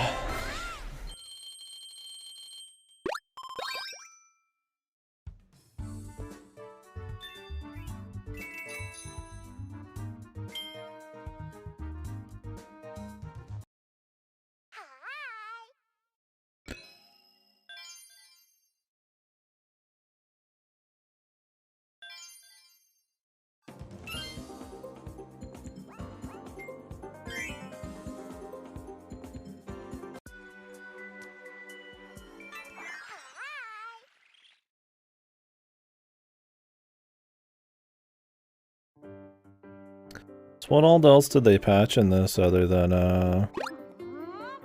adding new characters? Did they change any like essentials, like controls or anything like that? Okay, I guess Bandana D. We haven't done him yet.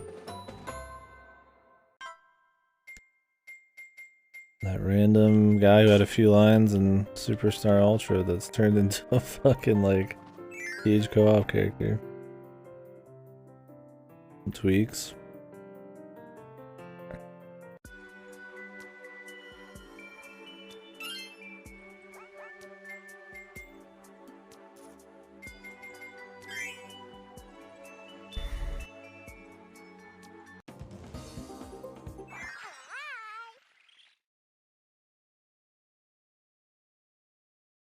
Oh, they don't.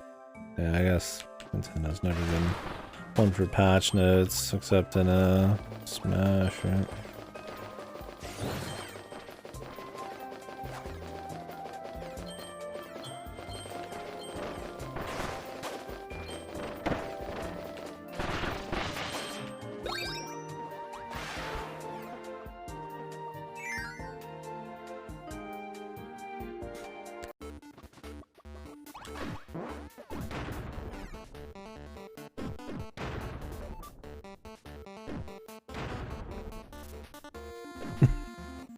I was like, yeah, maybe we'll get him. I kinda just fucking flew right by all of them on accident. The hammer. Yeah, fuck it. I mean, I've used the hammer plenty in the other games. Like it's magically changed a bunch.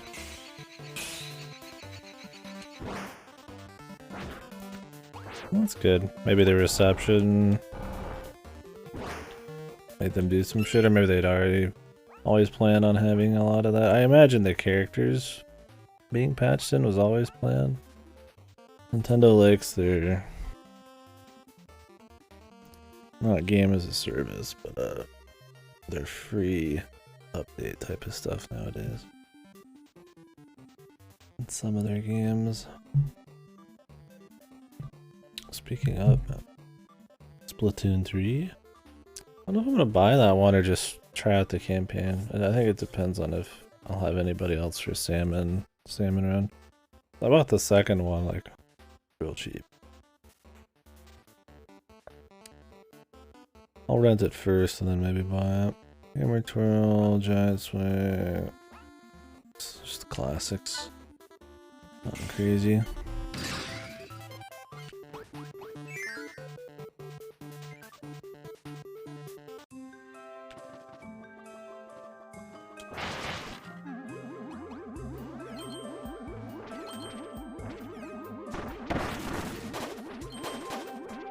Interesting they went back to Infinite. Yeah, Sunbreak I'm definitely the most excited for out of those two, but are they both coming out in June or something? Yeah, Sunbreak's gonna be good. They better be good. Better not be fucking disappointed in some goddamn Monster Hunter, dude. I could go for some. I'm going back to Lance. God damn it. I switched off of Lance at the very end there. I'm going back. I gotta see if they fixed it. Whew. Oh, this fucker again.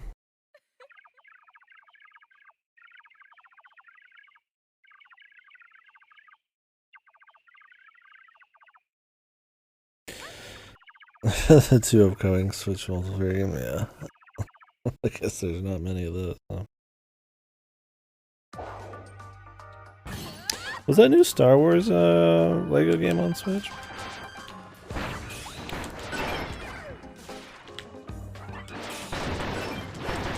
That one does not have online.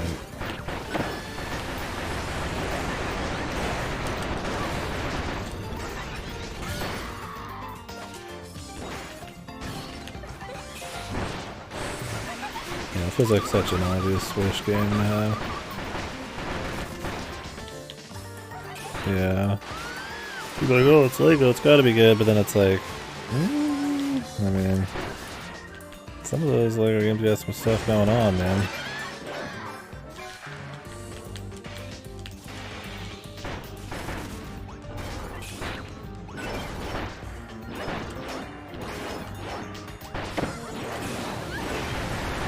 $300K. Easy. Pussy shit. Yoshi! They're never gonna put anything expensive in there again. Maybe someday, but not anytime soon. They don't want people to feel like they can't get something, probably. They only want it to be hard to get everything. So that new players aren't fucked. $300K, that's really cheap. Yeah, coulda. God knows.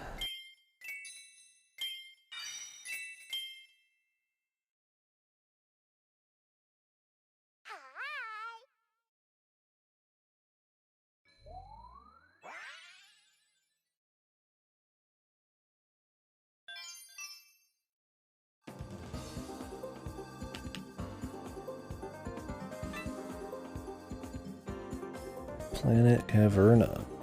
How many of these we on? 1, 2, 3.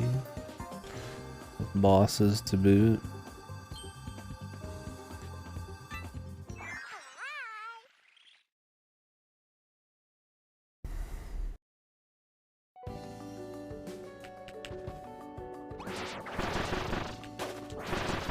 This world looks nice.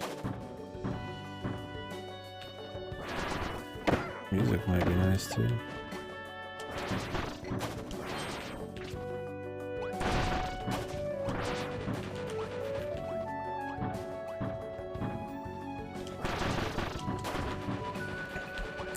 Yeah, if anybody's fresh in here, I guess I could explain kind of what we've been doing. I've been playing the entire fucking series of games that I haven't already played, so there's a few we didn't do I've already played. Dreamland 1 and 2, Adventure, although I did Nightmare in Dreamland for this event. Air Ride 64, those are the ones I already played. And Epic Yarn. The goal was to just play everything I hadn't played. And we're on our last 2, including this one, so we'll be going through this, testing out the other modes.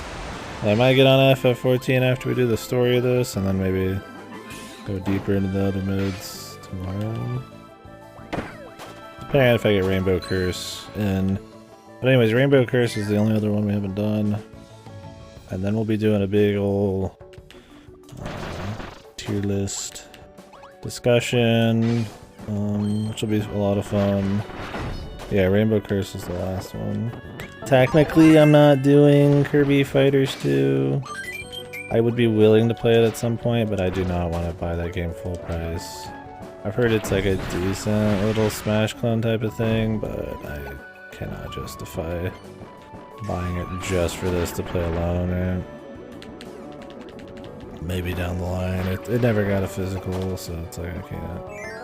I'm not gonna rent it. So if they ever put it on like a deep sale, maybe I'll buy that. But wrestling Kirby, that does sound interesting.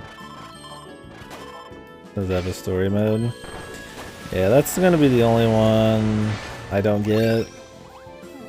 It sucks, but I honestly, I was willing to spend some money on like Mass Attack and shit like that. I enjoyed that one, but just not up for buying Kirby Fighters 2. So that's gonna be the only Kirby game I've not played that isn't a port. I'm not gonna play Kirby Extra Epic Yarn. It's for most part it's the same game. And I have played plenty of remakes and remasters, Star Ultra, Nightmare in Dreamland, all that juicy stuff. So, anyways, once we finish Rainbow Curse,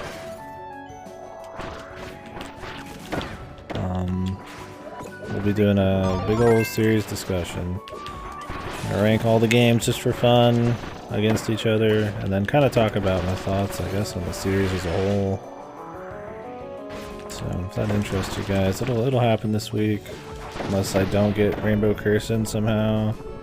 Like 10 years. Should be wacky, but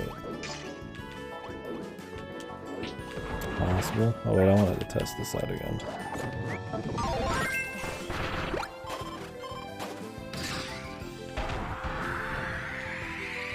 Kirby can't read. That sounds fun. I didn't know it had like a full story mode. I mean, I would play it for this, but I'm not gonna. I think it's like, is it $40? $20? I mean, we'll find out in about 2 seconds, right? It would have to be like $5.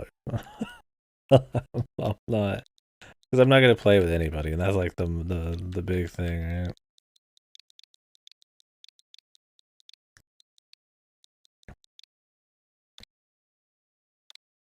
Like 10 maybe for this. Not 20, dude. I didn't think the first one was good. I get that this is a very different thing, but the idea of it I can't justify spending money on. I'd rather have that go towards rat or fucking eating or something, dude.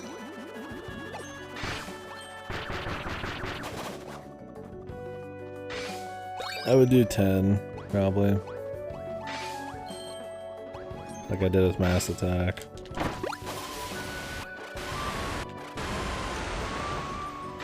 A lot of chests here, man. Hype music? Do you know what the song is? I guess. I'll find out when I listen to it. Ooh. This level was interesting. It was just kind of chests. That was it. I mean, I didn't hate it. Probably because I like the background. It looked nice.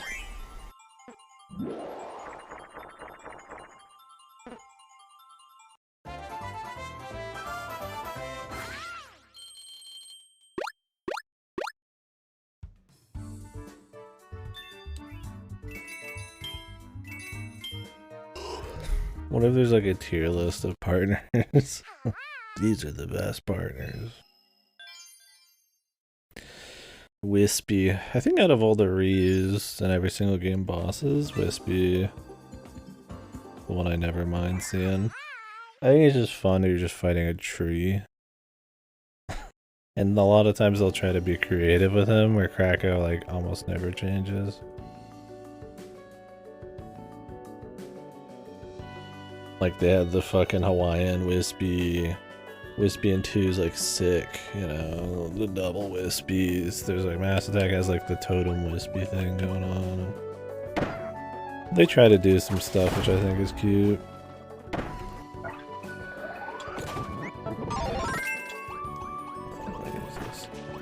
help it. I wanna crash the boss.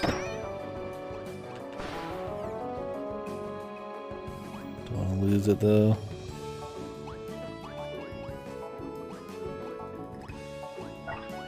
Can you not? I don't think you could store crash. That'd be bullshit, I guess.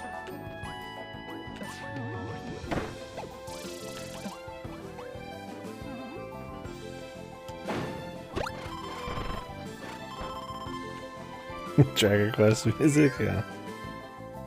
Oof, I need to do Dragon Quest 8. Oh god, I need to do that. I need to do so many games. The backlog, Eternal. Yeah, I just like Wispy's design. Like, clearly they do, because they've used it in every single fucking Kirby game.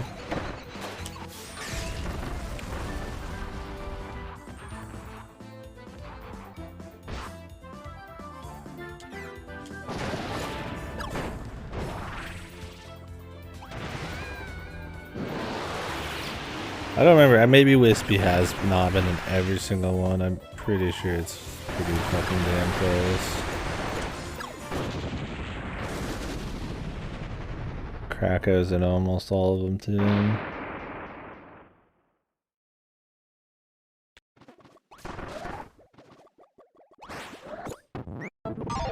Worry about to get 2 Wispies.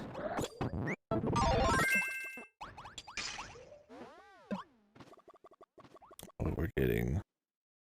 Jesus. Old Wispy. Oh! Iggy Woods. Like Egg or something?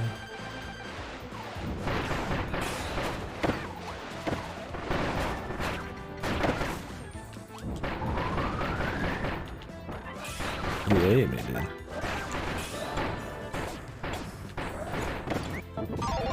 There's some cool spider abilities.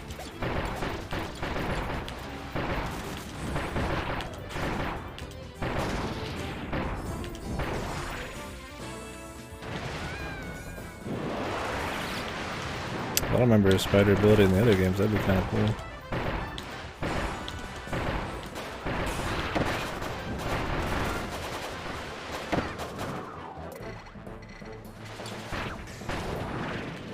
Those aren't spiders. Must be talking about a different one I missed.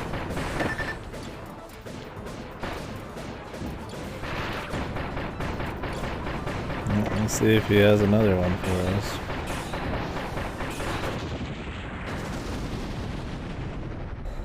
Maybe we'll see one on another level.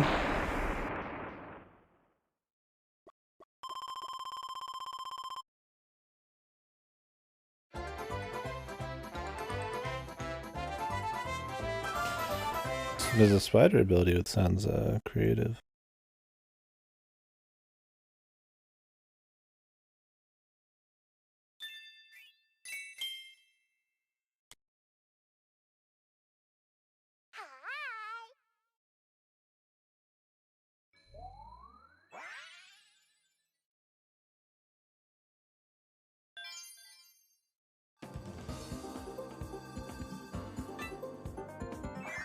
Mistine.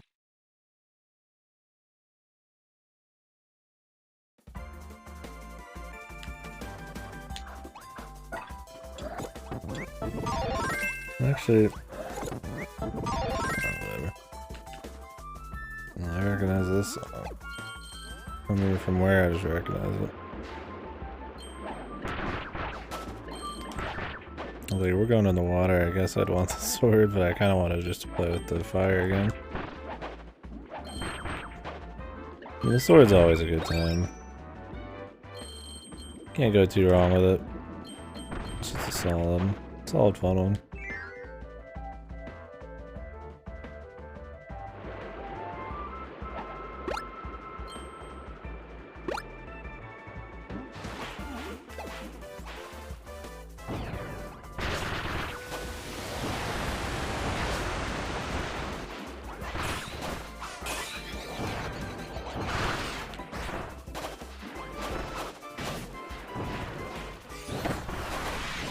I don't even think Bandana D does shit.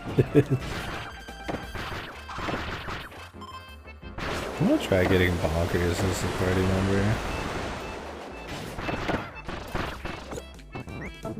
haven't actually messed with the mini bosses as one.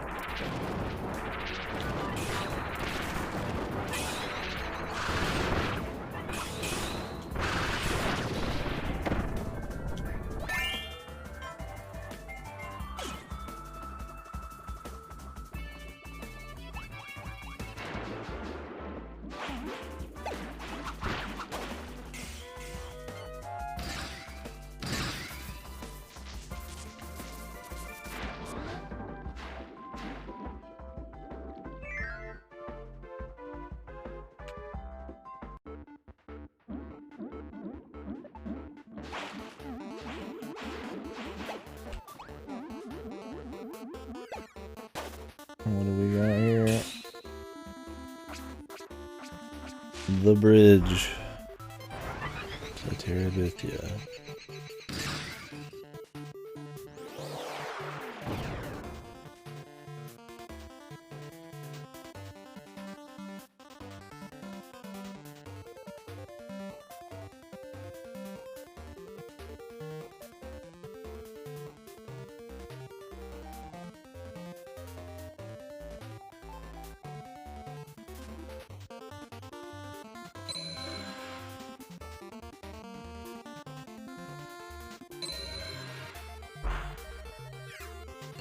Groovy.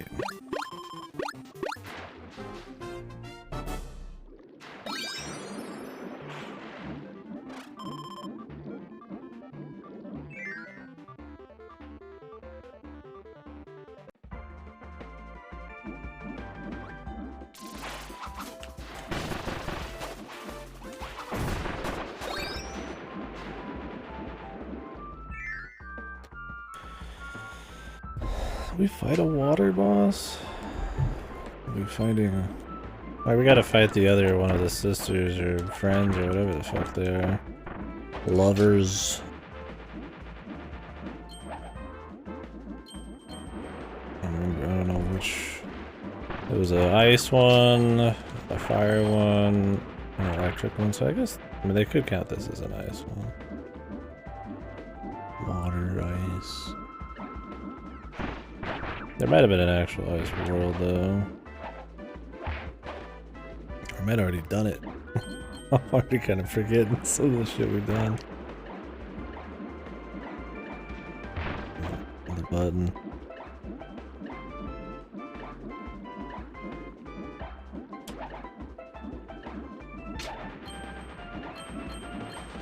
I don't know if I needed to hit that, but...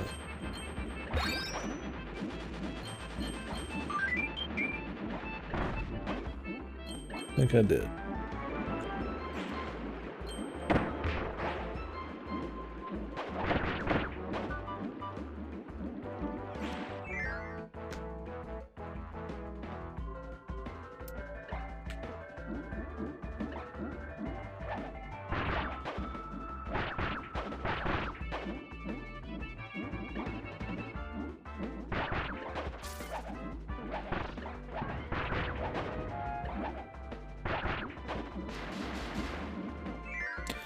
Drop the water levels.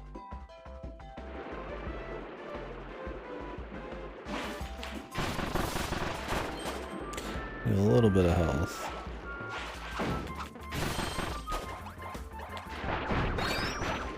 We'll probably get a lot of that before we fight the boss.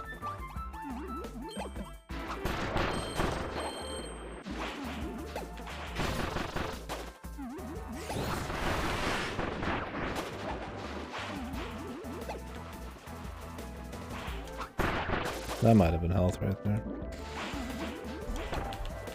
Another puzzle piece. Yippee!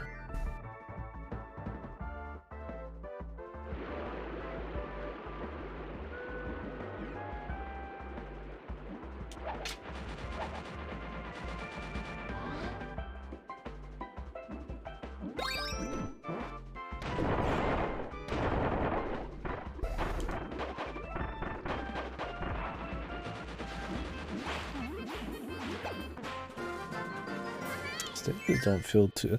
It's weird, the stages feel very short, but I've been at the game for 5 hours. I mean, I had a long warm-up. I've stopped and read like every single person's abilities. Took a few breaks, but I don't know. I guess they're not really all that short. I think it was, for some reason some of them feel that way. Maybe this world just has shorter levels because there's more levels.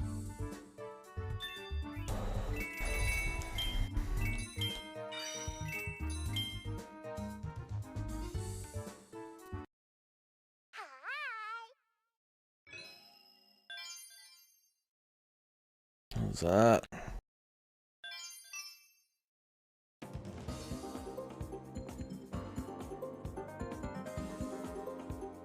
Does it say like 2 to 5 minutes, somehow it takes forever? Yeah.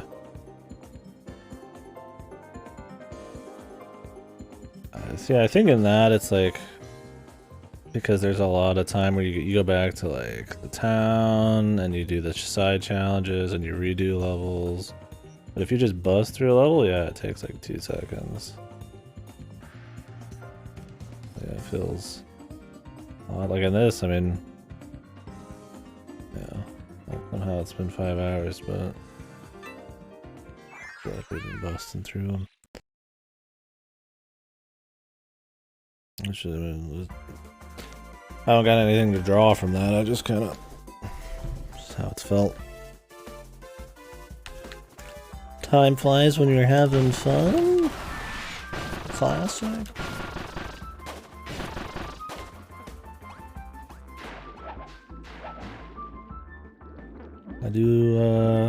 I have been known on occasion I like playing some video games. That has happened before.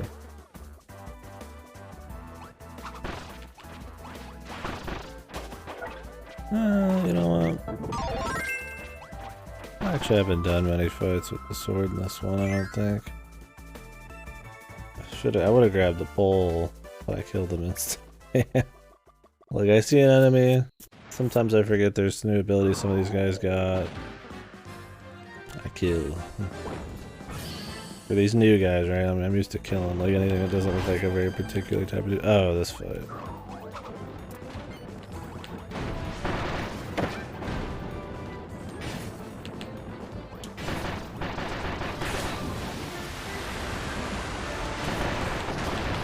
They've got children, Kirby, Jesus.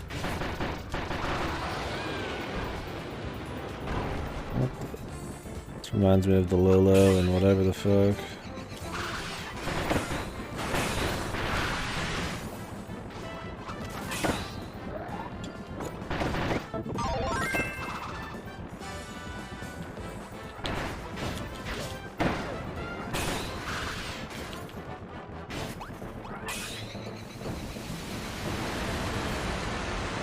Waiting for one to show up.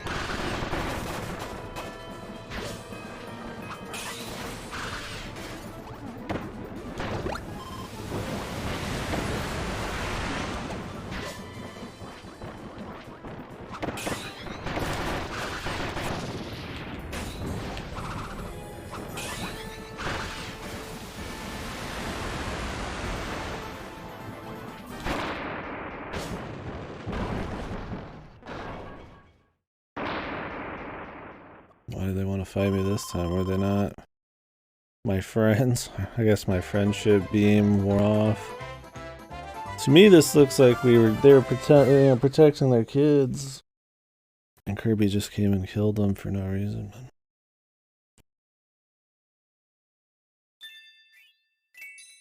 Wouldn't be the first time I thought Kirby was the evil one, then.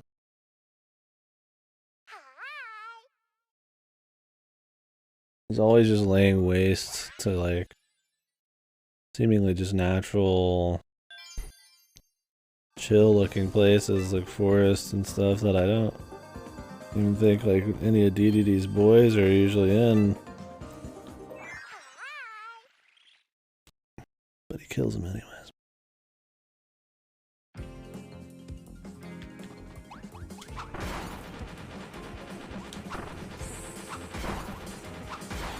I just think everybody in Dreamland and stuff is just an asshole. so he has to beat everybody up.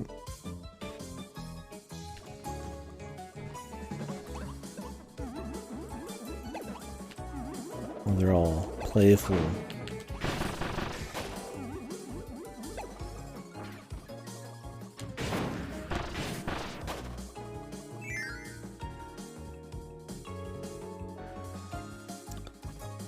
Is that like a good trick to this, or he's not?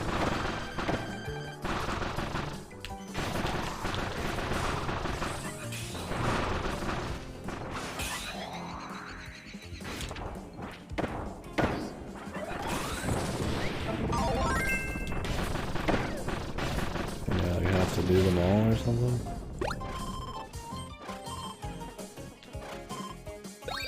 It says they're bonuses, but it might not actually mean it. So they might be like a bunch of different bonus stars that lead to... yeah. To the end, a little boss rush. God, I thought I was the fucking big ape for a second.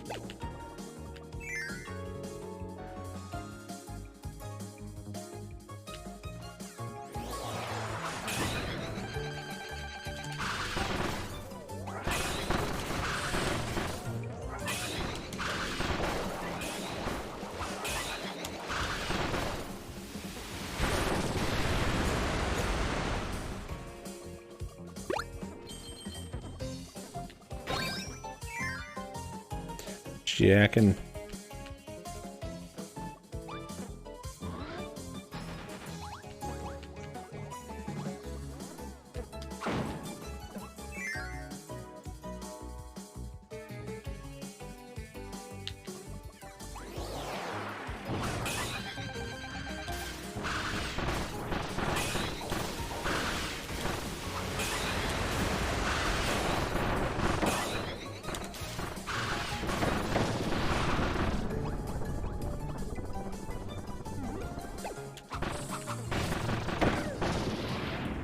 Want any, bro?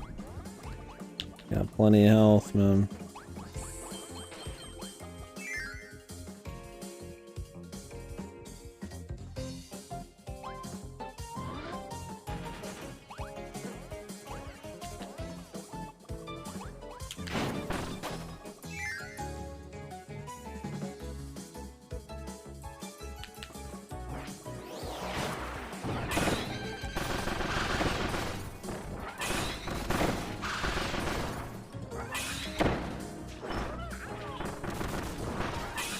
I like Mr. Frosty's design too.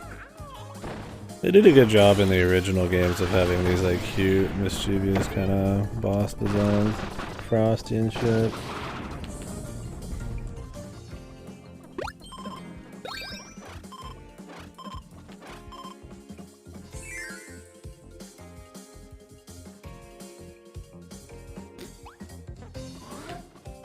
It's fun.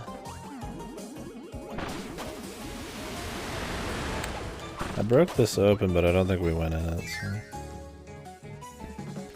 let's see what's in here.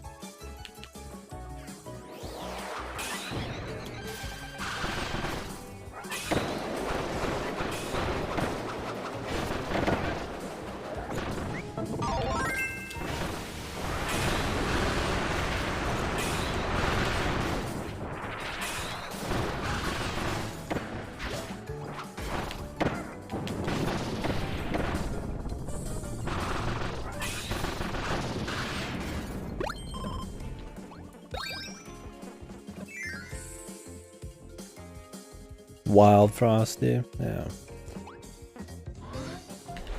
I enjoyed the Frosties in that.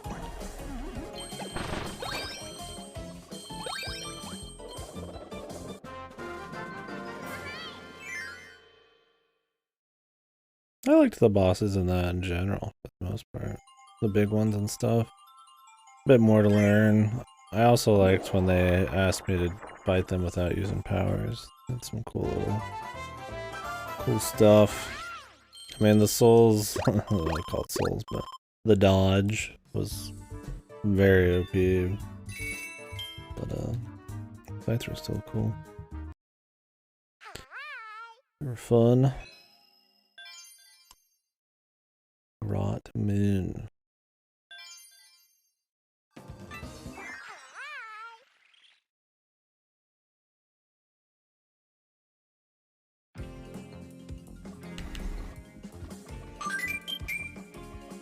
What? What was that for?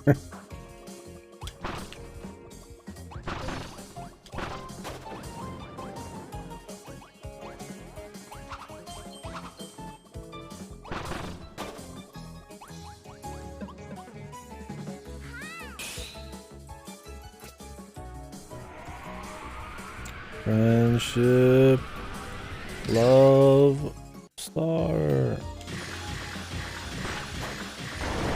We're gonna get a fucking shmup fight, boss? That'd be cool, dude. I love that. You can't just put this in and not have a boss that has that, right?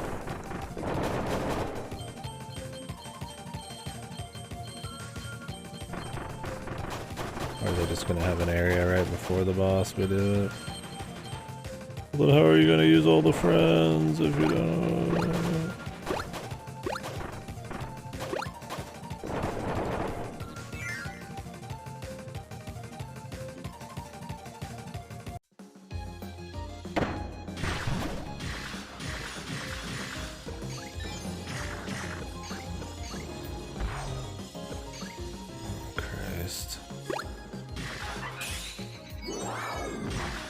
Yeah, no fire. Oh wait, it's up here.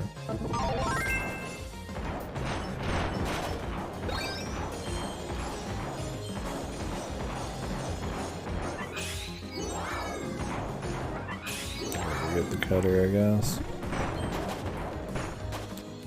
Forgot this wasn't a boss stage. We've been like in between boss stages so much. I forgot this is a fresh area. Oh, this should be the fight against that other one of those three amigos. Three musketeers. Does this hurt me? Didn't get close enough to find out, man.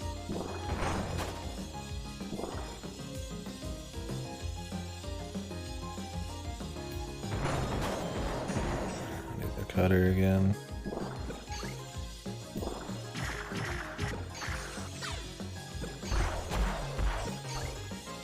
Oh, problem is, brother, none of my party members can do that.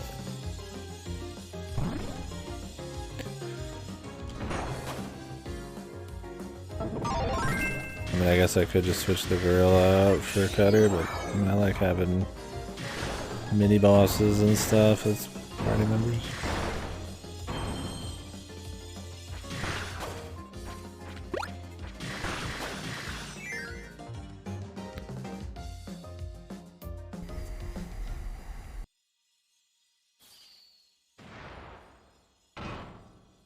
Whoa. That's a big girl. Big bad mama. Okay, there's a boss.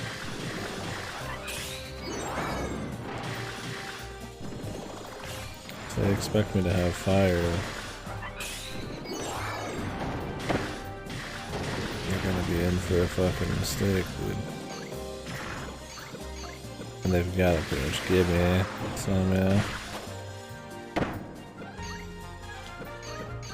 You can't even, like, friend people on this.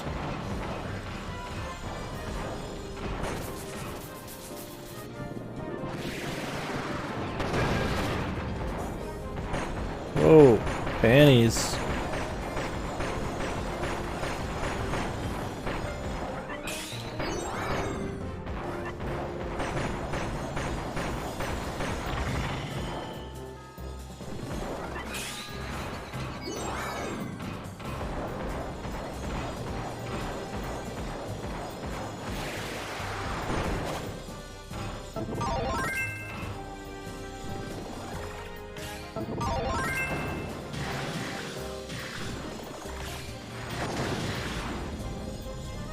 Cut your fucking arms off.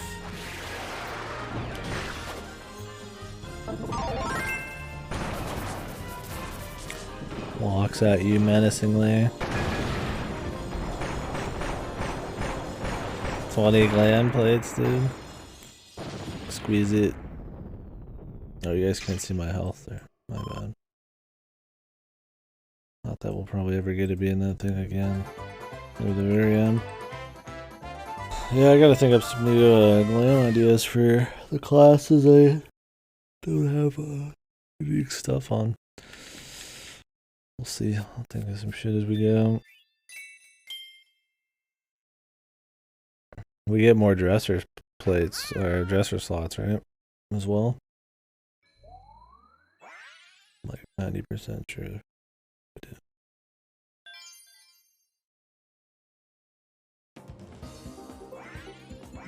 Oh, that's not in this patch? Oh. But my fucking slots are full. I was gonna get a lot. Might have been 200. Double would be awesome. Now I don't even know. I mean, I still want to do some glam. I'll have to remove some shit that I really won't use or get creative and use some of it.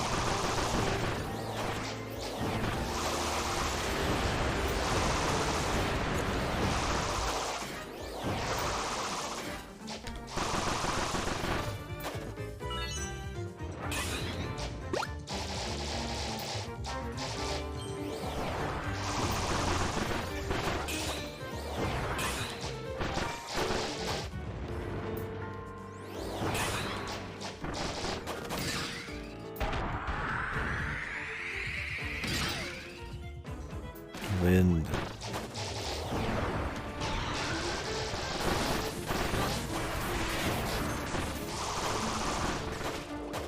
Some range.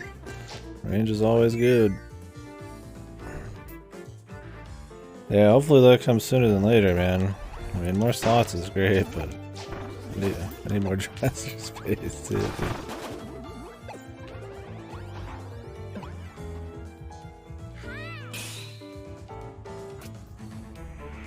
My friend Bonkers.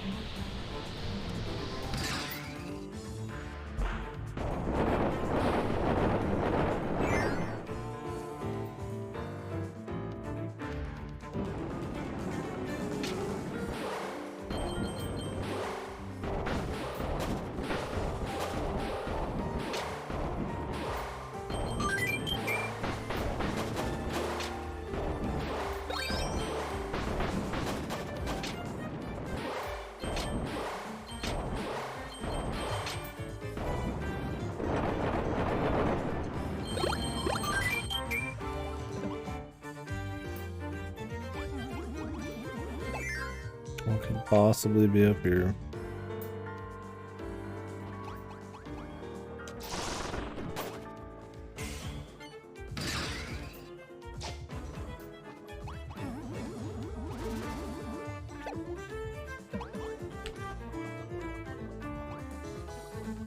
Cool. I'm not switching all my shit out. I don't think any of my guys can give me fire, so. I want to do a fight with a whip, not with fire. I care more about that than some fucking puzzle pieces.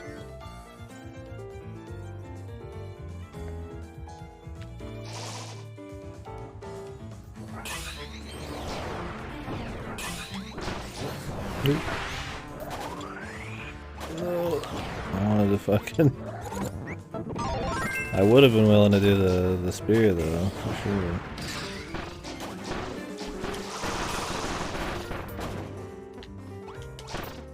Not the spear. Sorry, it's close to the spear. The big stick. But that fucking our dude just murdered him. Wait, get the yo-yo, baby.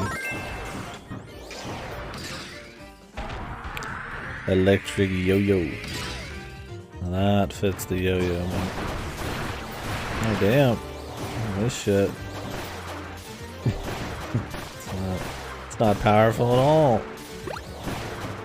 I like that ability, but I don't think we're gonna get to move around the stage much more in this area.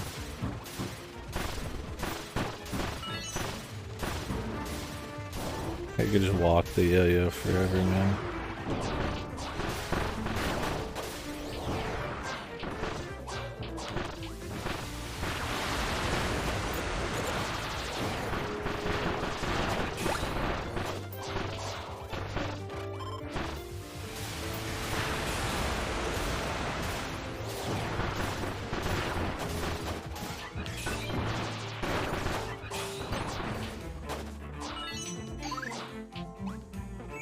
Good old yo-yo, man. It's good power. Now you can slide it off the sides and shit.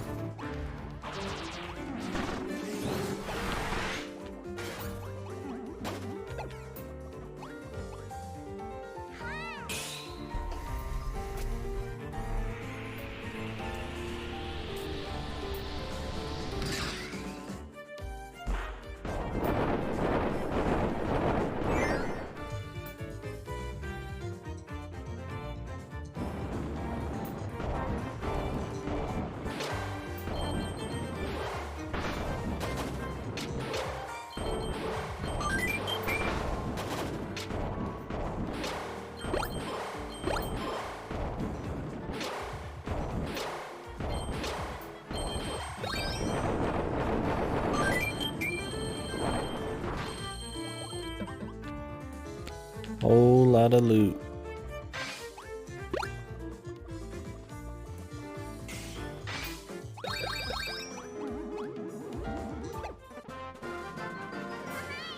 Okay.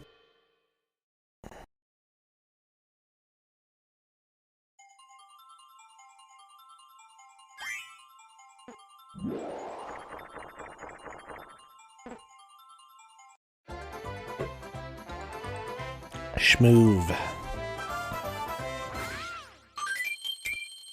Some would say schmoove. Ooh, almost got that one. Friends. The allies. Star allies, even. The divine terminus. That sounds pretty serious.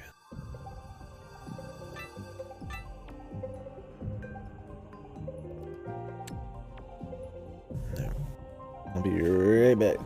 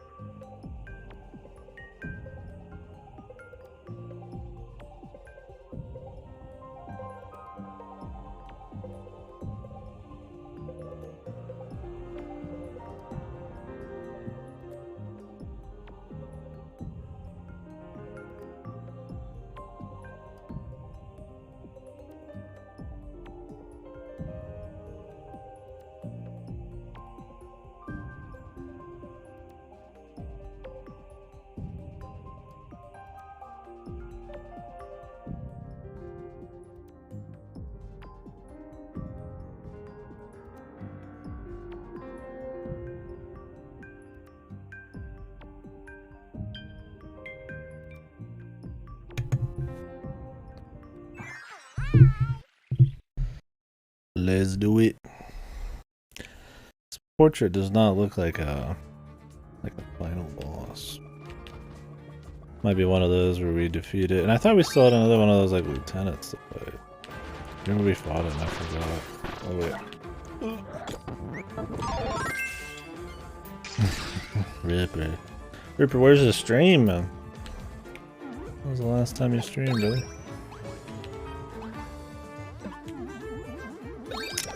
Tell you guys what though, man, if the PvP and FF14, the new PvP patch is as hot as it sounds, I might have to grind some of that. Do a little bit of that. Outside doing Rainbow Curse.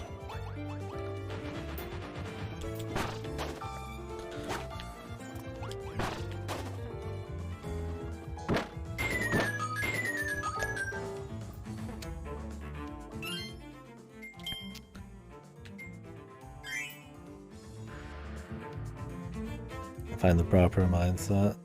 Respectable. I got a mindset for you ready, buddy. 2 guns. Well, that's alright. Need some new allies anyways. They're not threats, but it looks cool. Well, I mean, we'll see if it actually is fun. I'm doing the patch story, alliance raid story, PvP. We'll see what else. Possibly a lot of PvP. Alright, if this is the finale, gotta go in with the lads, man. Right? DDD with that 1,000-yard stare.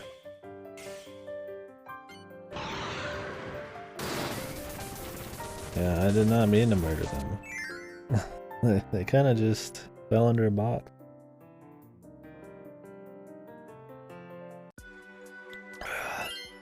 Was not my intent.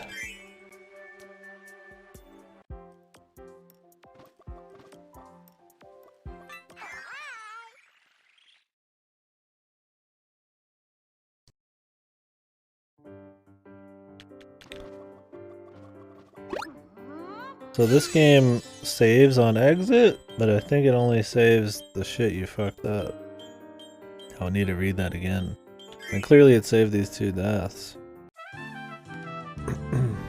Why does Meta Knight get such like a smooth jazz thing going on? Like, funny.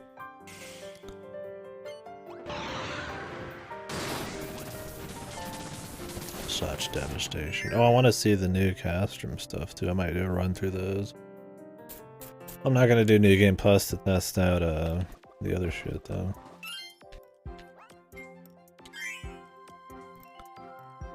The new duties. I mean, they're just gonna throw the bosses into duties. Cape West one, I wonder if that'll change those. That's the one I'm curious about.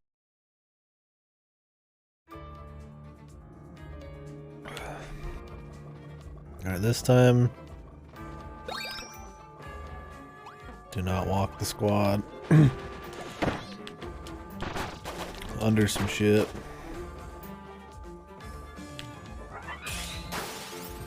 Damn.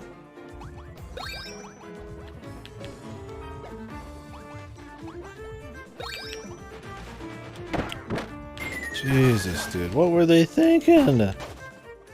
Do you have a fucking train of 4 people you have no fucking tight control of?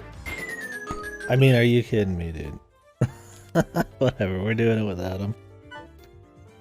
I mean, really, dude. They're like, yeah, this is it, dude. What, did you like it? Did you like it? If this is the finale, that's gonna suck. Like, at least you want to go into the finale with your fucking dudes, man, for fun. Thematic or something. With friends, right? Star Allies. Star Allies, except they're all gonna fuck. I mean, Meta Knight just killed himself on purpose, dude. He literally just walked. Flew to the top of something so you get fucking squished. Yeah, maybe it is. Which would be a little more clever than I'd expect the game to be. Purposely trying to, like, game its AI to kill you. Or game its AI to kill them easily.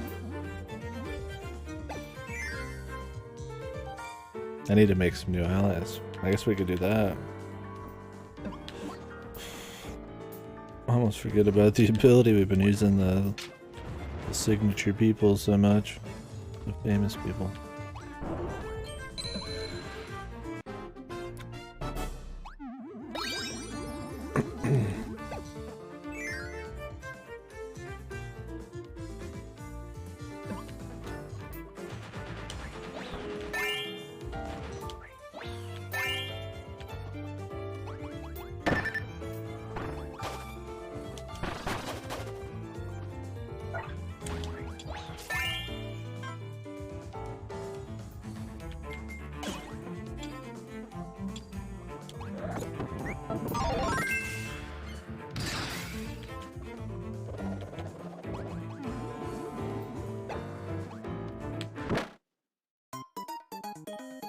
Great.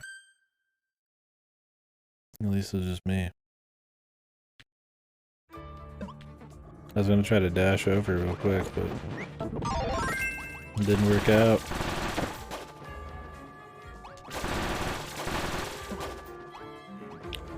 Use El Clasico here, why not?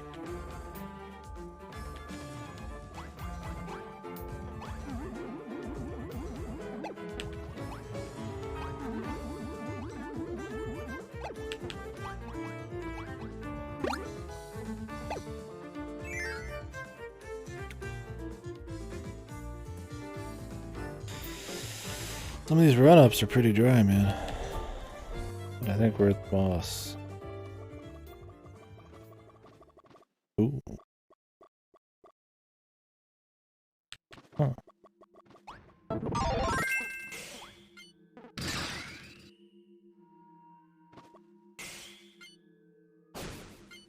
We could friend anybody. Friend bounce. You're now a new friend. Welcome to the body.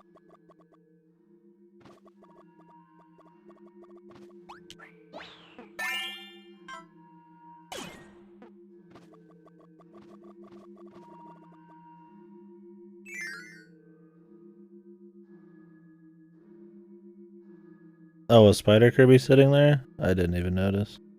I mean, I saw the bounce, if that's what you mean. That was cool.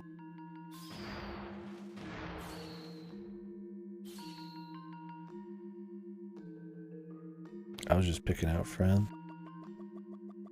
Does he do that or something? Can he like bounce people if he's like a spider? Be kind of cute.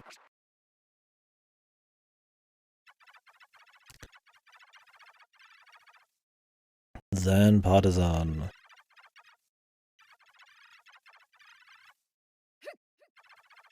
Lord Highness, your high. Oh, was it? Shit. I totally missed it. I was, I guess, too caught up looking at the other shit. Well, if we game over here, we could check it out.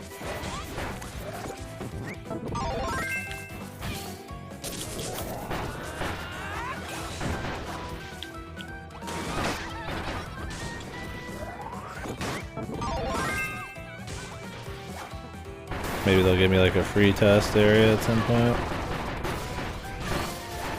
Oh, you can like hold it. That's cool. Can I hold the pogo? I like this one, man.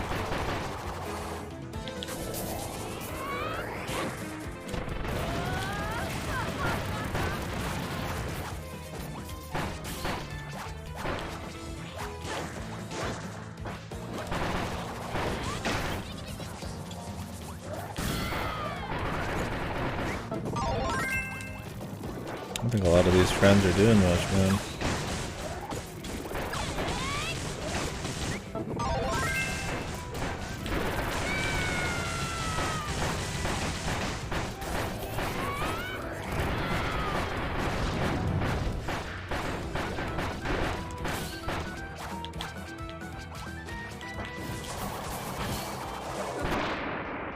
The final strike, dude, of the fucking javelin flurry there.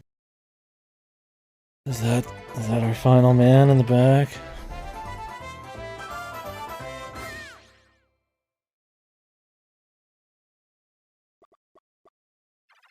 This game probably has the most powers, right?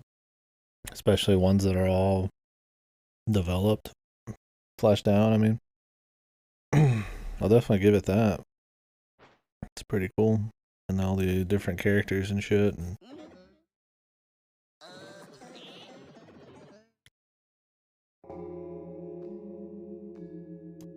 whoa, spooky man.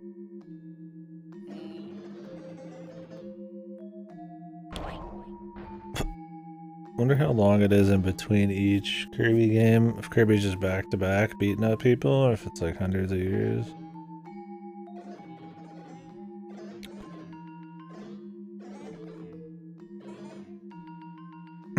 Our Dark Lord.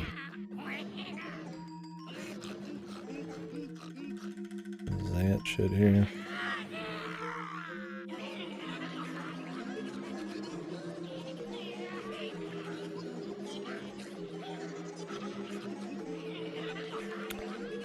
God, I'm sure this whole thing is some deep lore. The hyper exposition. You don't even get a chance to read it.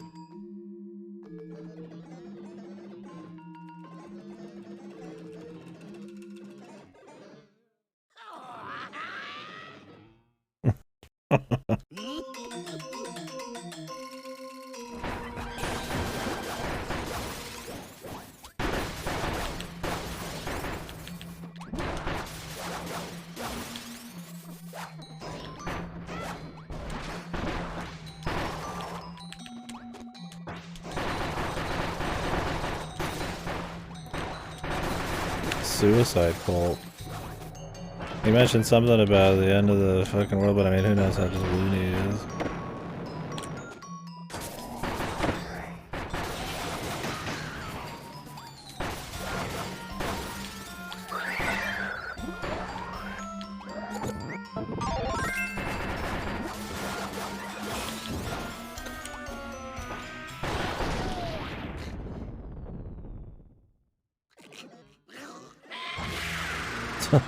Beautiful.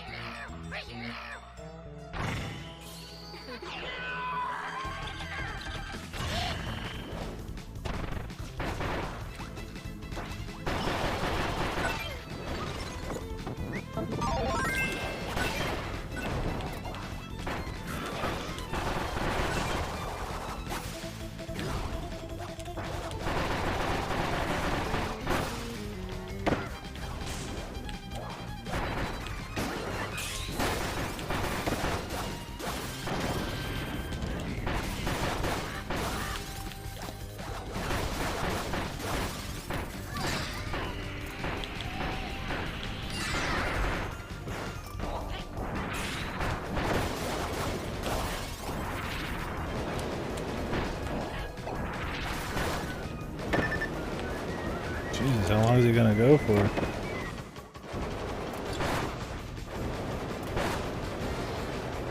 At least we get like a parry here.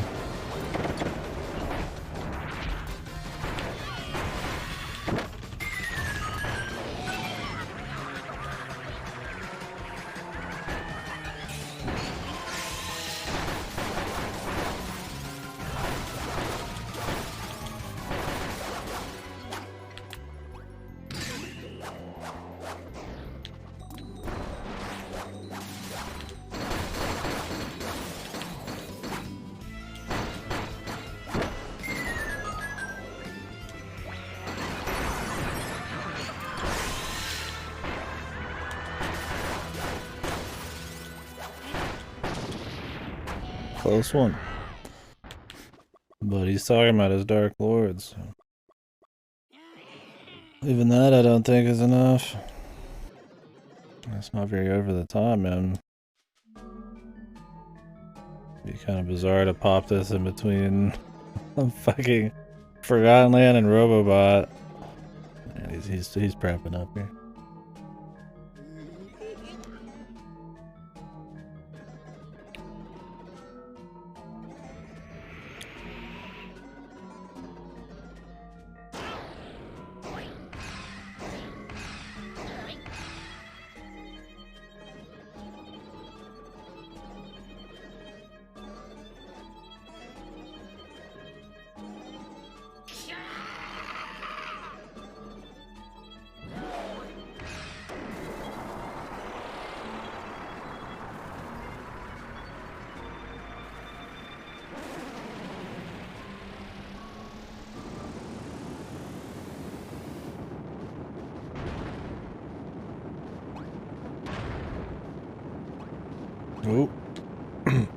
shmup section.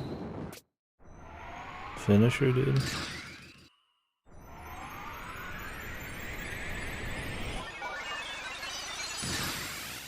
Star Allies Sparkler.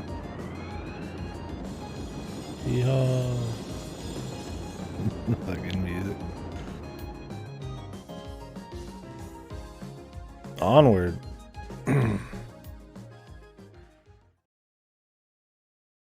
Its own world or something? No way they'll have a bunch of stages after we've reached the climax here. Unless they introduce this guy as some kind of long form thread over a world. Picnic.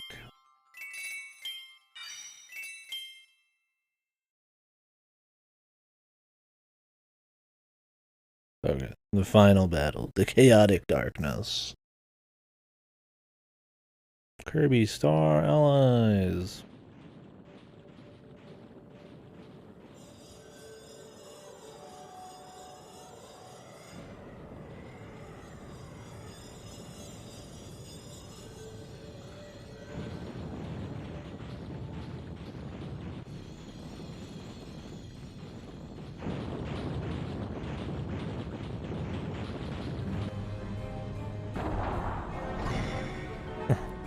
See this? Don't even, man. Don't even speak the name, utter the name. Void Terminal. What in the fuck?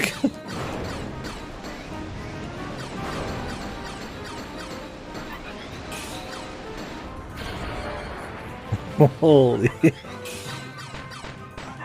It's a shmup section, it's like a third person shooter shmup thing going on.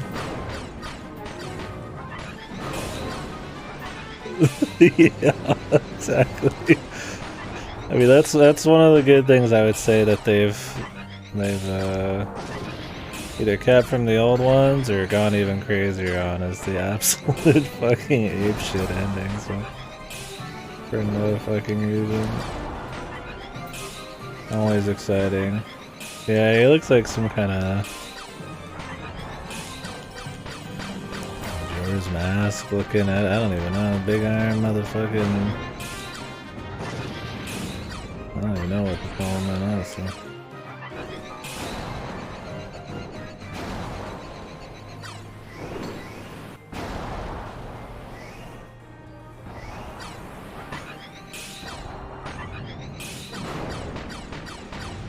Oh. There's an edge to the universe. Termini, yeah. That's close enough. Might as well be a fucking Majora's Mask guy then.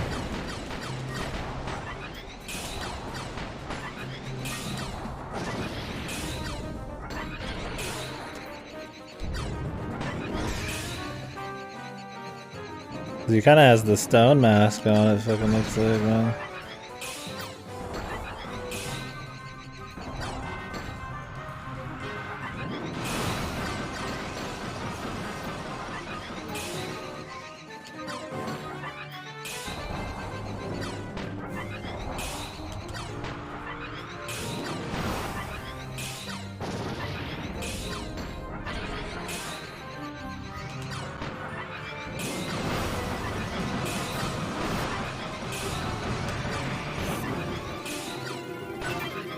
I thought we had that dodge, but I moved a bit.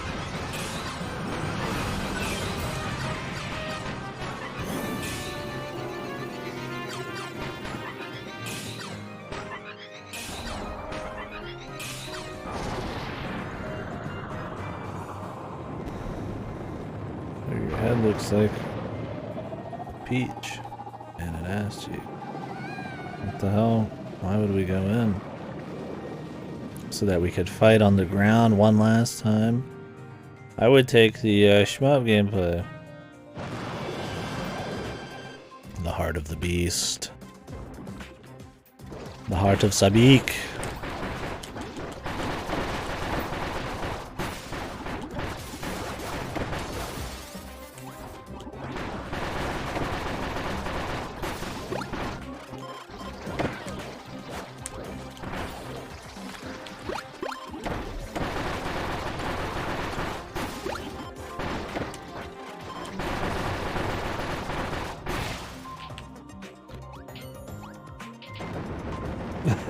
Ancient runic words.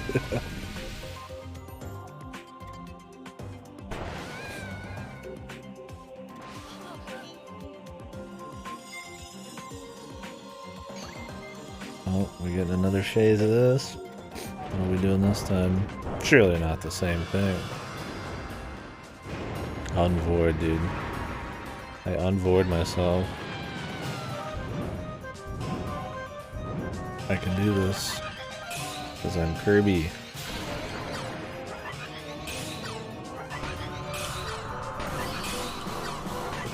Slow motion. And I could hit him without it. Slow. It just locks on, you know, I don't really have to do anything once I get the lock on. Which is automatic.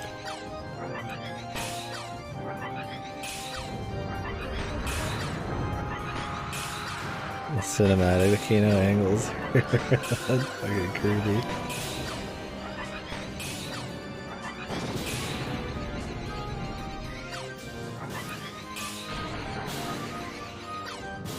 Quick, materialize your next weak point.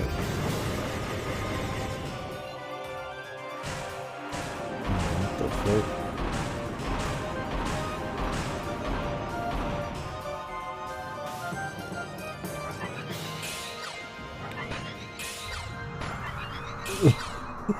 I'm Rick. I wish his name was Ricky, but now I'm thinking of fucking Rick and Morty. I wish Rick was here with me, the hamster, but everybody died, dude. What if it was Rick, Meta Knight, and DDD on the back, or the Painter Girl? We've at least had just some raw fan service, man. They all died in a fucking week.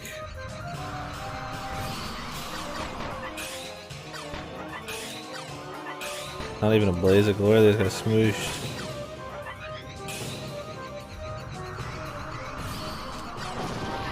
Slow-mo Kirby. How do you think Kirby got bullet time, dude?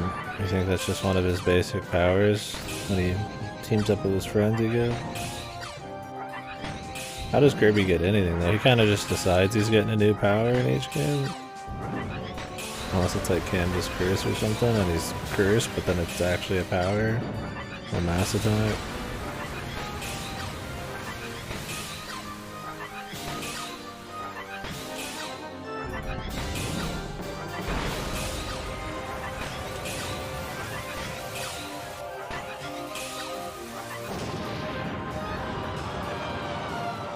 Back in there.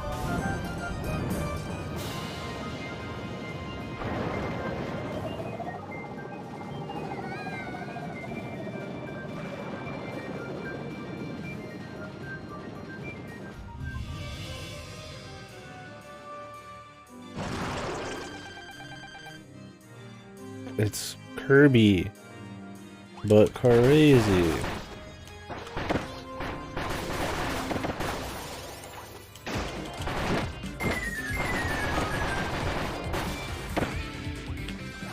Come on, lads.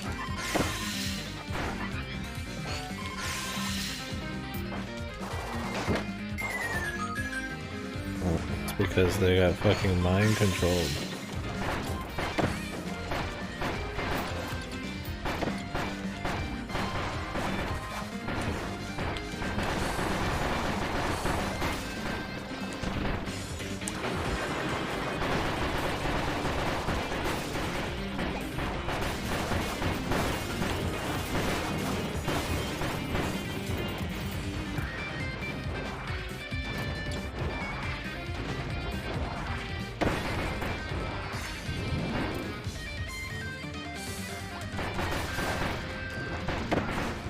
Nope, the eyeball, dude. Do you guys remember the eyeball from every other Dreamland with the spikes around him? Was that Dreamland 1? I don't think, no, it wasn't Dreamland. He was one of the shmup ones. Was it Adventure? I don't know, dude. It's just another Do You Remember boss. I can't fucking remember exactly who it was. I assume it's supposed to be like somehow channeling Kirby and his memory here or something. Somehow. Or is this just some weirdo shit? There's the 64 as well. Okay, there you go.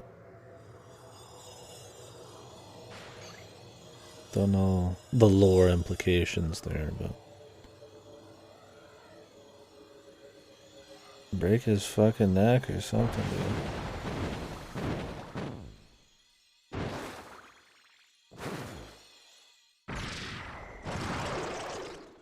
Or is this just supposed to be the same guy? Arch nemesis. Oh, of course, dude. Of course, there's a fucking anime beam fight. Without a fucking 18-wheeler though, man. It's not the same.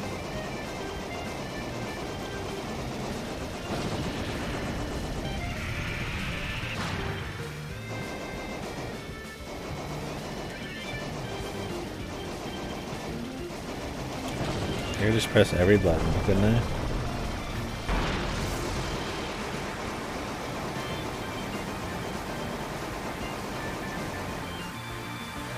Friendship. Oh, he's just gonna beam up. Yeah. Friendship. Oh, I have to press every button. Kirby screaming. He screams too. He says hi and he screams. And then he talks shit when he plays Puyo Puyo.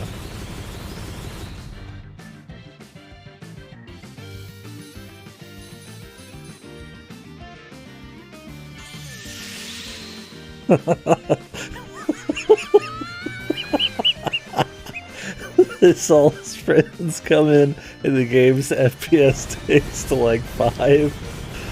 Yeah, that's the best part. There's so much friendship on screen. The fucking Switch is melting. Oh, that's funny. Kirby and also dark matter. Implications that they both came from the void. Kirby's what happens if the void becomes a friend. Dark matter is what happens if not. Jesus, man. Friendship is a big deal in Kirbyverse. Interesting.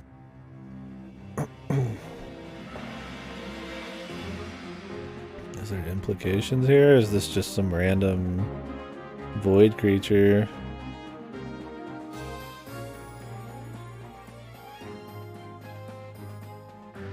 This actually got him to do it. I didn't need them to tell me that, man. He's damn good at it.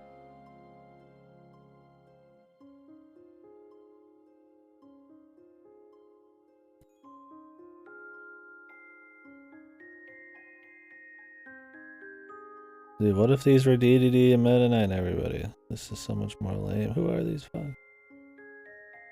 Oh, the menus, Jesus. I had a deep dive into the menus. I guess we'll check it out as long as I don't have to unlock anything to read some of it. I'm sure it's going to be at least interesting. Maybe fucked, but interesting.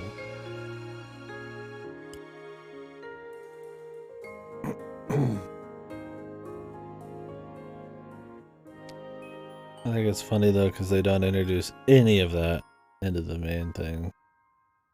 Because they got no nuts, man. But for some reason they're gonna go deep into the fucking menus, man.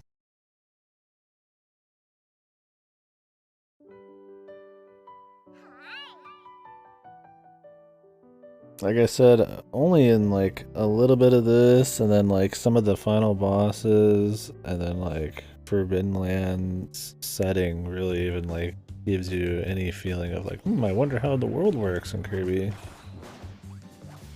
Usually it's just kind of like, oh hey, it's just fun times, there's nothing, no explanation, just bullshit, right?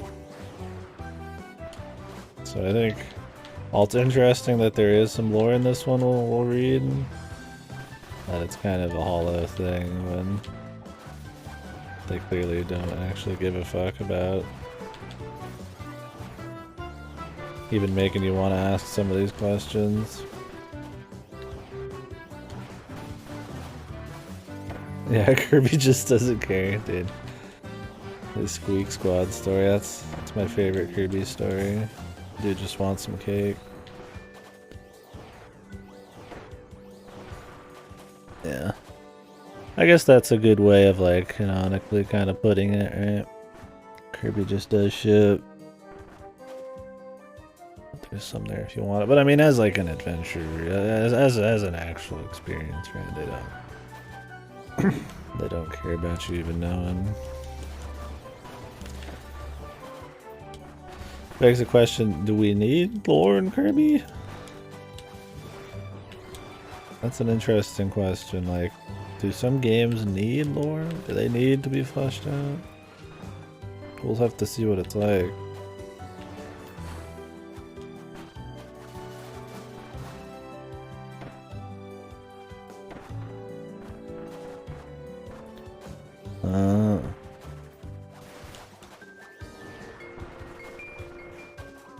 Possess DDD. Has DDD ever owned his own mind? Single time? Dude is perma-possessed.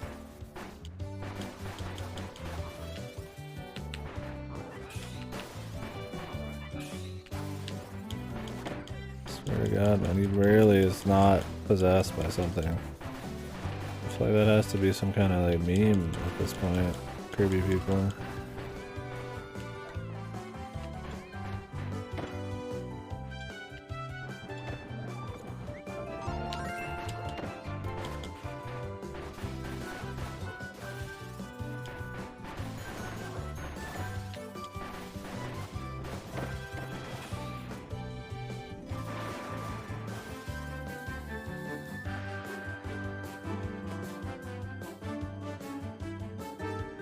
I don't know. There's just that thing. It's like if they're not willing to put it in the core experience to a certain extent, or make you want to ask the questions, like Souls or something. Like it's like I guess it's fine at being there. It's not like I think it's wrong. Is he like a hidden boss or something? Or maybe you just unlock him. I don't know. Maybe it's just that does Kirby really need anything? But it's there. So I guess it's fine. What are the I guess the question is like, is there repercussions for over-explaining or explaining things that probably didn't need to be explained? Right? It's like when the story ends with an ambiguous ending and that question is what's supposed to be interesting, but then they explain it away in a sequel. And it's like, yeah, you got your explanation, but the magic's gone. Kirby? I don't know if Kirby really needed it, But I guess it's like removed enough where it's fine. Suicide cold on the surface. That wasn't the vibe I got. I mean, they sacrificed themselves at the end, but it didn't seem like that was their initial plan. I mean, maybe I missed some lines in there, but they just did sacrifice themselves to bring him back. Be more like sacrificing others was their bigger thing.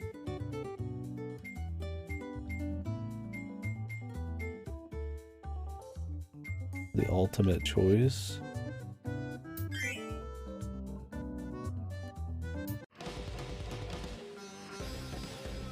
This is where lore is? Boss rush.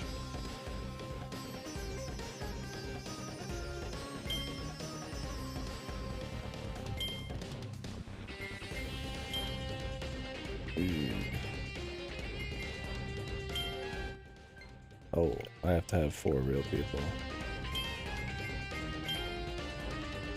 I can have CPUs. Gotta clear it.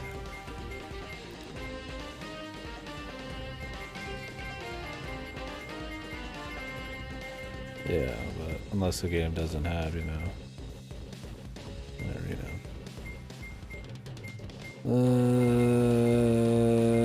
yeah, but I really don't care for boss rush as much as optional things. I don't think the bosses were too special in this. The spider. I think that's the call here, but I haven't cared about true endings in Kirby much, because it's usually just a bunch of bullshit to get to it. I'd rather move on. Have to kill every single boss?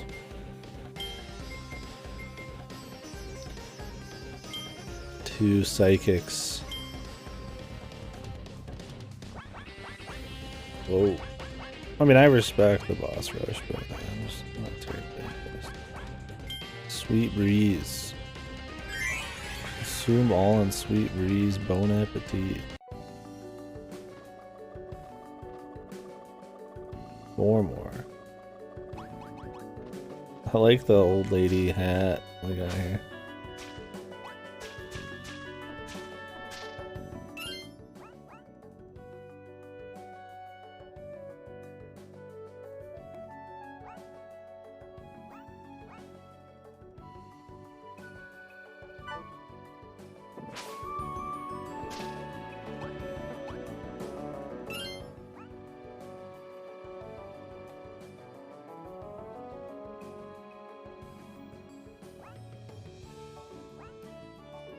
The pod.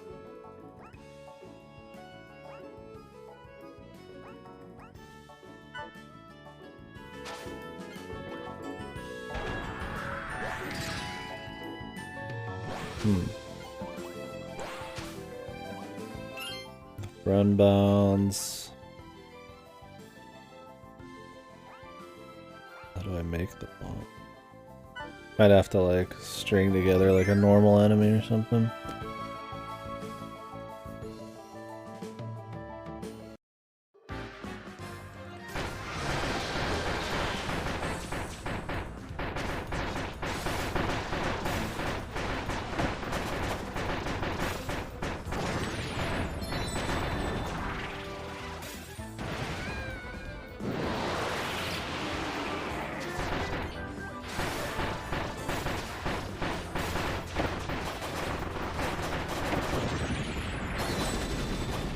See what happens after we clear it once here. I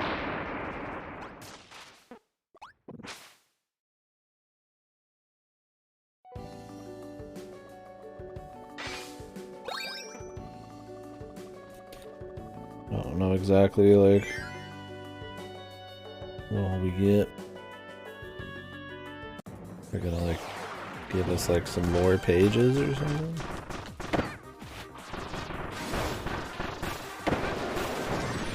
Yeah, Sweet Breeze is extra fucking easy, isn't it?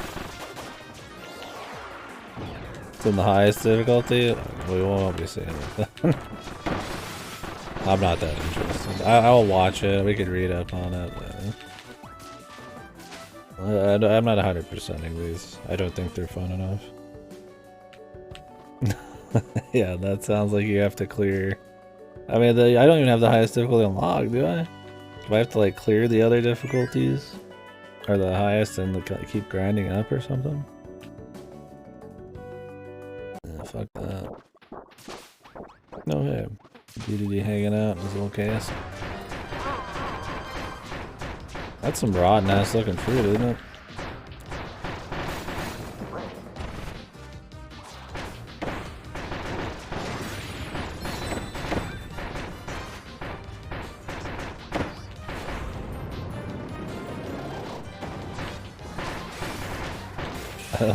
This power is cool, but I don't know if it works very well on a boss. Or...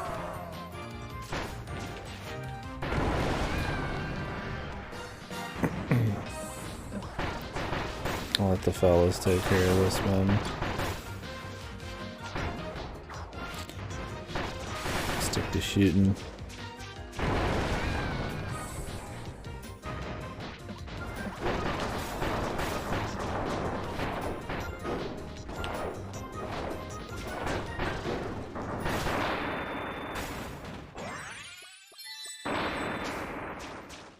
He's so jacked in this one. Poor JDD, man. He really is just a fucking washed up nothing after the first few games, man. Okay, fellas. You hate to see it, man.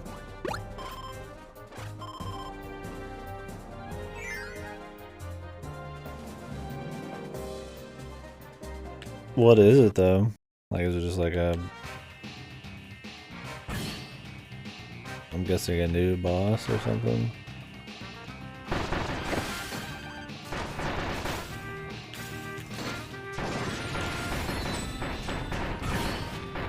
Even Meta Knight's kind of gotten dicked, man. And he's still cool at least, but...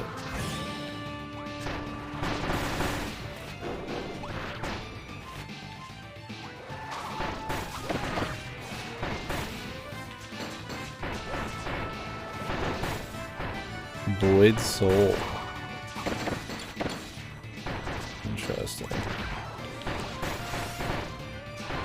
Is that like Terminus's like soul? Or is it the soul of the entire void? Oh, new fight. Interesting.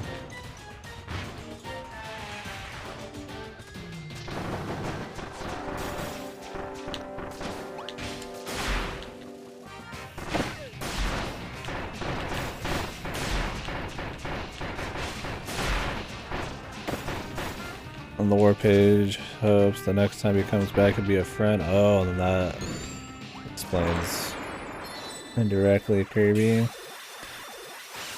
So what is the act of being a friend or not? It seems like an on-off thing, right? Like you're either nice, nicest guy you'll ever meet, or twisted fucking psycho Kirby, man.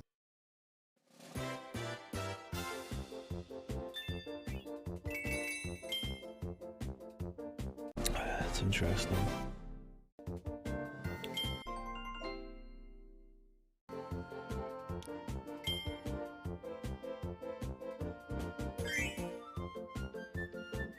Yeah, Kirby's a friend. Sorry, when I said twisted fucking Kirby path, I meant that Kirby could be not a friend, right?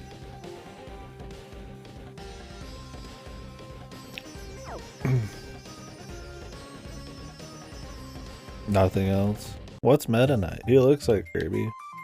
He a friend?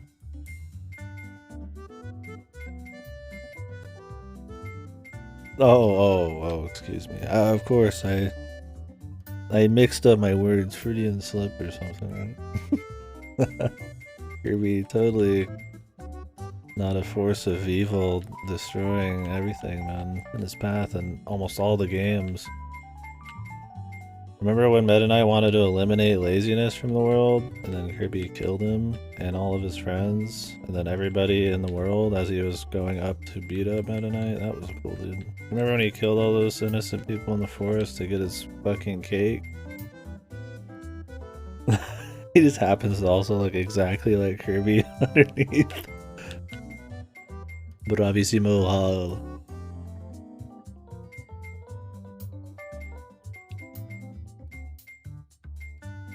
Here's in another dimension.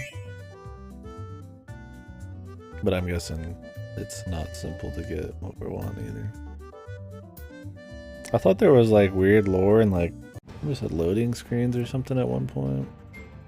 What is this? Rift of fabric, space that leads to another dimension.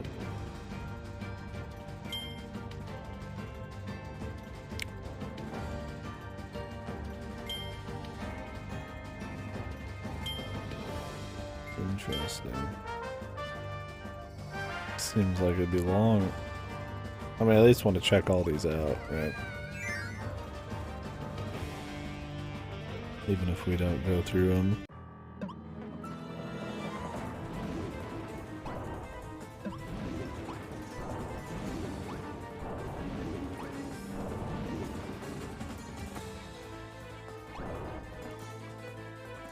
Basically, 2 from 64 and Dark Matter from 64 and Dreamland games are another path that the Void could take.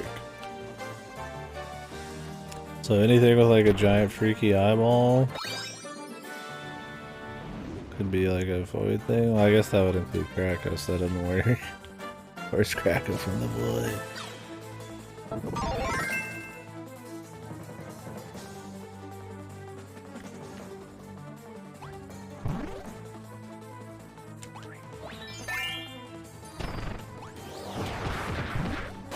I didn't actually use Fighter in the main game.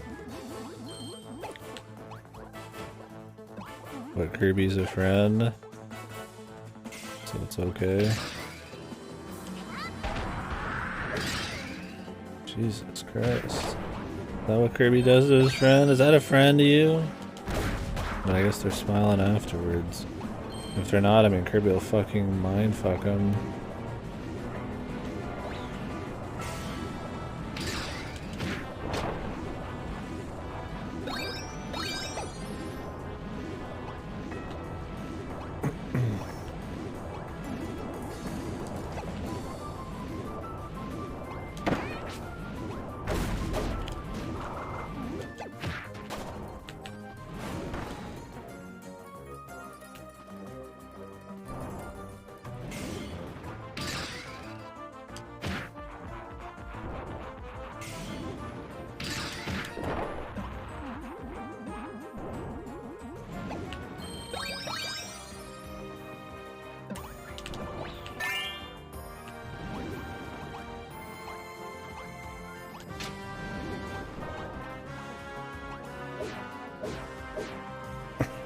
Yeah. Yeah, it's real friendly. Right? My friend.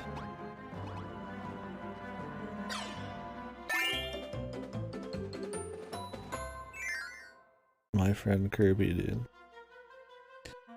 Maybe there's a little evil in there still. And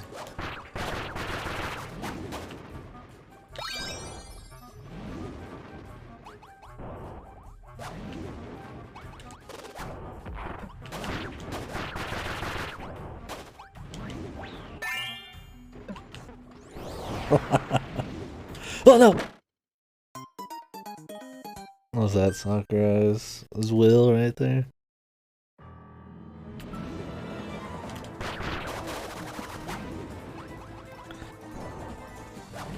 Like, I don't know, man. I kind of feel like a lot of people just put up with Kirby because if they don't, they'll kill him. I mean, look at what happens if you dismiss your friend. They disappear. Kirby fucking mind fucks them and then they disappear from existence when he's done with them, dude. Look, man, if my friends could do that, I wouldn't be calling them good-natured adventures, that's for sure. Call them fucking evil.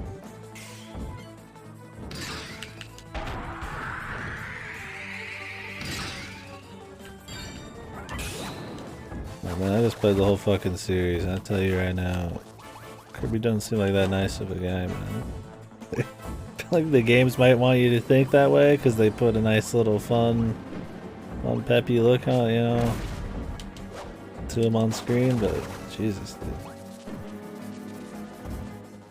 Unless there's some lore that tells me that every single motherfucker he beats up that's minding their own business in the forests, the children of bosses he's beating up and shit, are actually all assholes. Maybe they're all just playing around. Is that the reason? They're just all having fun. Kirby kills them for fun.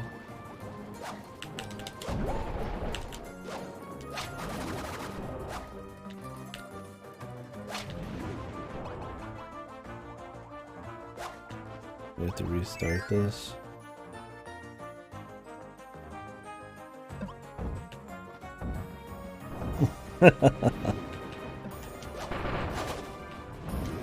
Is the lore an English only thing? Is the lore not in the Japanese ones?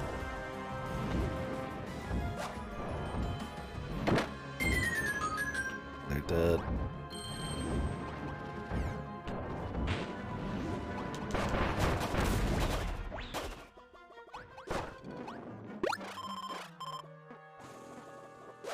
Oh, Kirby can't read the lore. Yeah, I gotcha. I was like, can Sakurai not read the lore? Gotcha. Okay, I don't think Kirby can do a whole lot of anything, man. Like, I thought that was one of the funnier parts of the little, whatchamacallit story was funny. Robobot. When she's just talking to him, and he just has no fucking idea what she's saying. don't even know if he can understand fucking English or whatever language they're speaking. I think things just... Has he responded to words outside of like Avalanche? I feel like that game's an outlier where he actually speaks intelligently very often. It's still a fucking psycho. He's a super psycho in that, dude. Like, he's actually a monster in that. He's talking about like fucking putting people in his fucking shoe and like fucking killing them and shit. He just ignores what people say to him and just beats him up. But Avalanche probably ain't fucking canon, man.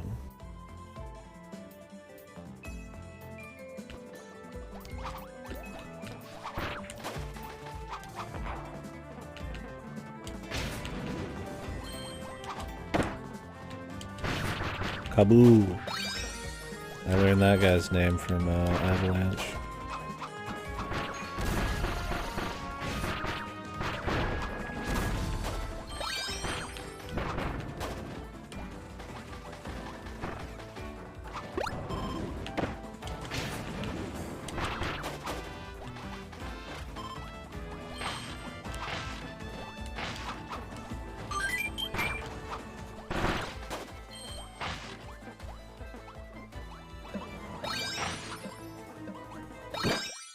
It's actually an auto-scroller. KDD and Meta Knight challenge Kirby to a fight, but he can't read the invitation they sent him. Nice, dude. So what happens after that? Does he still end up in the fight? Or do they come to him?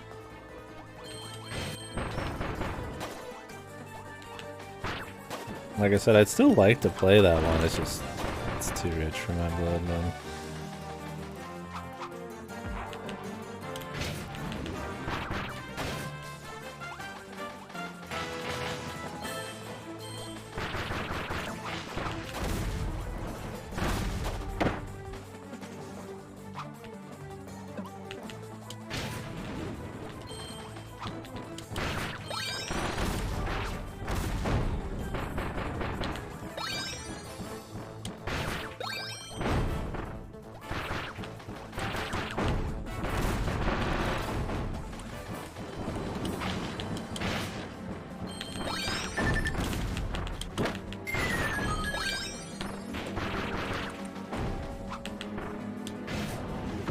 Oh man. Well, they'll save at least. Oh, you have limited lives in this. Didn't even notice. Oh, you just had as much as you wanted.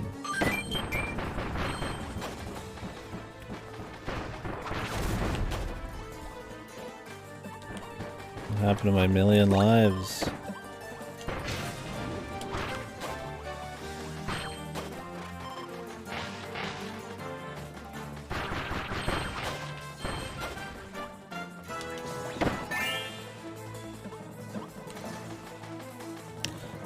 One of my favorite bits of Kirby's story was the Meta Knight's revenge, or whatever the fuck, storyline, where it's got all the dudes doing the Star Fox panels and shit.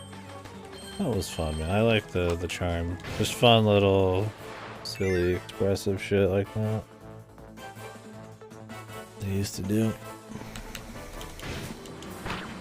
Or when all of Kirby's little friends are like beating each other up, the little animals in the Dreamlands. And they're bullying each other and having fun. Kirby's fucking with them. The little skits. Those were fun.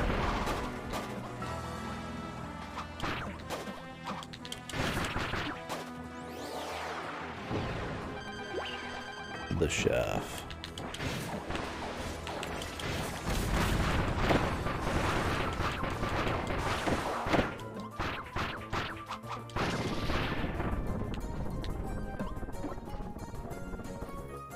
Come on, buddy.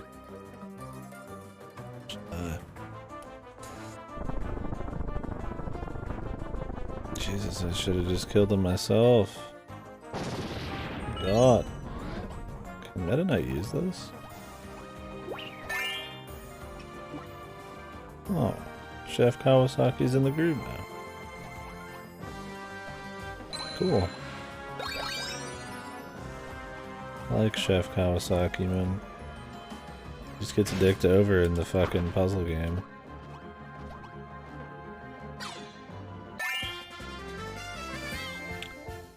He just wanted to cook the star. And then they killed him.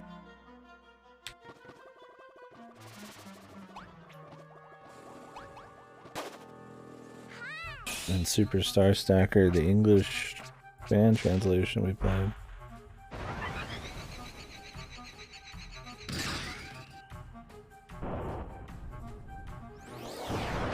What the? What the?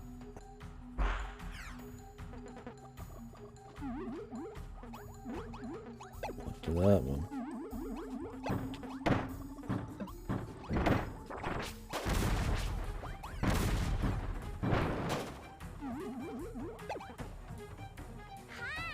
Guess they bounce off each other, man.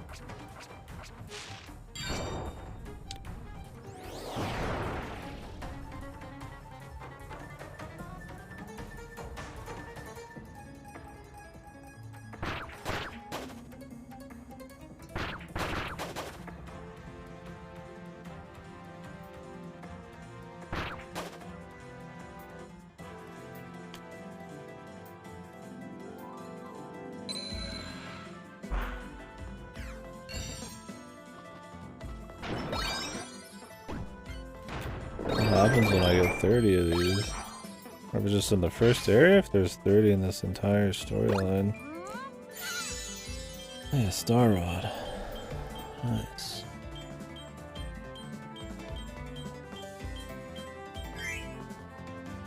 Let's do this guy. Although we could have done the chick. Cause she could heal us.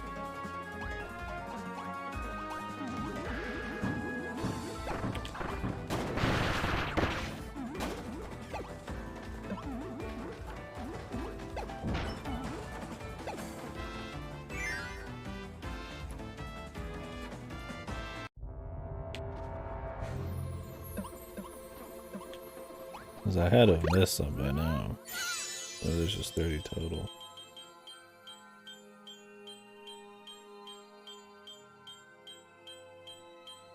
Oh, wait, I want my friends back. I want Rick. Where's fucking Rick? He's coming back, man. He's coming. I see him. Why not just let me pick? I mean, really, that's a fucking joke. Like, you don't have to skill anything. Like, let me pick.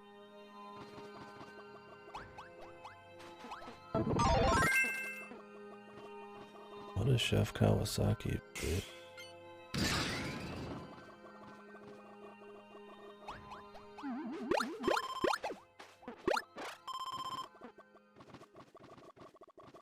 Smooch.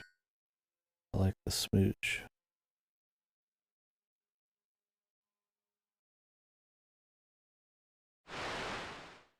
Wispy. Dark wispy. Otherworldly or more parallel worlds.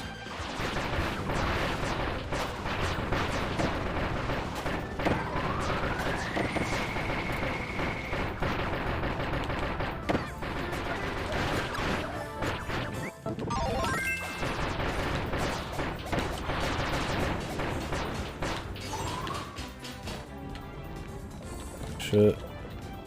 Chef Kawasaki's cooking.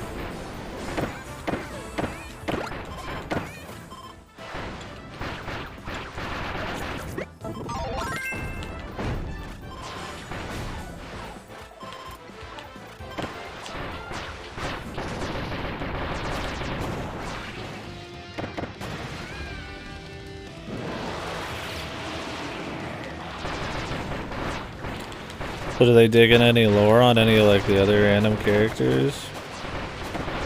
Like the parallel source? I don't even remember the fucking story on some of those guys in the original games. He was like adventure, or he was at least a Nightmare and Dreamland. I didn't get the true end of Adventure, but the Nightmare and Dreamland, I just kind of give it to you.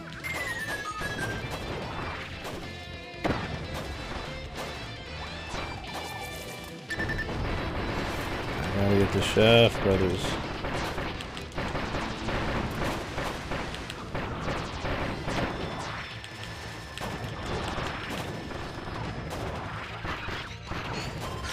Chef Kawasaki, dude, the thing.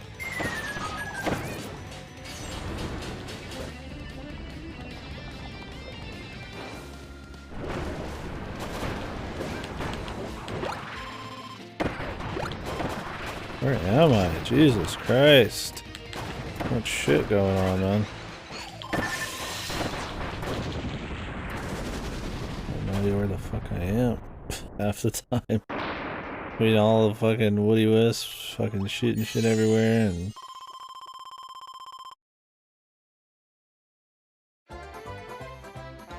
projectiles and all my guys exploding. I have no idea where fucking Kirby was.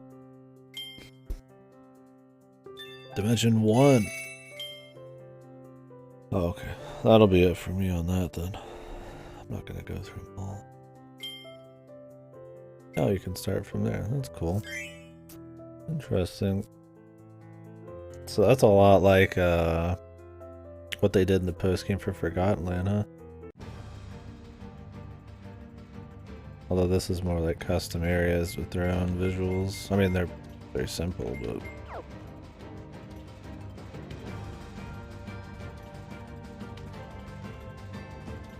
I'm not gonna go through a big old thing of them right now. Maybe we would do some more tomorrow, we'll see. What are these? Are these mini games? I like me a good little mini game.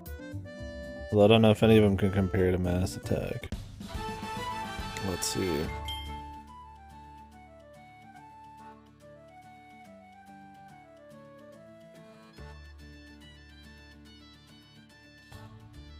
Oh, you can play using buttons. Okay, good. I was like, I don't have... I'm not gonna unplug those from the fucking Switch, man.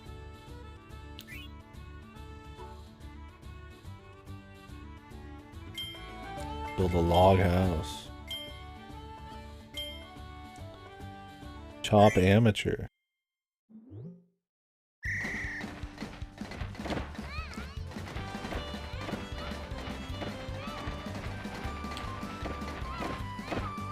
Oops, I'm an idiot.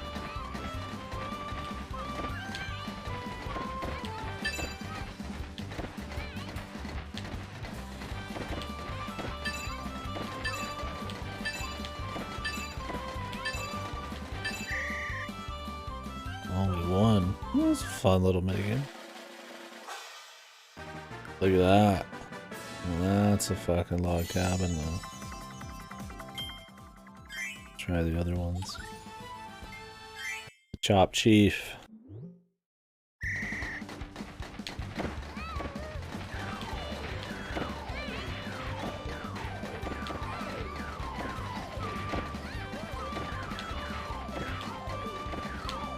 You kind of have to buffer it in ahead of time.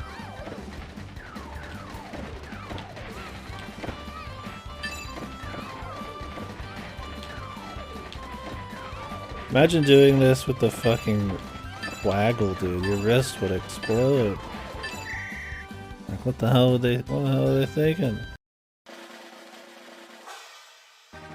We tied for first, dude. What the hell?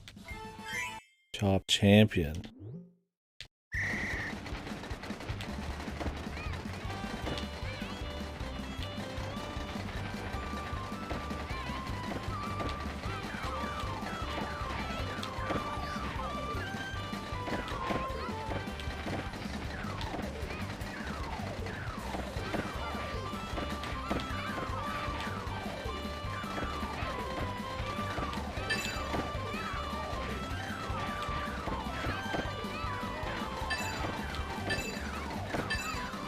Dude, there's so much shit flying from their side of the screen past me. It's kind of fucking with my vision, man. Shit, man. I didn't even finish my cabin. That was cute.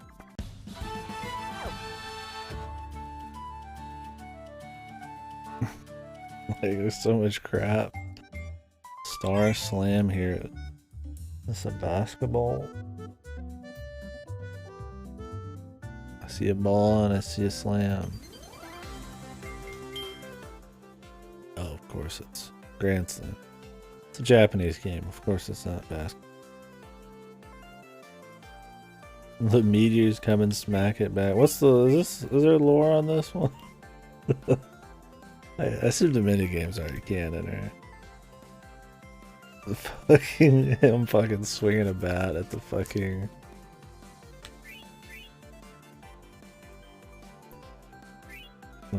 meteor, dude. And he might just do this, man.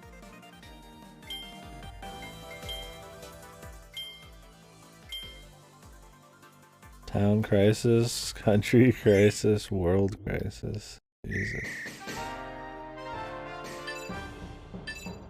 Oh, did I just time that? Yes, I did. Jesus, dude. The implications? Fucking Kirby's just blowing up planets, dude. What the fuck? Kirby's jacked, man. Holy. My man's got a hell of a swing, dude. 2,200 light years away.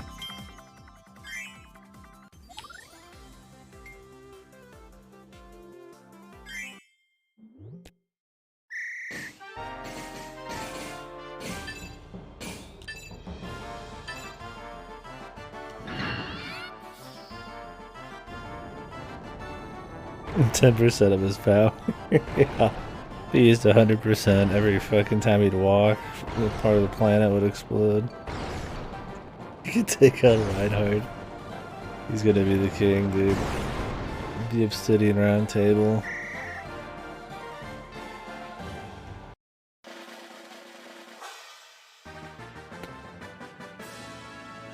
Let's take on a world-ending threat. The world crisis.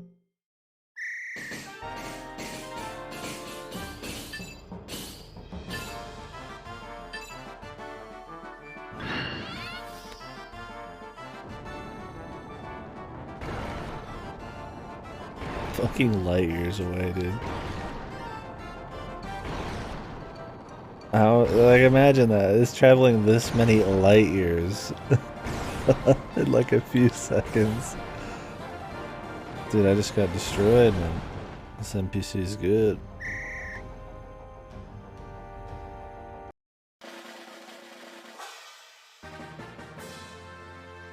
They're not playing around, man. Kirby Day of Crisis. Yeah. This is what Kirby does for fun, man. He just fucking... Wait, I'm gonna go out to the old comet field and blast some fucking... some meteors back out at the old Big Yonder. What's this last dot down here? Clearly missing.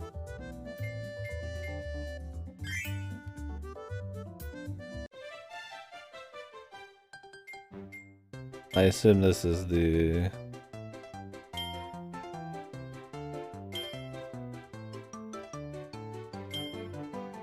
where you play through the game with like a random...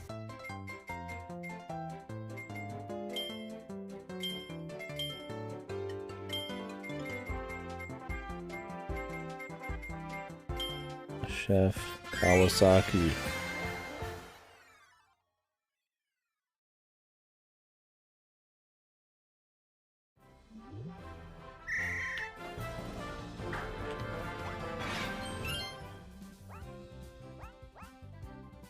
Extreme Feast. Eep, I'll get cooking. See?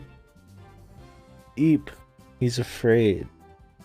Kirby's like, hey, Extreme Feast, bub. And then Kawasaki knows he's gonna get his fucking ass murdered. Or eaten into the void. Kirby's void of consciousness.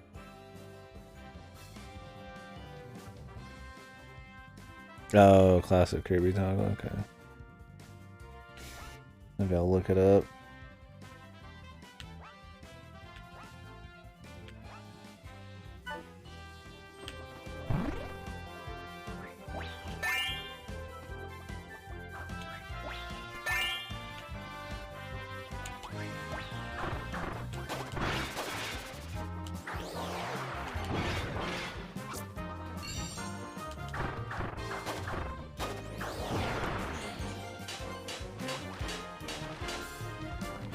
Get in, boys. And salts them up, dude.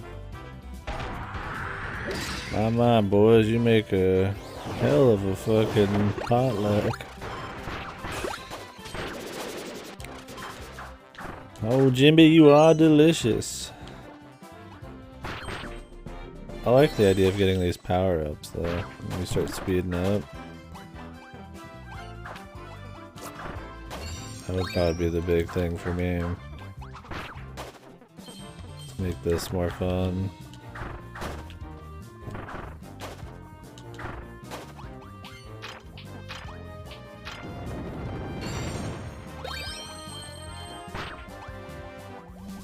Fucking Kawasaki's infinite jump, dude. I'm the cook. Who are you?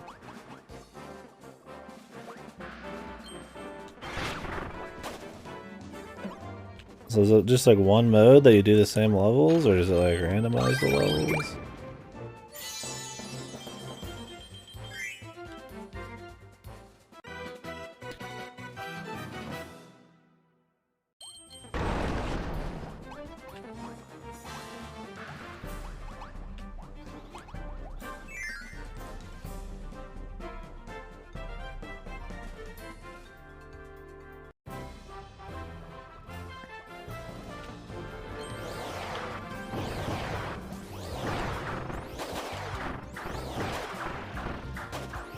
It's a big ladle, man.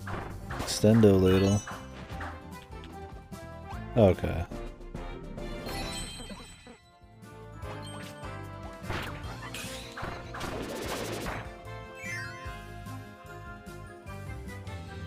For the whole game?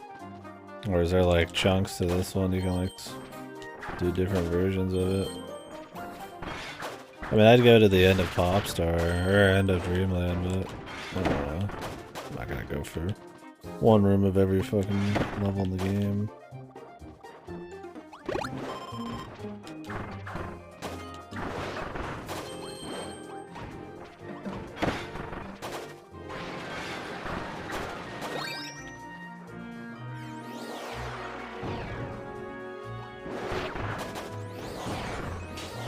Let's go, lady. Alright. I didn't let him cook long enough.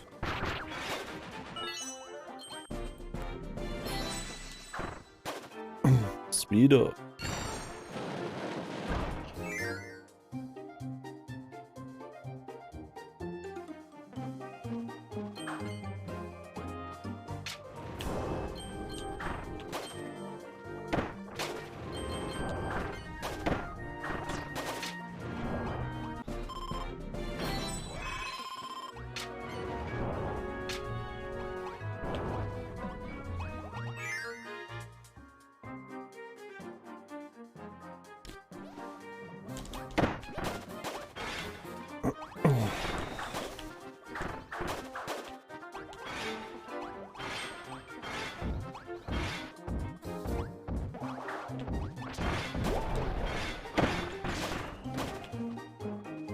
Big robot.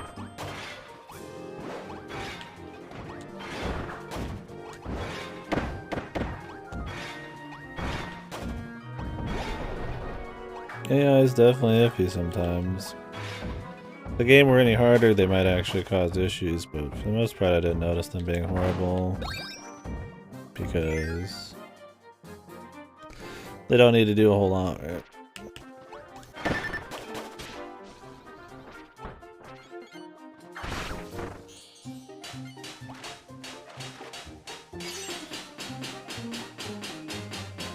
Eat. Oh man, he's fucking going crazy. Kawasaki's finest.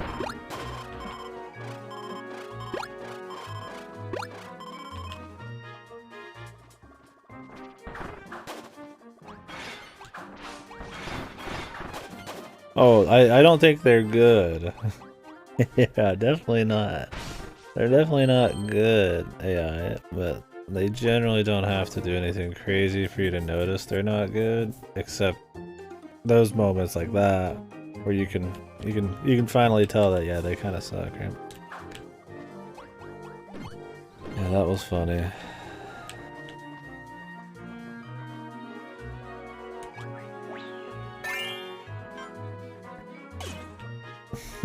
Fucking multiple times, dude. Meta Knight fucking jumped up to the top of a block just to squish himself on the roof. And it was like moving diagonally and everything, man. He just... Oh, wow. So we didn't get to have the finale with the cool people. Speed, I like speed.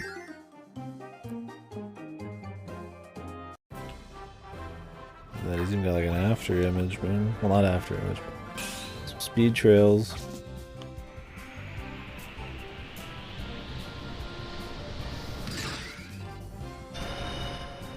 Friend train. Did we have this before? I think we did. I think the roll was the other one just like this. Choo choo, motherfuckers! Soup's on! It's dinner time!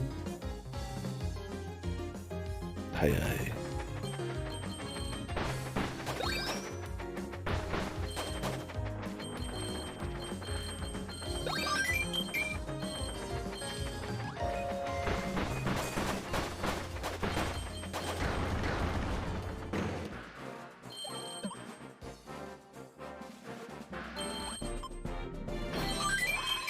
All these potential friends, yeah. I mean, what did those guys do?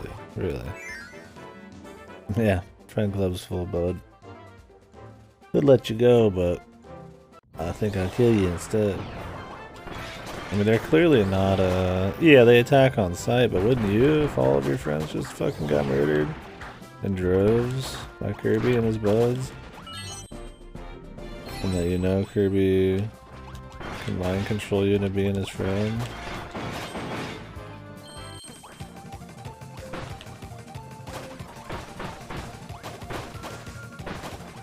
I didn't find many invincibilities in this. Like one or two. Oh shit, speed 4. More speed.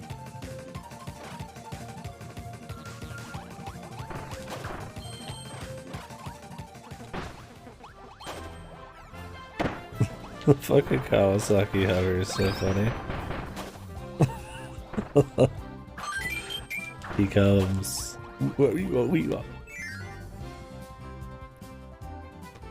Imagine that coming at you at like fast speeds, man. Yeah, spooky.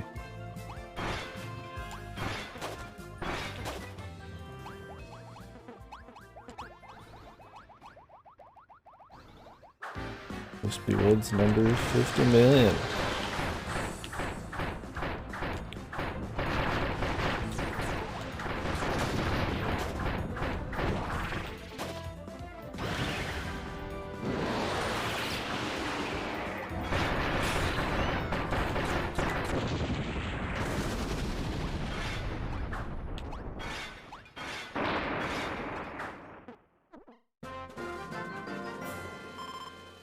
I mean, Wispy Woods is possessed there because that little heart thing, but the other creatures?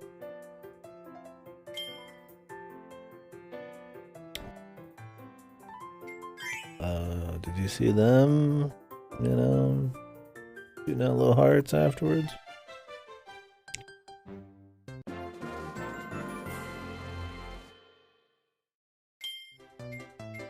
Cool. You just go through like a mini version of everything with different characters if you want. Cute. So yeah. Got 2 mini games here. They're all possessed too, they better be. What happened? What about the games where he kills them and they're not possessed? Are they all working with DDD in those ones? Look, man, he kills all these fuckers in every single game, man. And I know, okay, DDD's possessed in every game, so they're probably possessed in every game too. What is info? Yeah, let's find out. Maybe there's lore. Oh.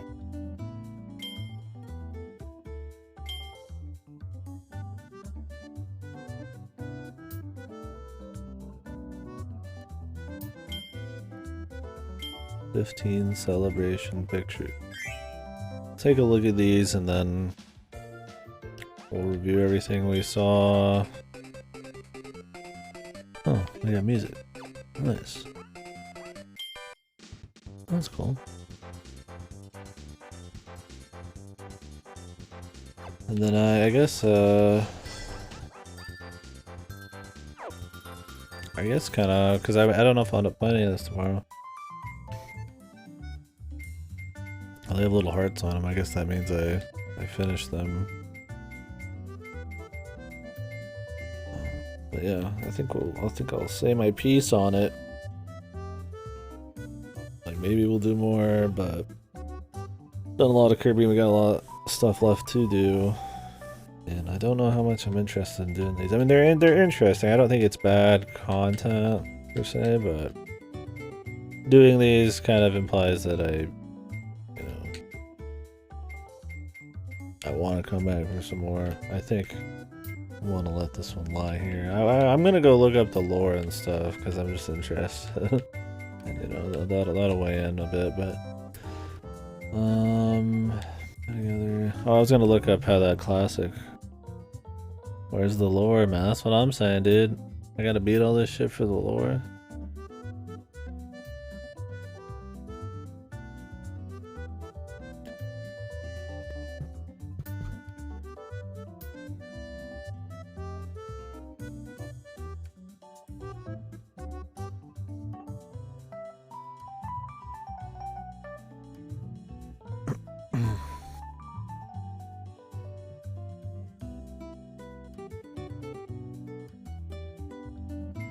Where do you see the, like, is there actually like some place I could go to find like the fucking lore?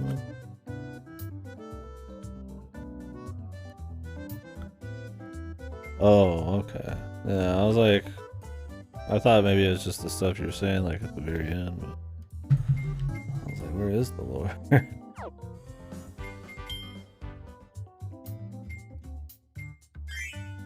Well, it would be in here.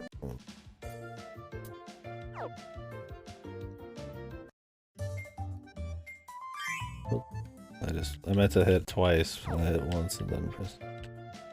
Let me check this. Maybe there's stuff in here. And then I'll check options. Cutscenes. This is for, imagine the other modes.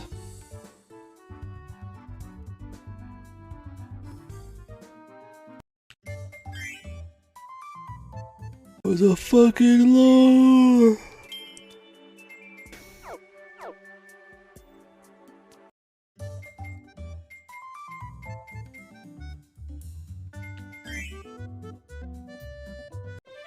It's like they got pages in here.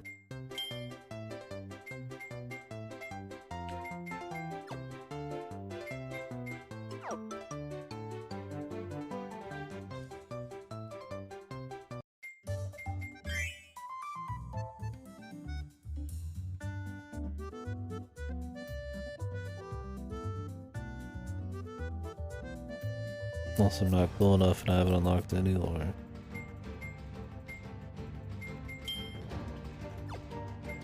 Or they got rid of the lore.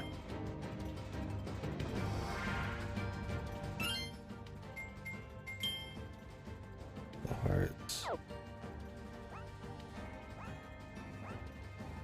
Oh, is it this stuff? Maybe it's these? And you have to have the right person out or something? That could be it too. This is prayer, open a path from another dimension to new dimensions untold. What possible will you be a dream friend? Will you face even great? Look at this shit on the right. This motherfucking Kingdom Hearts shit.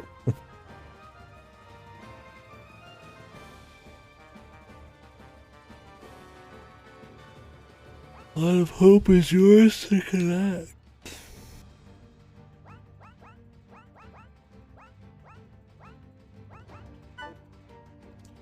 This music's even Kingdom Hearts-ish. Da, da, da, da, da, da, da.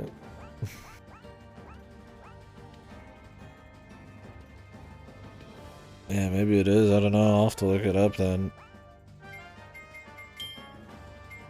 Because, I mean, I don't plan on going through the whole thing.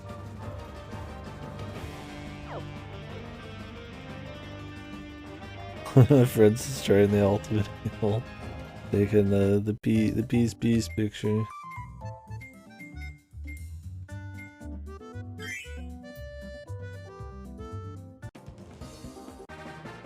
The picture gallery.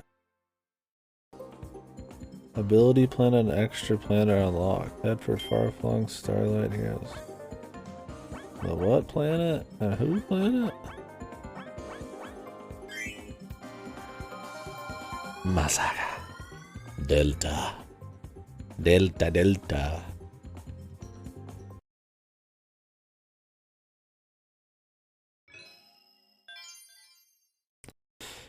Well, ability planets, obviously not interesting. The Delta lore. Maybe an Echo crossover. What's this? Extra planet Delta. What is it? Better go find out.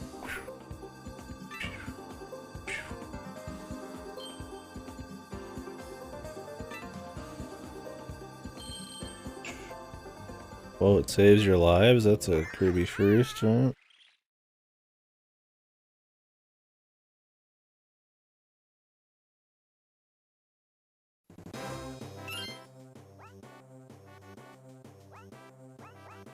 There's no lore here.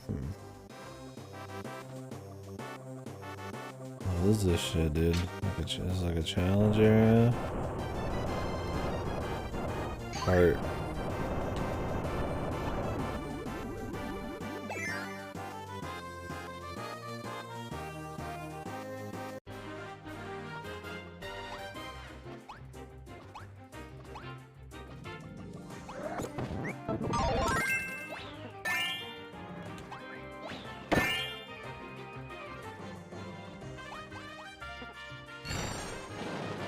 Two sweepsmen.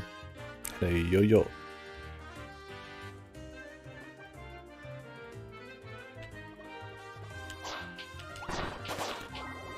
What is this stage, though? What's special about it? It's just like another stage?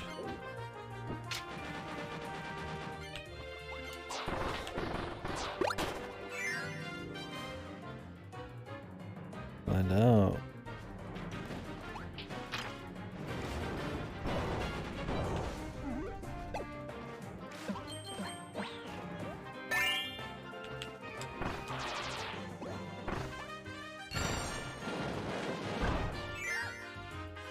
What if they liked living how they were, and then Kirby, like, makes them a friend?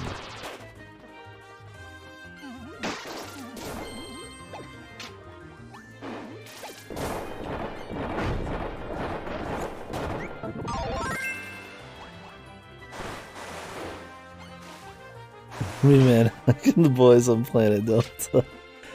A couple innocent children or creatures here, whatever these are.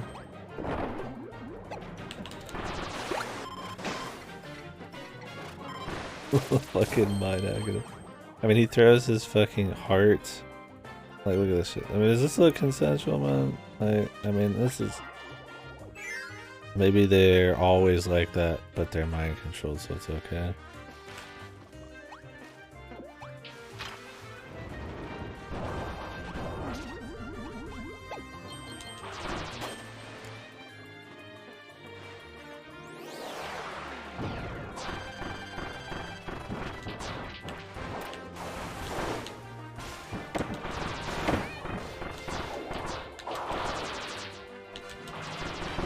To Kawasaki.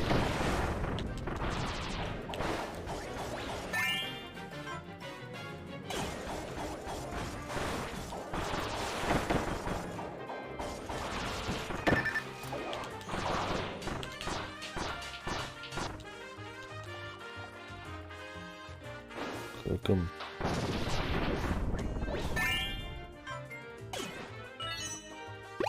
Double the Kawasaki. Double the fun. Hey, what happened to his friend, the Broom Hatters? They're friends.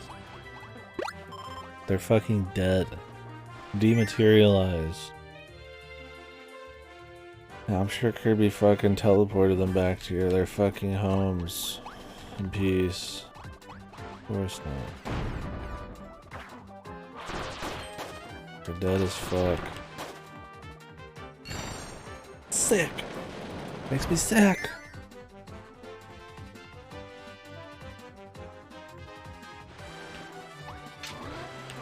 Just surface level happiness, man.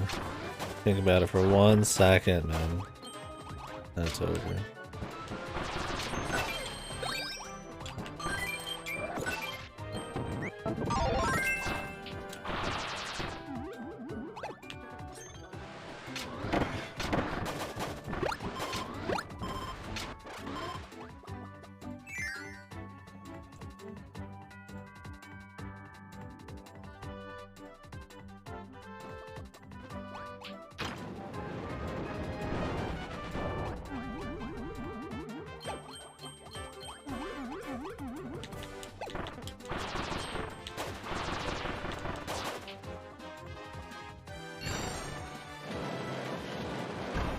What is this level right now?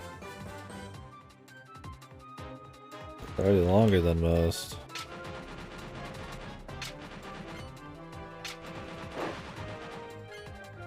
With 4 players, maybe this would be cute. Kind of just amounts to us waiting for the AI.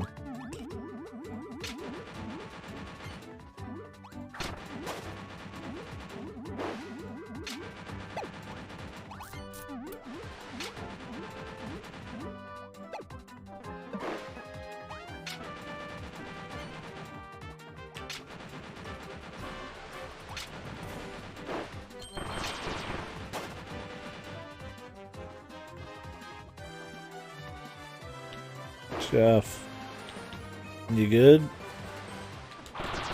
You good, man? You can go now, bro. Jesus. They don't have to do much in this, but they still manage to not even do that. I can't just not get them.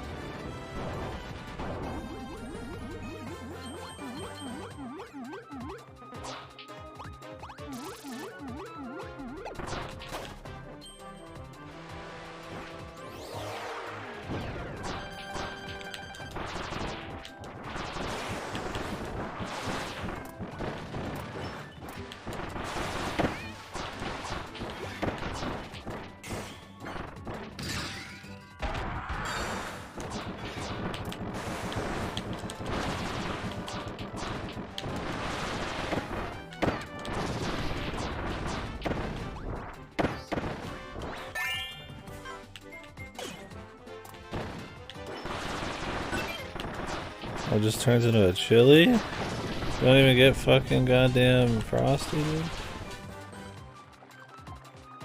He's cooking Kirby, dude.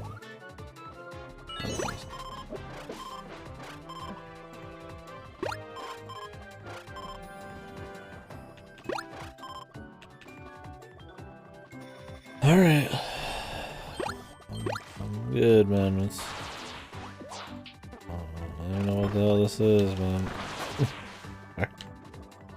We're about done, or... I feel like this is supposed to be some kind of ultimate final level. It's just like long and mini bosses and going through a lot of the mechanics, but a little shmup. I was disappointed there wasn't like a proper beady shmup section. I mean, that last bit was pretty crazy, right? I mean, it was just kind of this like over the shoulder thing. It was very slow, and all you did was just fucking, you know,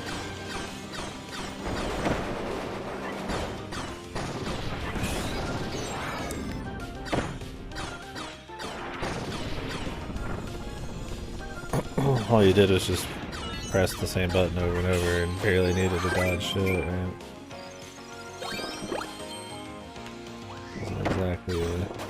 Didn't exactly require much, right? The other shmup sections in the other games at least kind of required a little bit of anything. Like the presentation was over the top, but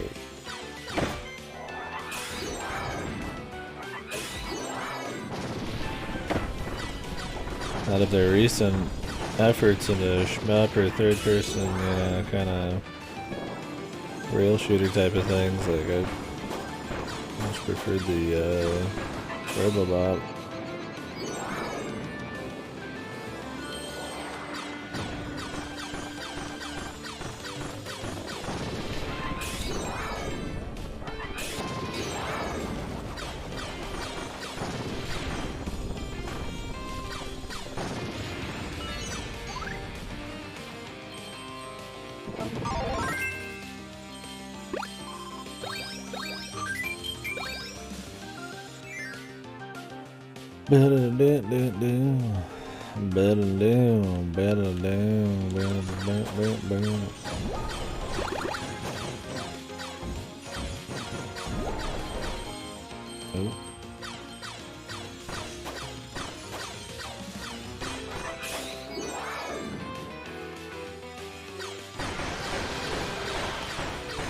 The woods.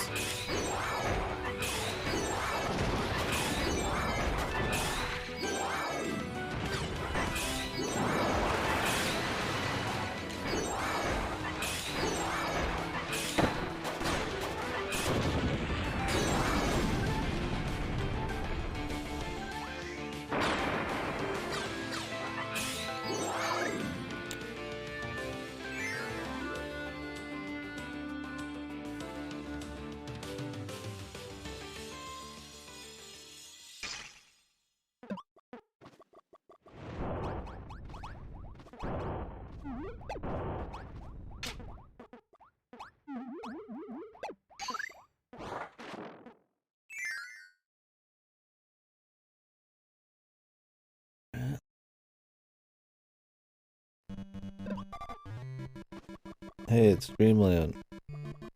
Do you remember Dreamland? I do. Dreamland was comfy.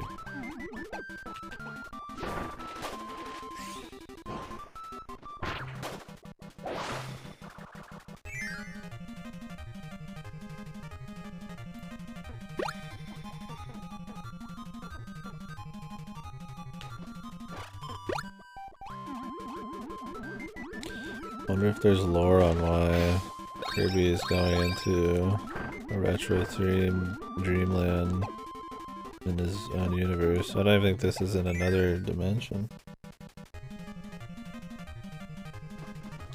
Maybe Dreamland did look like this in monochrome then? Maybe that's in the lore?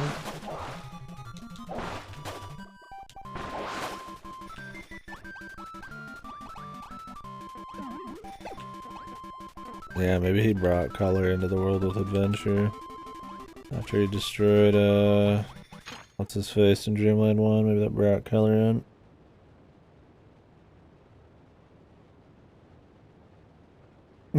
You love Kirby. To a big Game Boy, did I? I didn't even notice. So there's a giant, fucking giant Game Boy in Kirby's wall. We love Kirby, dude. Yay! That's cute. Well, this is a good one to end it on. Yay!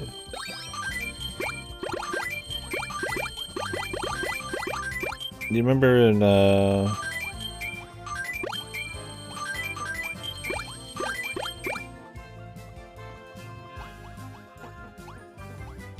you remember in, the Great Cave Offensive? When Kirby picks up. Oh, did it? Oh, that's cute.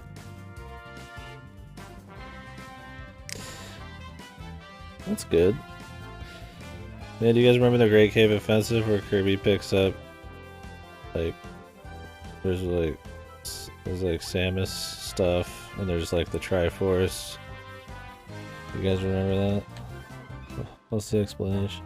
Do you remember the actual Kirby's in Dreamland? Or not the Kirby's, the actual Metroids in Dreamland 3? The Metroid NPCs, dude. At this point, with Kirby lore being so crazy, I wouldn't be surprised, man, if it's all connected.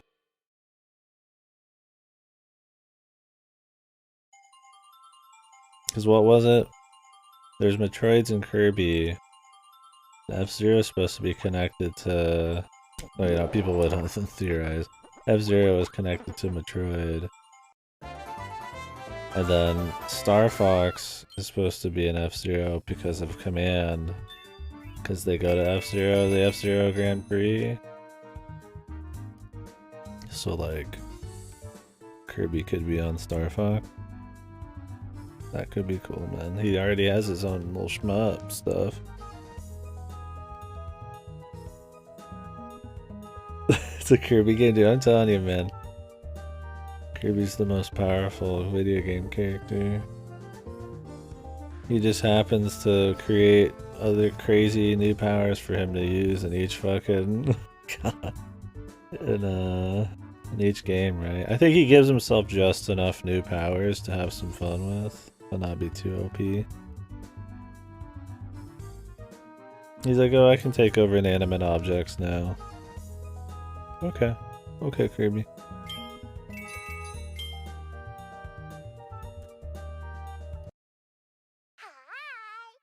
He's like, yeah, I can become a pinball. Okay, Kirby.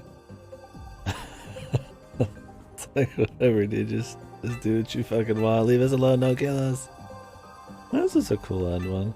Alright. Well, I think that'll be good. I think that's plenty for me.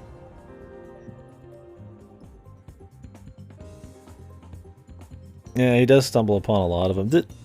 Did he not give himself that in Forgotten Land, or was that something he picked up too? I mean, I know in like Canvas Curse he gets cursed, right? And it's a power, and Mass Attack he gets cursed and he gets turned into shit. Don't remember any other stuff. I mean, in Triple Deluxe, or Return to Dream, yeah, Triple Deluxe, he just picks up a special star and then he could super suck. I guess in Return to Dreamland he picks up a special little thing and he... The War? Okay. Maybe there's some kind of god watching him that gives him just enough powers to handle his next adventure for fun. Or maybe it's like a future Kirby that's like... Or maybe it's like a Haruhi thing, man. He has the power to control reality, but he doesn't consciously know it. He's God, remember? That's what I'm thinking. Is that he's like a god who doesn't know he's God, but he's subconsciously giving himself just enough adventures and fun times. That's the plot of Haruhi Suzumiya, by the way. Not a spoiler, that's in the first episode. That's the whole idea. Yeah. This is your meta god who is creating things to give yourself a fun slice of lifetime. You don't know it.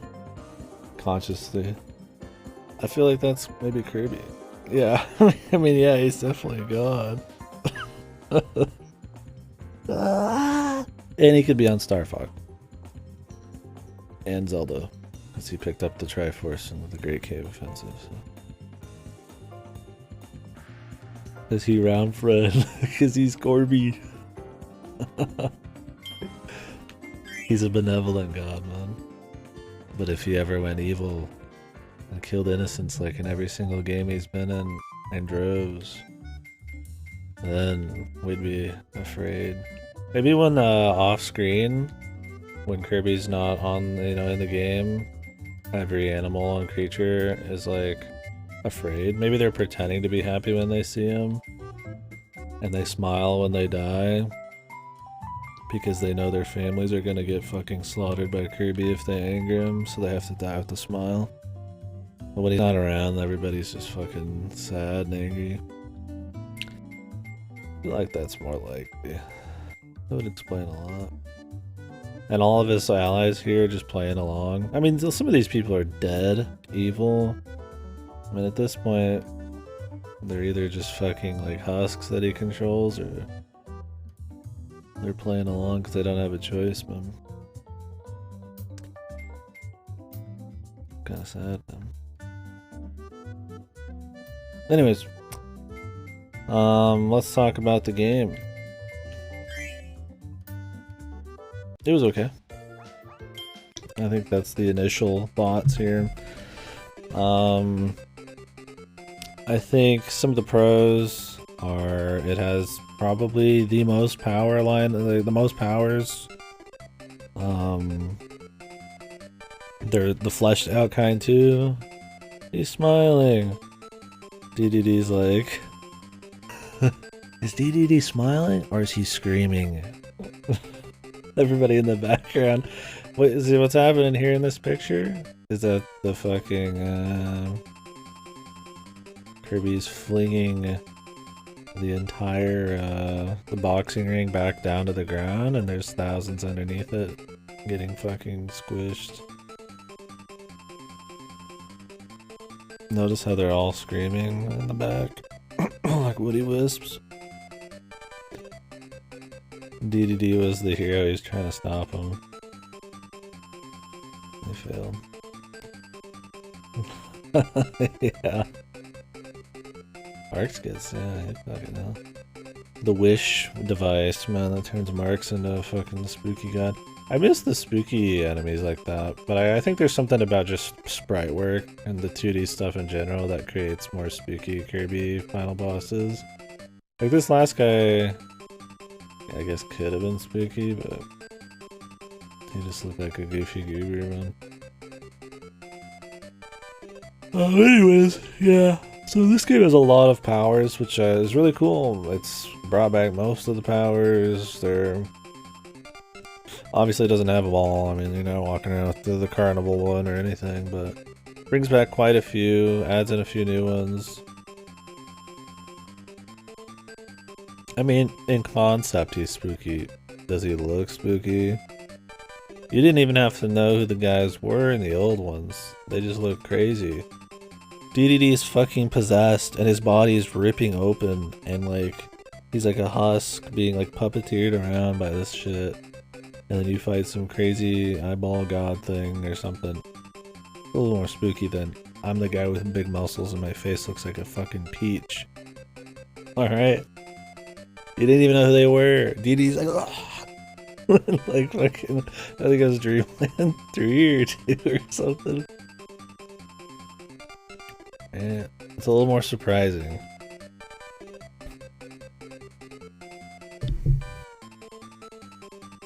In concept, yes, this guy would be spooky. But I mean, it's Kirby. He's outmatched. It doesn't matter. It doesn't matter how strong they are. It's all about presentation. He's a god. He is the god.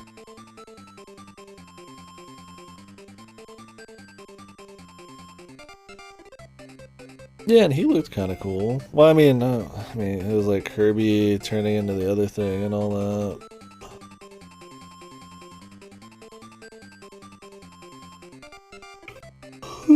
It's not the same. I mean, there's so much glitz and glamour before it, right? I mean, it doesn't have the same impact, man. When DDD's getting fucking puppeteered around like a crazy psycho fuck. And when you get puppeteered in this game, he got big fucking arms and fucking bara chest. It's not very spooky. Does DD ever... I mean, DD gets fucking mind controlled all the time. Is he not worried about that?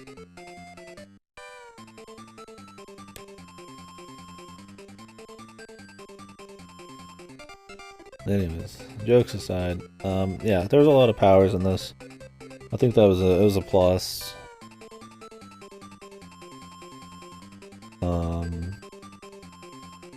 They brought back a lot of good ones. They added some interesting new ones.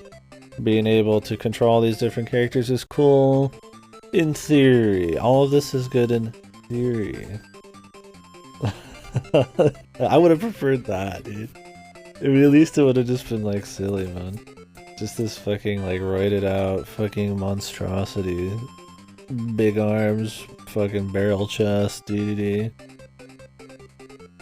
With his thumb face, man. Yeah, so in theory these things are good. The problem is the level design is not very good, I would say. You don't get to use any of these powers in any fun ways. There's no sense of when I say challenge, I don't mean like, oh, I've got to die a lot and it's really hard. I mean just needing to like attack some shit and jump in some ways that aren't just like the most basic thing ever. I think so. The level design's weak.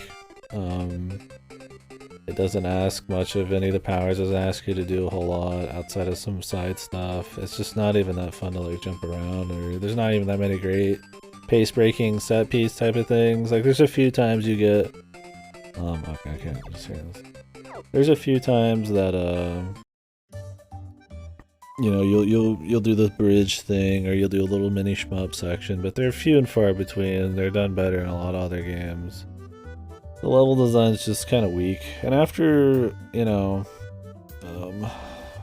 Robobot, where they finally got the level design somewhat decent, kind of a shame they doubled back here. I think part of the reason the level design feels bad is the partners is just kind of, it's a mess. I mean, it's one of the cool, unique things of this game, but I think it should have been designed around you just controlling all these dudes from go and having a story centered around that. Like, Kirby can just swap. You don't have, like, maybe you have, like, one guy with you, right? Or maybe nothing. But, like, I would have preferred you just swapped. Like, you just picked, like, a few, or when he, you know, ate somebody, or if he met one of his friends, he just turned into them or something, and then you just did a cool section with them. And it was designed around them or something. Or just, I mean, you know, like, or maybe you do get 4 guys, but you just kind of toggle between them. It would have just been a lot more fun. I think it's a mess. There's just too many fucking dudes flying around. You don't have to kill anything because they kill everything for you. The bosses are fucking, you don't learn anything because they kill everything for you.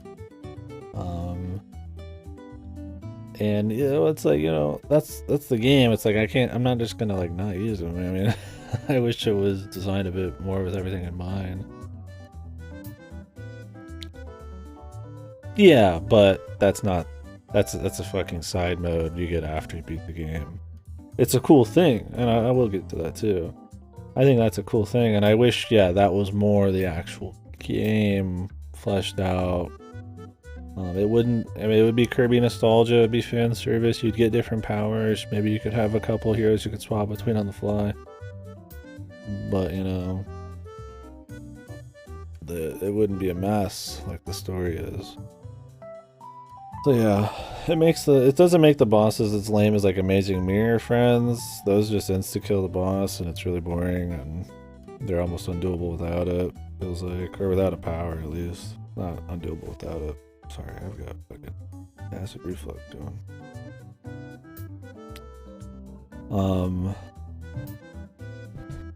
But yeah, absolutely. I mean, Heroes in Another. I would prefer a game just centered around Heroes in Another Dimension type of thing. So yeah, I think the level design's a mess. Like I said, there's just not enough pace breakers.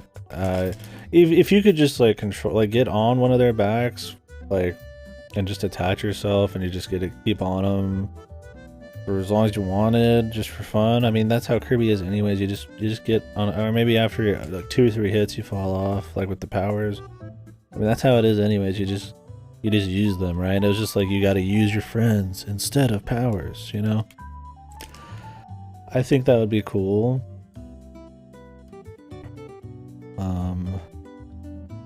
But that's just not how it is. Like, it's a bitch to even get on them. The AI is kind of stupid. You get fucking thrown off for anything. Your hitbox is massive.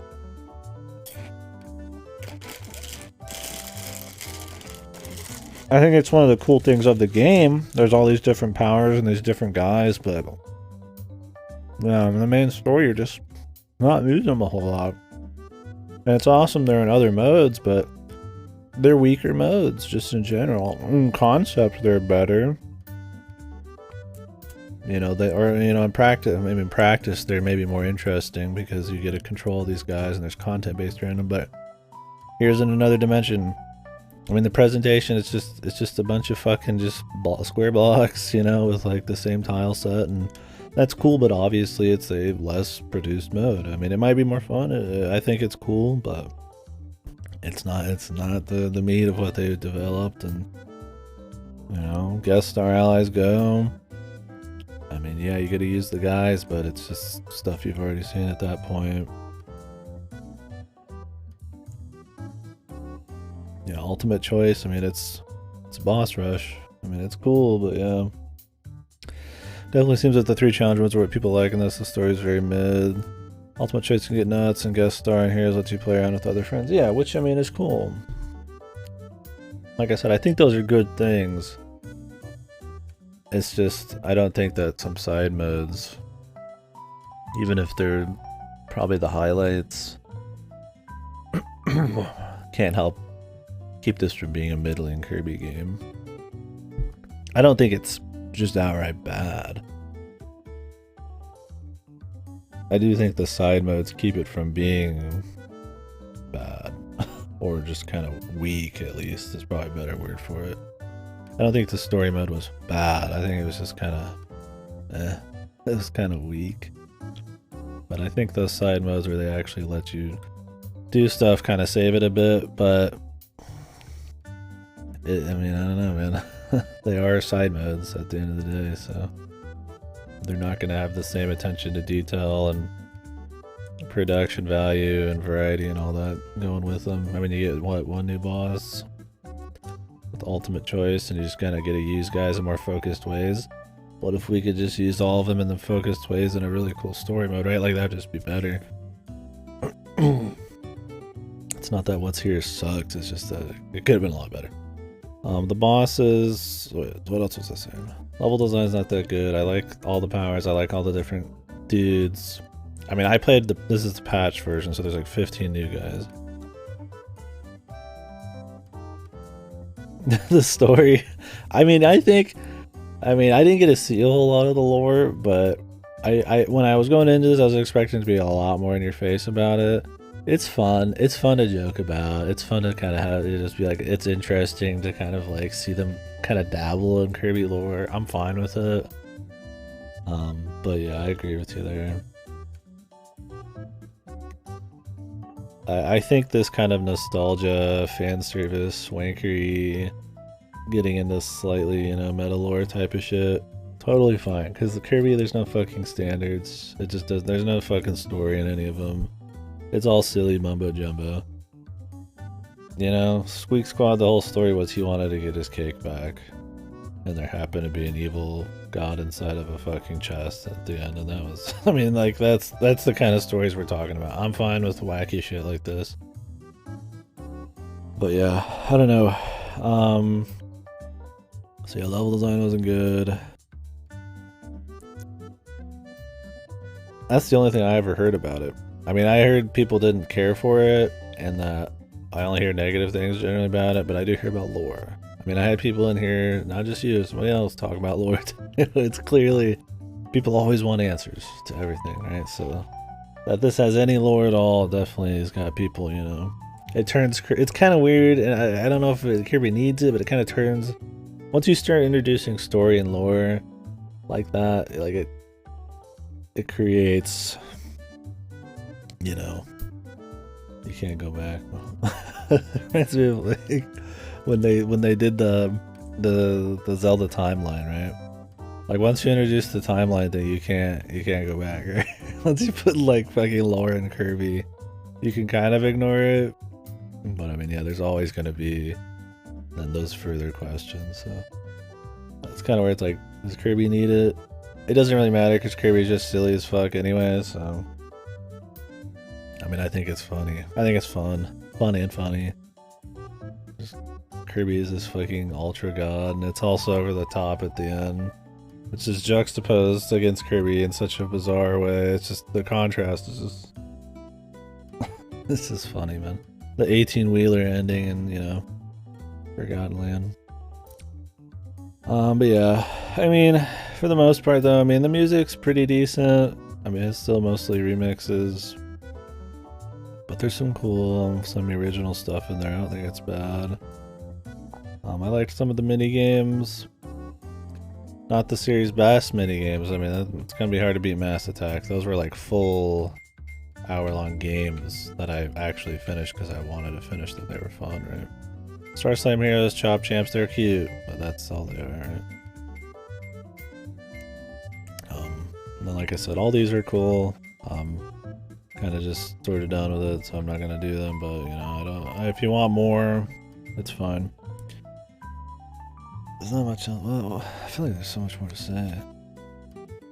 Yeah, so I think a lot of it comes down to just weak level design, not enough good pace breaking stuff. A gimmick that's just not really well fleshed out. Mechanically, it's just...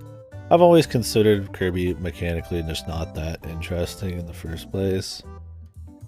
I think a lot of it goes down more to level design. If you had some of these mechanics with really cool level design, I mean, you can make it work, but because of all the different powers and stuff, they never really can do that. That's why I feel like tightening it would be better. That's where Robobot kind of succeeded. It was with that in a lot of the robot sections you didn't have like a choice. You kind of just had to do it. They tightened up what powers you'd be rolling around with a lot better. They also had a lot of fun pace breakers, more interesting scenery. This one had some cool stuff, but there's a lot more creative shit in Forgotten Land, and in this, it looks cooler. In those, there's just more interesting stuff to see. This is, I mean, you're in Popstar.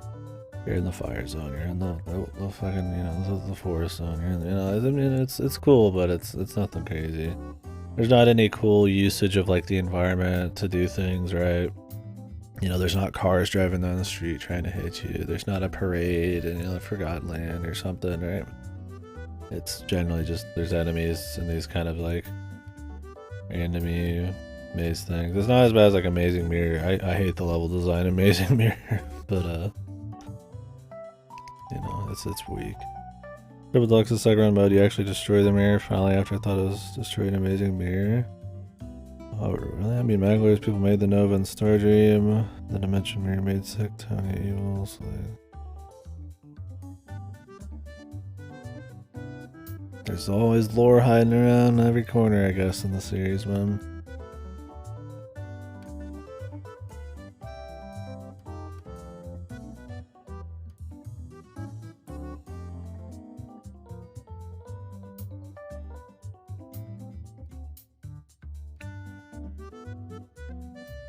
You gotta dig deep, but I guess it's there, man. Well, better to do that, I suppose, than to actually let people know more heavy about some of the lore and then have it be fucking bad or something. I don't know.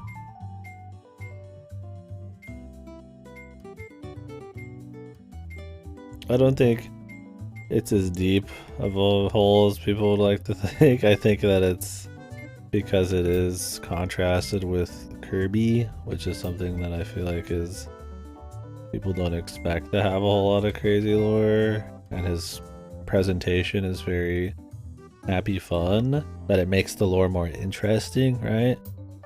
It's like, whoa man, what if like Sesame Street had some crazy dark lore? It's like, that's interesting because it's like unexpected. I feel like that's how Kirby is. I don't think it's like actually all that interesting lore, maybe.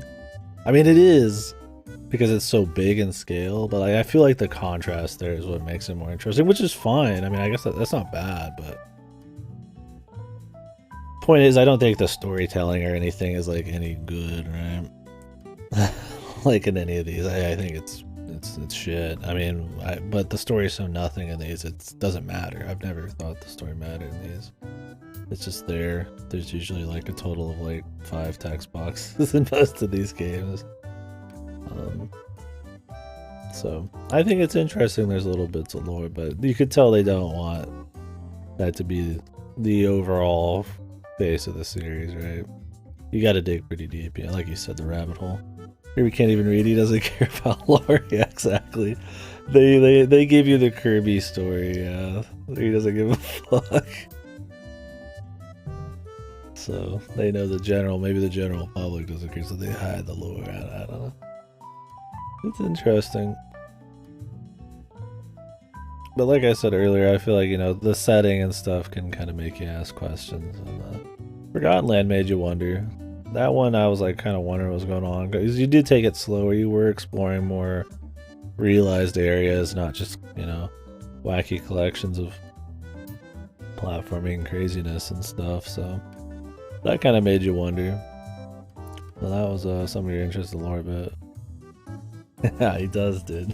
He's a fucking murderer, man. I feel like he doesn't murder.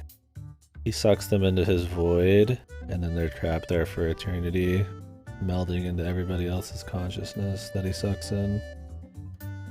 Eternally tortured inside of him. Just a thought.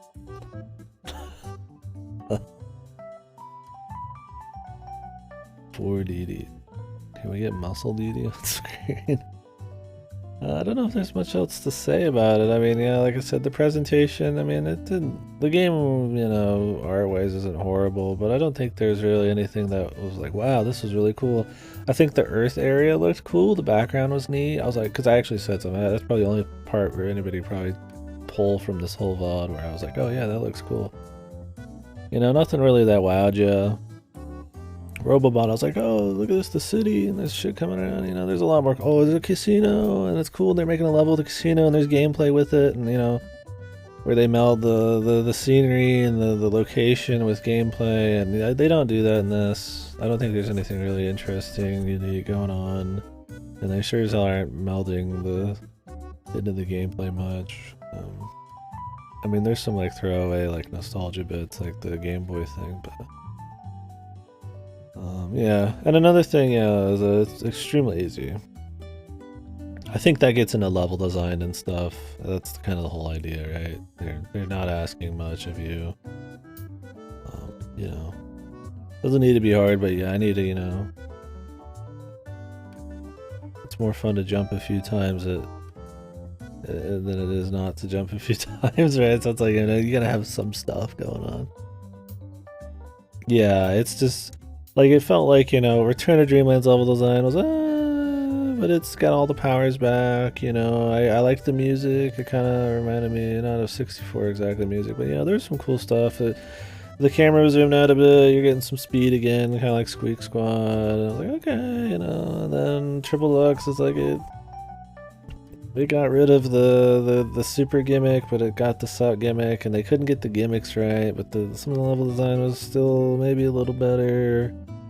And they had some new powers that were interesting, and then finally with Robobot, they're like, okay, we're gonna make an even shorter game that's like 4 or 5 fucking hours long. Tighten the collectibles. Do way more unique things with the world, way more pace breakers, or pace changers. A gimmick that's actually fun and well realized, not just a cutscene you watch every time you suck something, which was so bad in Triple Deluxe, and so lame in Return to Dreamland. It's just not fun. You just watch Kirby do something. Like, who fucking cares, man? Like, wow, he can suck big things. Who gives a fuck? I want to have fun doing it. But like in Robobot, you fucking run around as Robot. You just shouldn't. You know, Triple Deluxe was overkill, focused on 3D gimmicks, and it felt really silly sometimes. They really cut that down. In Robobot, there's only one motion gimmick. It's clean. It's a short game, but it's a good short. You even get a fucking Star Fox, straight up Star Fox shooter part at the end. So yeah, they really dropped the ball, and I think it's because all the powers, the 4-player, the new guys, and they did not know how to tighten that. You know, you can't have really tight level design when it's supposed to be 4 people running around like fucking madmen or something, I guess. I mean, you still could, but they clearly, it took them so long to have like one game with decent level design when they were doing the exact same formula from Return to Dreamland down to Robobot, that when they finally mix it up, they're fucked again. So They did good level design, exploration level design on Forgotten Land in one go. That was surprising. I mean, for a game that, you know, just does the same thing every installment, you think they'd really have stuff down to fucking perfection, but most of the old games are still better than the new ones. But somehow Forgotten Land, that they did it, so that's good. But yeah, this one definitely a drop. It's just not like super fun. I mean, like I don't hate playing it, but I'm never just like, oh man, this is fun pulling off this thing, doing this move. Like a lot of the powers, you know, like there's creative powers, but a lot of them kind of fall into a similar thing, right? I mean, it is kind of just mindless beat 'em uppy, right? There's not a whole lot. Like, it was cool that the web, you could, like, launch shit, but, like, I don't know. It'd be cooler to see them do more creative stuff instead of, like, I think Triple Deluxe and Return to Dreamland were bad about that. Like I said, the spear, which has almost the same movement as the sword, which has, like, the same movement as, like, the cutter, with, like, a few changes here and there, and, you know. And then you get the whip, which is pretty much the same moveset as, you know, the spear, and, you know, it has a few small differences, and they mix it up with, like, you know, maybe the juggling one and all that, or the bells, you know. But I think if you're gonna let people do freeform shit and you're not gonna do level design focused around certain powers, do way more crazy powers just to really let people go nuts or something. But I don't know. What else is there to say? Is there anything you guys want to chat about on this? Bosses. We kind of talked about bosses. I think the trio sucked. They were lame. You could barely even see what's going on. Small bosses in something where all of your you have four dudes on the screen shooting shit everywhere. You're not dodging shit. You don't care. You don't give a shit about learning the fights, right? You can barely see anything. They're just not interesting either. They're just like more little like fucking like happy-go-lucky, like simple smiley face people. Without like the Robobot gimmick to go with it. I mean, they were kind of like smiley people, but they were kind of interesting. Yeah, the walking the dog yo-yo was cool, especially with the lighting. Oh yeah, that was another thing. The augmentation thing. That was a cool idea. But I think, sadly, it never amounts to anything really creative. If it's not like Mario, it's not like Kirby 64, where like really different shit happens, right? You're like, okay, my sword is the fire sword, and then it's the lightning sword, and now it's the water sword, and it slightly changes it. And I don't think that was bad. It's just a little extra thing. Luckily, they didn't base the entire game around that. That's not the main gimmick. It's just kind of like an extra deal. But it wasn't that great. I was fine with it. It added some spice, but yeah. It wasn't like enough spice to make it feel like, whoa, you know, this is some crazy different Kirby shit. Yeah, walking the dog was good. Some of the stuff they added to each one was good. Yeah, a lot of powers felt smoother. The flying one felt really good. I wish I could have gotten to use it in more areas and master it.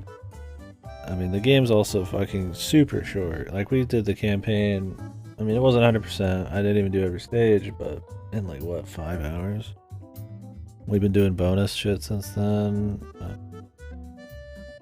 So, I mean, Jesus. With all the powers, I mean, you don't really get to, like, dig into a lot of them. That's why I wish there was more. That's why I liked in Forgotten Land where they had areas where, like, you'd actually use the powers. And there's more interesting ways you can use them instead of just smack enemies. So. I don't know. So overall, the game's got some interesting lore stuff going on. I think that's kind of fun. I think you could probably get a lot of that without having to actually play it. But some of the top endings, all the different powers. If you got some friends, you can play it for almost free. I mean, I don't think it's not worth playing. But overall, I think it's a pretty middling Kirby entry. I didn't hate it. You know, I wasn't just like bored playing it, and I've played a lot of Kirby's now. So I mean, you know, if there's a time to be burned out of this formula, it would be now, right? But I just think it's a step down in too many important ways from Robobot. You know, level design in a platformer. In a game where you don't have like a set movement or set of abilities, you really gotta have some tight, interesting presentation and level design to spice it up. Yeah, I liked it. I thought Evolutions was a great answer to them using essentially Dreamland power depth, right? Superstars where they have depth, real depth, which they bring back in Return of Dreamland and on. And a little, but then, you know, Dreamland 3 style, Amazing Mirror, Squeak Squad, Forgotten Land, you know, it's simple. It's one button, pretty much, and I think while I don't like that kind of power, they make it work in Forgotten Land. Because of evolutions, because of them actually having focused puzzles, objectives, areas, obstacles in the levels and out of the levels for you to use them, and much more interesting kind of like dynamic ways to use the powers to explore, you know, to just do all sorts of shit. I don't know, there was like combo, there was interesting stuff going on. I liked it better. And the next one, I would definitely want them to go harder on the powers, do much more interesting things with it. But I think it worked just fine for Forgotten Lands. I would not want to see the exact same power setup in the next one. It was just enough to be good in this. But it's a little, as with most Kirby's, a little light on the depth. I think they could make the movement a bit more spicy in Forgotten Lands. And I think, you know, obviously some more creative powers that utilize an exploration focus more. But I thought it was still great how it worked. Yeah, I just for the sequel, because I'm sure they'll do another one. Definitely gonna need some spice. I don't want them to pull what they've been doing the whole series and just do the same thing again.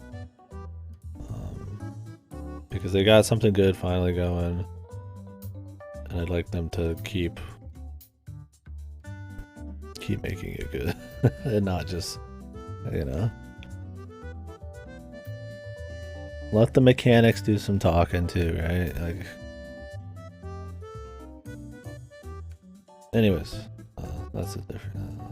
There's nothing else to say here, I guess. I don't think there's anything else to say on this fucking game. It's okay. Like, that's the final call. We'll see where it places in the tier list. Like I said, there's one more Kirby game for us to play. Technically 2 Kirby fighters, but unless Hal wants to give me a fucking code or put their game on sale for $5. I don't think I'll be picking that up. So we're gonna skip that one. It's gonna be the only one we skip. I've played all the other ones that aren't just ports.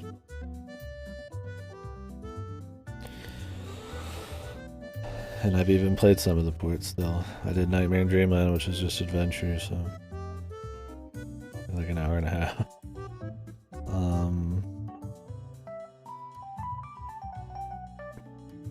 But yeah. So we'll be doing the full tier list after Rainbow Curse. This is the last core Kirby game we're playing until they release another one. So Rainbow Curse is the sequel to Canvas Curse on the Wii U. So that'll be a touch one. That'll be interesting. I did Canvas Curse with a mouse and that was a mistake. But I still thought it was an interesting game. So it'd be cool to play one with the Wii U touchpad. Like with Mass Attack.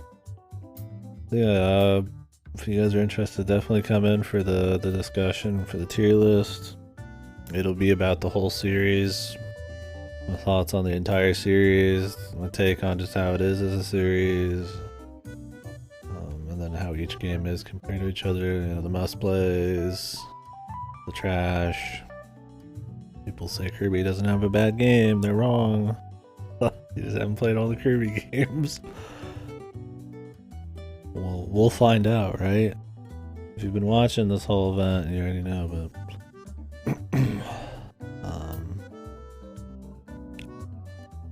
I'm gonna play some Final Fantasy 14 now. I think I'm gonna stay up a bit.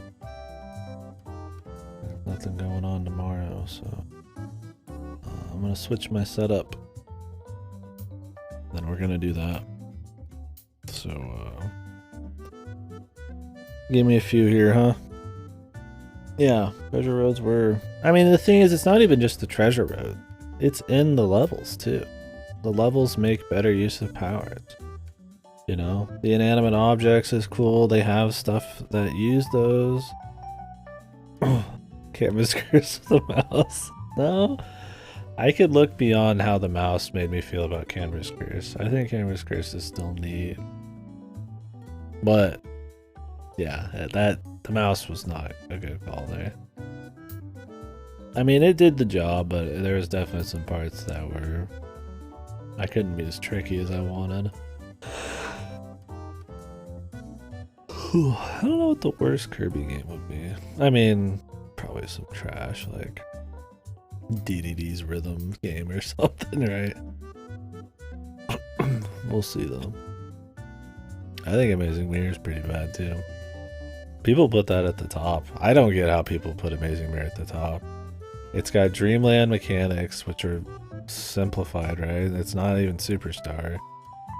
It's got horrible bosses, the shitty, like, co-op thing, horrible level design. It's just irritating, boring. The fucking Metroidvania thing, there's barely any perma upgrades. It's just fucking this madness where you have to keep like restarting routes over and over. It's just so bad. Star Allies, I don't know. Star Allies is the worst. We'll see. We'll see. I'm saving that. I'm not gonna get into it too much here. And I don't mind talking about it now, but I mean, I think it'll be fun to. I mean, I only got one more game. Hopefully tomorrow. Hopefully I get it in the mail tomorrow and we'll play it. Although tomorrow might be some Final Fantasy. We'll see. Although I am playing on the gamepad.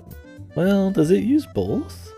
I don't know. It might be like partially on the gamepad, partially on the screen. I hope I can stream that well. We'll see. I'm hoping it's just on both and I can just fucking play it over there or something. Then we can do some FF too, so. Yeah, so one more Kirby game and then we'll have a big talk. It'll probably be a big, like 4 or 5 hour talk. How it usually would be. I think it'll be a fun thing. It's rare. I mean, I try to go through full series, but it's rare. I just play the full series, right? And so in one fucking like span of time. And then so I think doing a tier list at the end will be cool.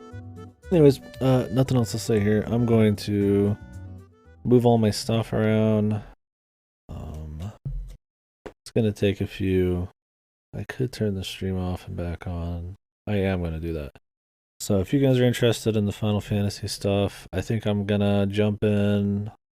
But I'm kind of tired, but I think I'm gonna jump in, buy some stuff in there, my MGP, and maybe do a little story, or maybe we'll do the alliance raids, or I'll try the PvP. We'll just kind of mess around until I'm tired, and then tomorrow we'll go a little harder. If we get Canvas Curse's sequel tomorrow, Rainbow Curse, then I will start that either tomorrow night or the day after. Well, it'll be tonight, the day after. Hey, thank you for the conversation, man. I really do appreciate it. Made it a lot more fun, probably, than it would have been otherwise. Otherwise, it's just been the same old fucking Kirby. Thank you. But yeah, so you guys can look forward to that. Anyways, I'll be back in a few minutes.